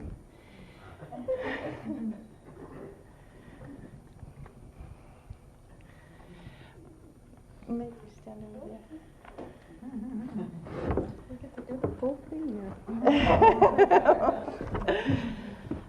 Martine, this morning when I left the room in such emotion, when I was so touched and connected to what Mrshel was working with on the time management story, and sitting on the steps crying, and you came over and asked if I wanted anybody to be with me and if it was okay to put your arm around me. I was really grateful for not only your concern, but also for your sticking your neck out to come out and check with me. And then your ability to stay with me and help me through something that I was just needing a little more processing with, that I had gotten such an insight with what Mrshel had said about finding the dictator inside, but just needed that extra place to get through my hopelessness. And that I now feel that sense again of trying again and feeling hopeful, and it meets my need for finding a way to resolve an issue that's I've struggled with all my life. And I'd like to know if how you feel about hearing that. Thanks, Shirley. Got it. Thank you. So this morning, when you were touching in on some very deep feelings swelling up and needed to receive some empathy, our contact and our connection helped you to move to a new place and to get to a place where you felt more hope and that's feeling really good to you right now. Yes, that's right. Yeah. I feel really excited hearing that, and just so happy and grateful that you're giving me this blessing. I'd like to ask you one more thing, because I realized afterwards that I was feeling a little bit vulnerable when we ended. And I heard a jackal say that I had stretched your willingness to offer me empathy just one notch. And that I always do that because I'm so greedy. And I wanted to check with you about whether whether you took care of yourself in that time. You're feeling worried, Yeah. and you'd like to be sure that I was checking on my own needs. Yes. Also, and yes, I was, and my need to be able to connect and to serve was very much being met, and I really appreciated the chance to do that. Great. Yeah. Thank you.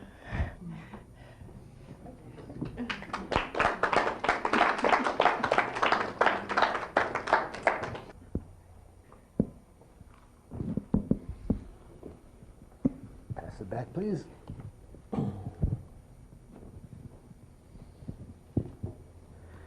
I'd like to induct Deva and Tara into the Giraffe Hall of Fame. Well, let's have them come up here so we can see their eyes.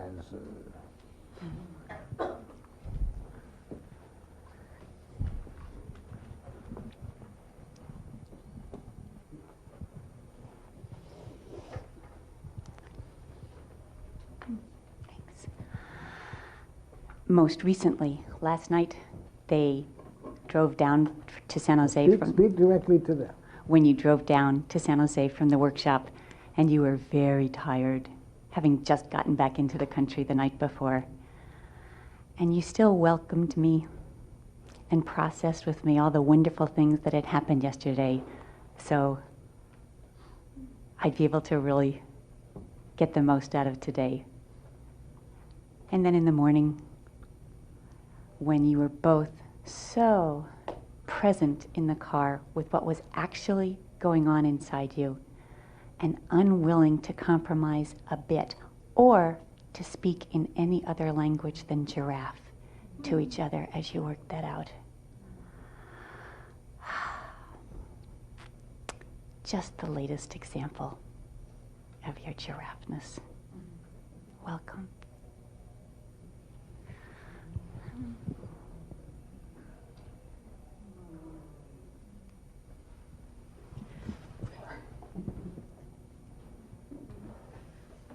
I would love to hear your feelings when that happened and which needs of yours were met. I have a need for unconditional acceptance that these two meet and have met daily for 10 years. And it empowers me to fight the jackal in me that says, I'm not good enough.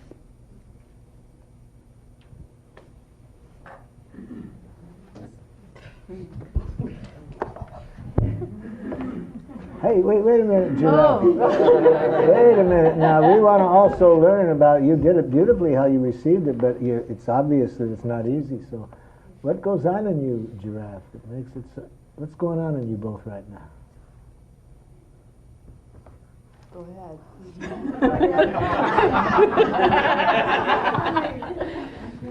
Well, I feel embarrassed.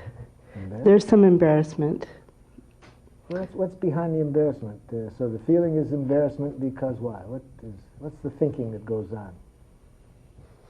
on? Well, first of all, it's hard to be up here. You know, it's hard. Because why, though? That's what I'm trying to I'm get being to. seen, I think, is what it is. So to have people see your beauty is scary. Yeah. Yeah. To trust that they see my beauty. Scary to see that. Mm-hmm. Yeah.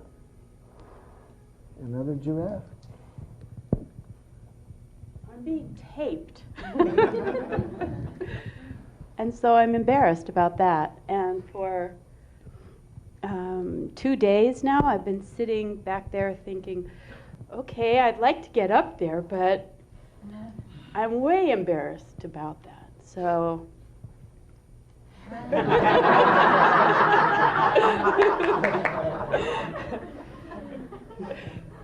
Thank you, Giraffe.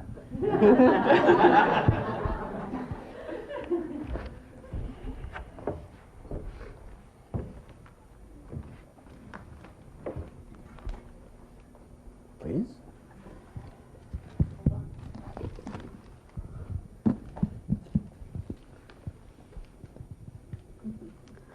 Scott, I'd like to induct you into the Giraffe Hall of Fame.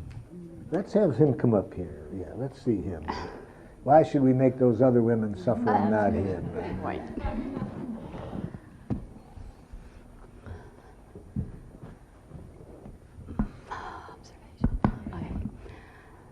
Scott, since I met you at this training 4 months ago, 5 months ago, I have had joyous, challenging phone calls, and you have, boy, this is scary. You have, my feelings for you have been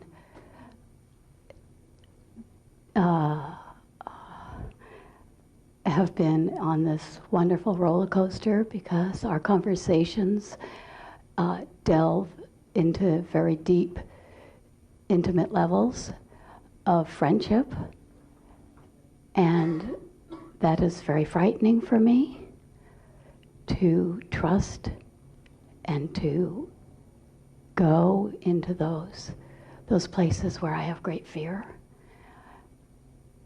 You have met my needs. My needs have been met through our ability to hang on the phone for 2 hours as we work through understanding and meeting each other on this amazing level of intimacy. And I have the greatest respect for all the work that you do, through which I have done, with you helping me let my little giraffe ears grow a little bit, working with me so patiently as I try to fumble my way through my lack of feeling words and my small vocabulary, and being there with such compassion and understanding. I thank you very much.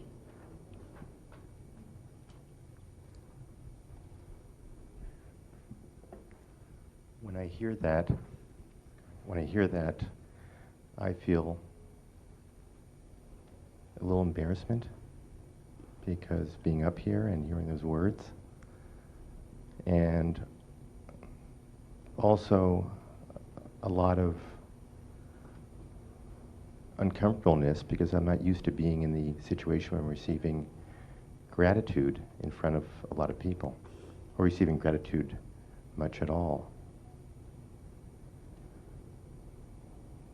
But it feels very good, and it feels like I feel very appreciative of the chance that I've had to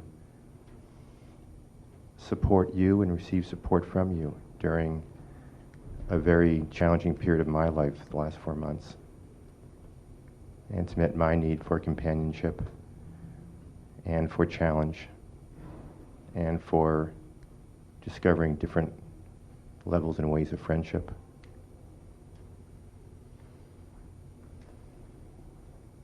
And my request is that we provide each other the opportunity to continue it.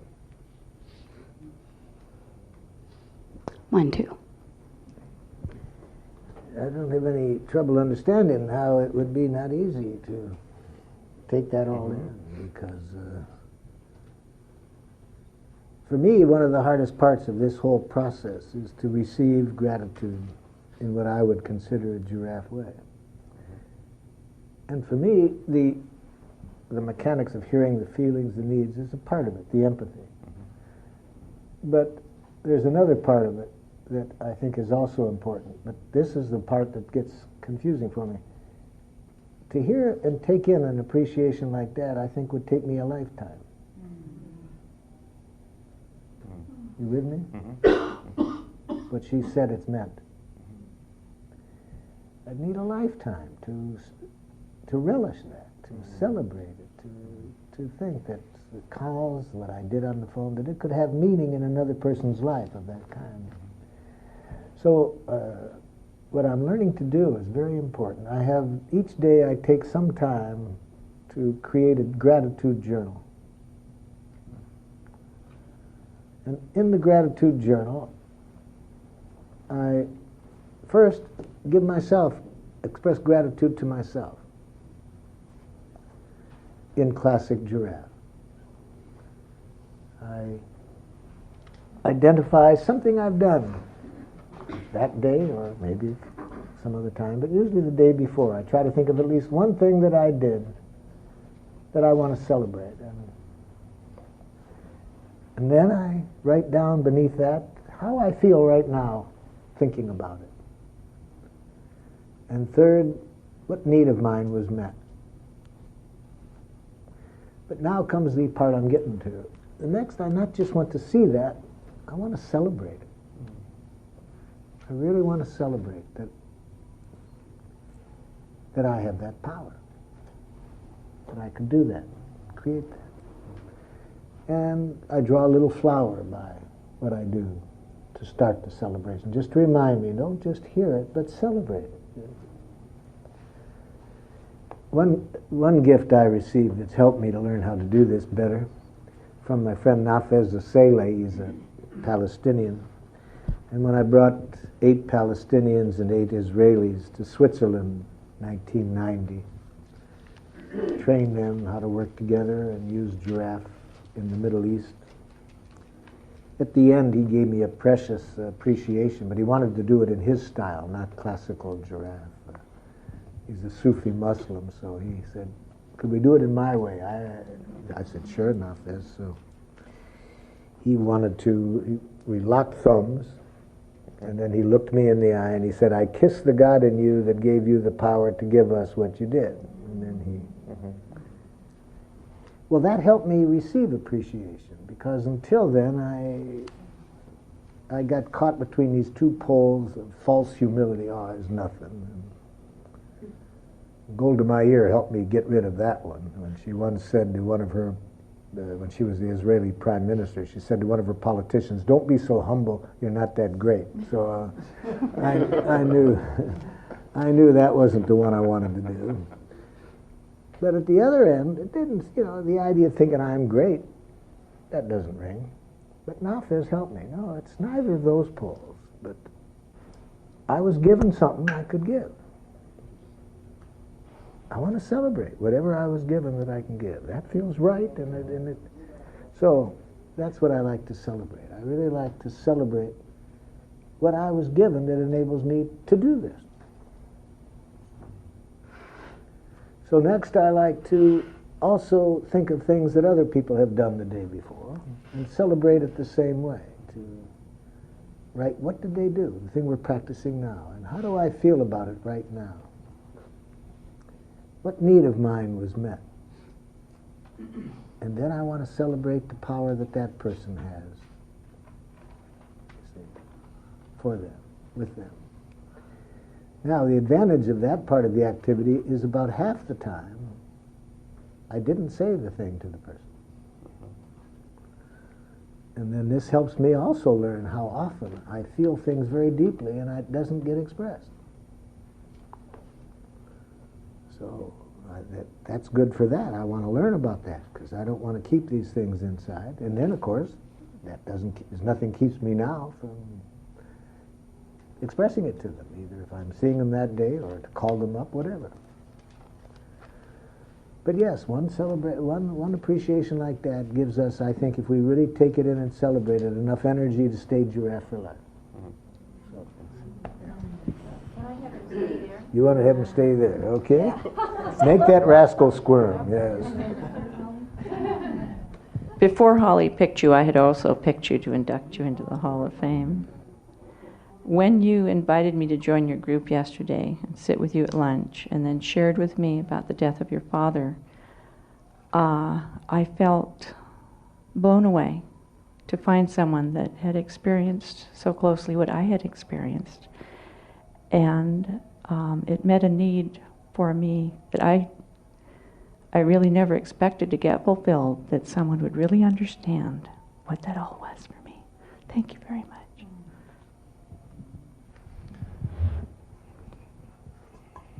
While I was sitting up here, I was going to ask to induct you into the Giraffe Hall of Fame. This is called tit for tat. Yes. Because come on up here. And yeah, so I'm going to do that. You're fair. Sally.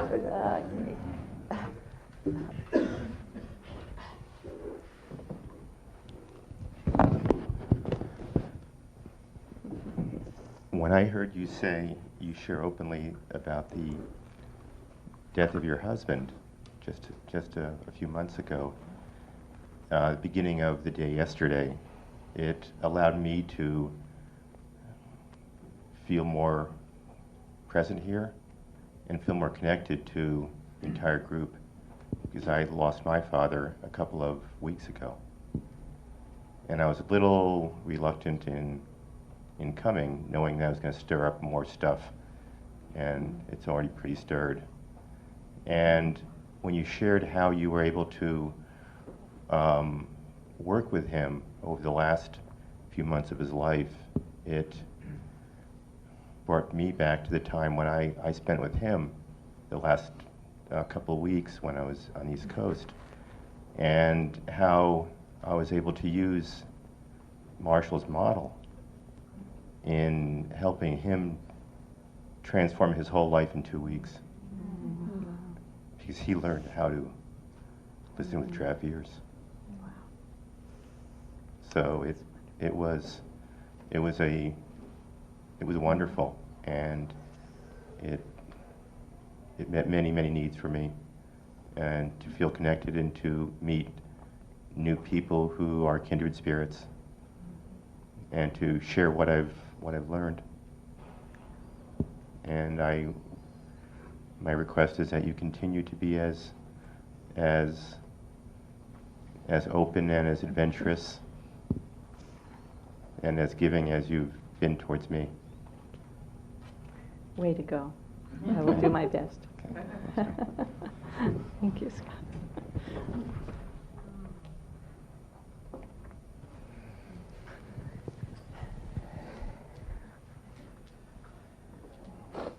Don't go away.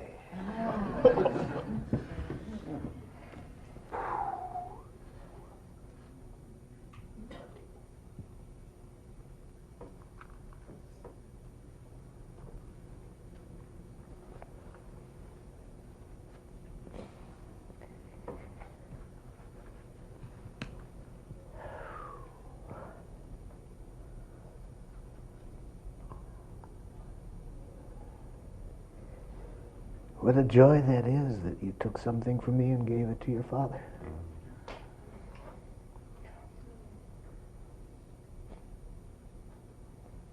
I was looking for some time to share that with you, and I figured the time would come.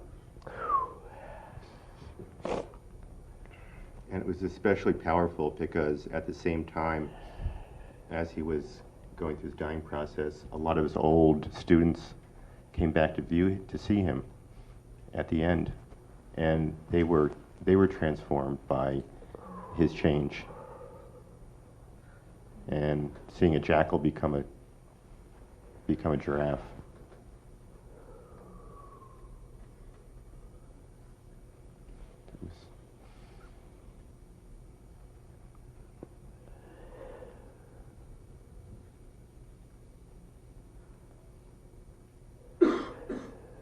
I got enough to digest for the rest of this lifetime. Thank you. Thanks.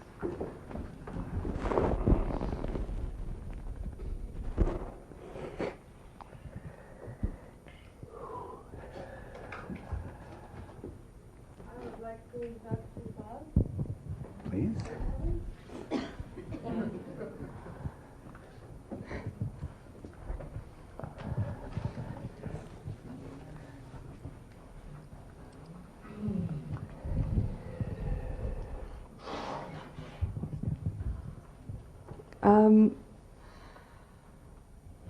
I don't know how to do this quite deeply enough. I have had a life that's been full of a lot of pain. And one of the things that has made it bearable is having you in it. The quality of your understanding, your ability to see my beauty when so many other people don't.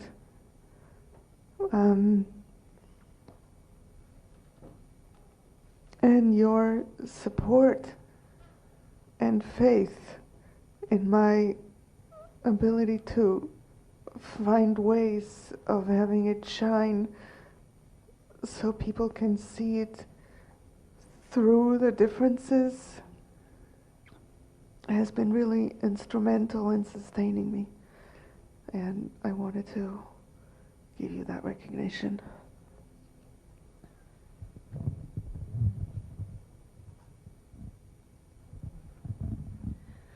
My need for loving met daily by having you in my life, as well as for being loved.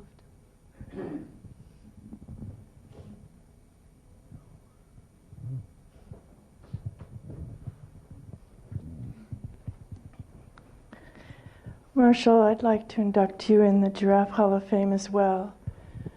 And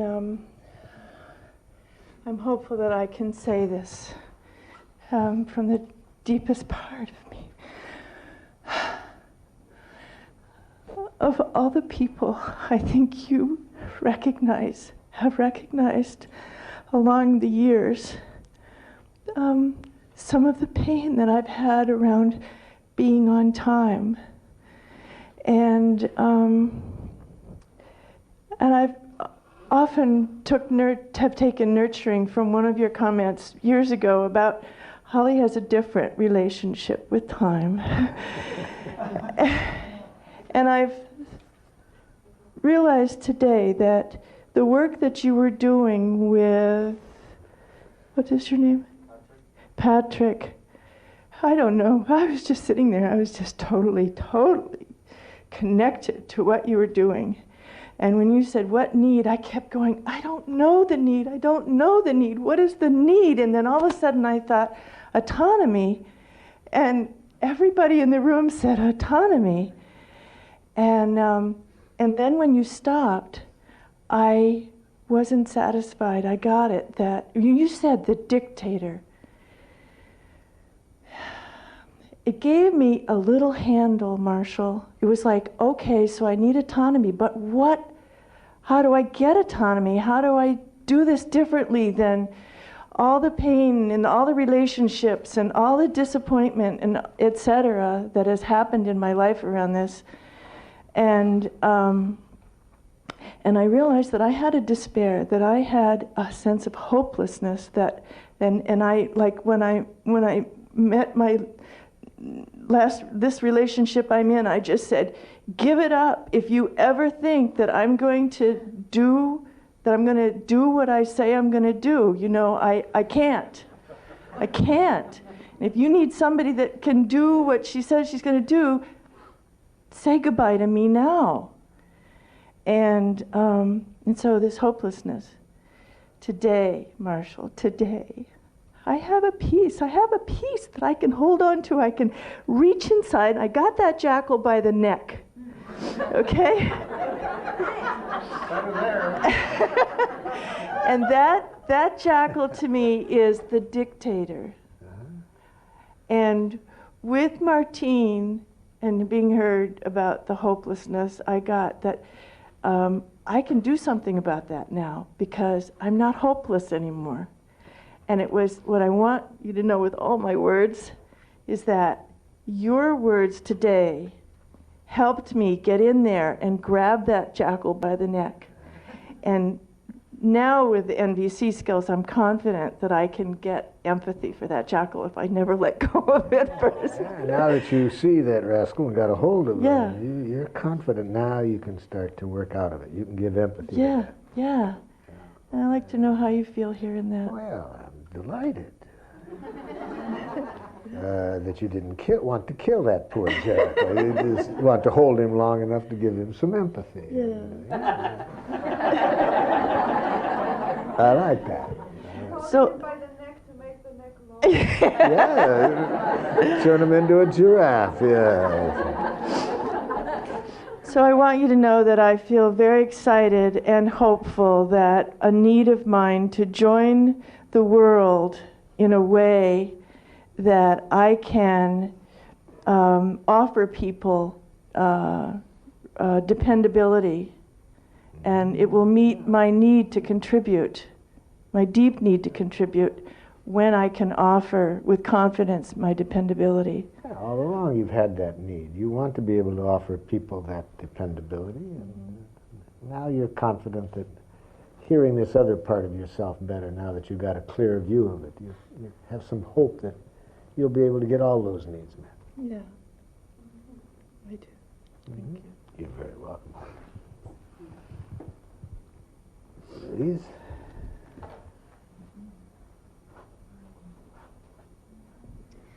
I would like to invite my family up here, the ones who came with me. My brother Jim, my brother-in-law Steve, my sister Joanne, and my husband Rampujan.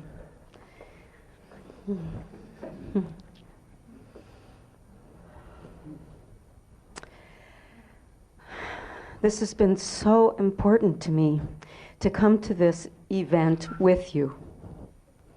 It meets the, I just feel, I feel loved, I feel cared for, I feel that I have the kind of family I need and want. Because you have filled this need by being present with me here and by being present and building a way of being present together outside of this room. So I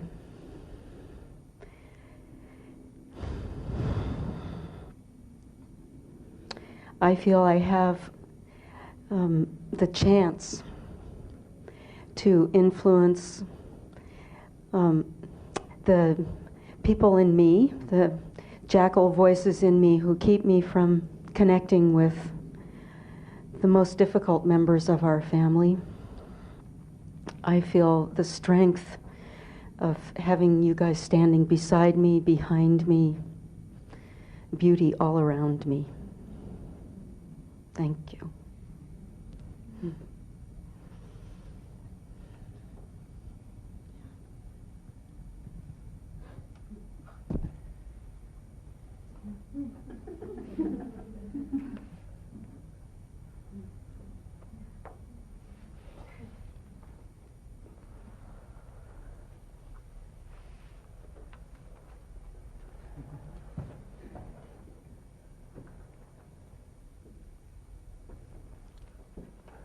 And now to close with a few stories about my granddaughter.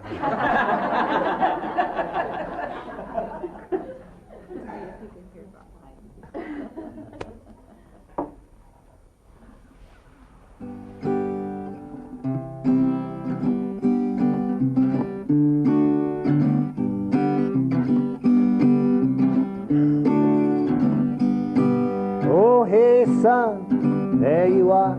I've been waiting for your glow, and now I'll sit and soak you in, feel the pain in me go. Let's dance with the bees while they pollinate. Let's dance with those jackals, dance away the hate. Oh, hey, son, there you are. I've been waiting for your glow, and now I'll sit and soak you in, feel the pain in me go. Today's the day to celebrate the life we can create, and move ahead with hearts of joy to heal and liberate. Oh, hey, son, there you are. I've been waiting for your glow, and now I'll sit and soak you in, feel the pain in me go.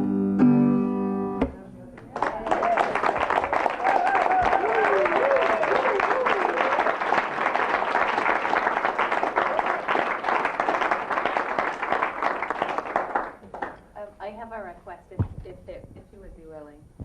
I was really hoping to hear the song that you sang, See Me Beautiful. Yes?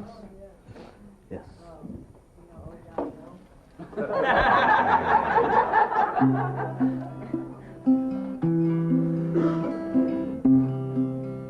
See me beautiful, look for the best in me.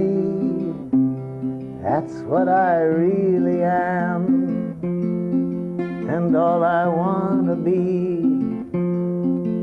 It may take some time, it may be hard to find, but see me beautiful.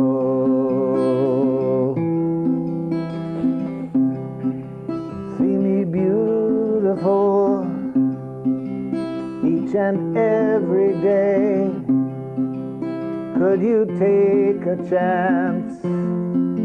Could you find a way to see me shining through in everything I do, and see me beautiful. Now we're getting it. Let's do it again. See me beautiful each and every day. Could you take a chance? Could you find a way to see me shining through in everything I do, and see me beautiful?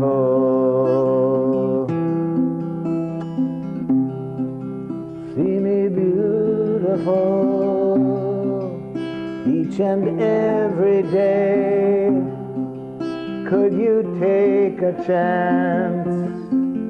Could you find a way to see me shining through in everything I do, and see me beautiful?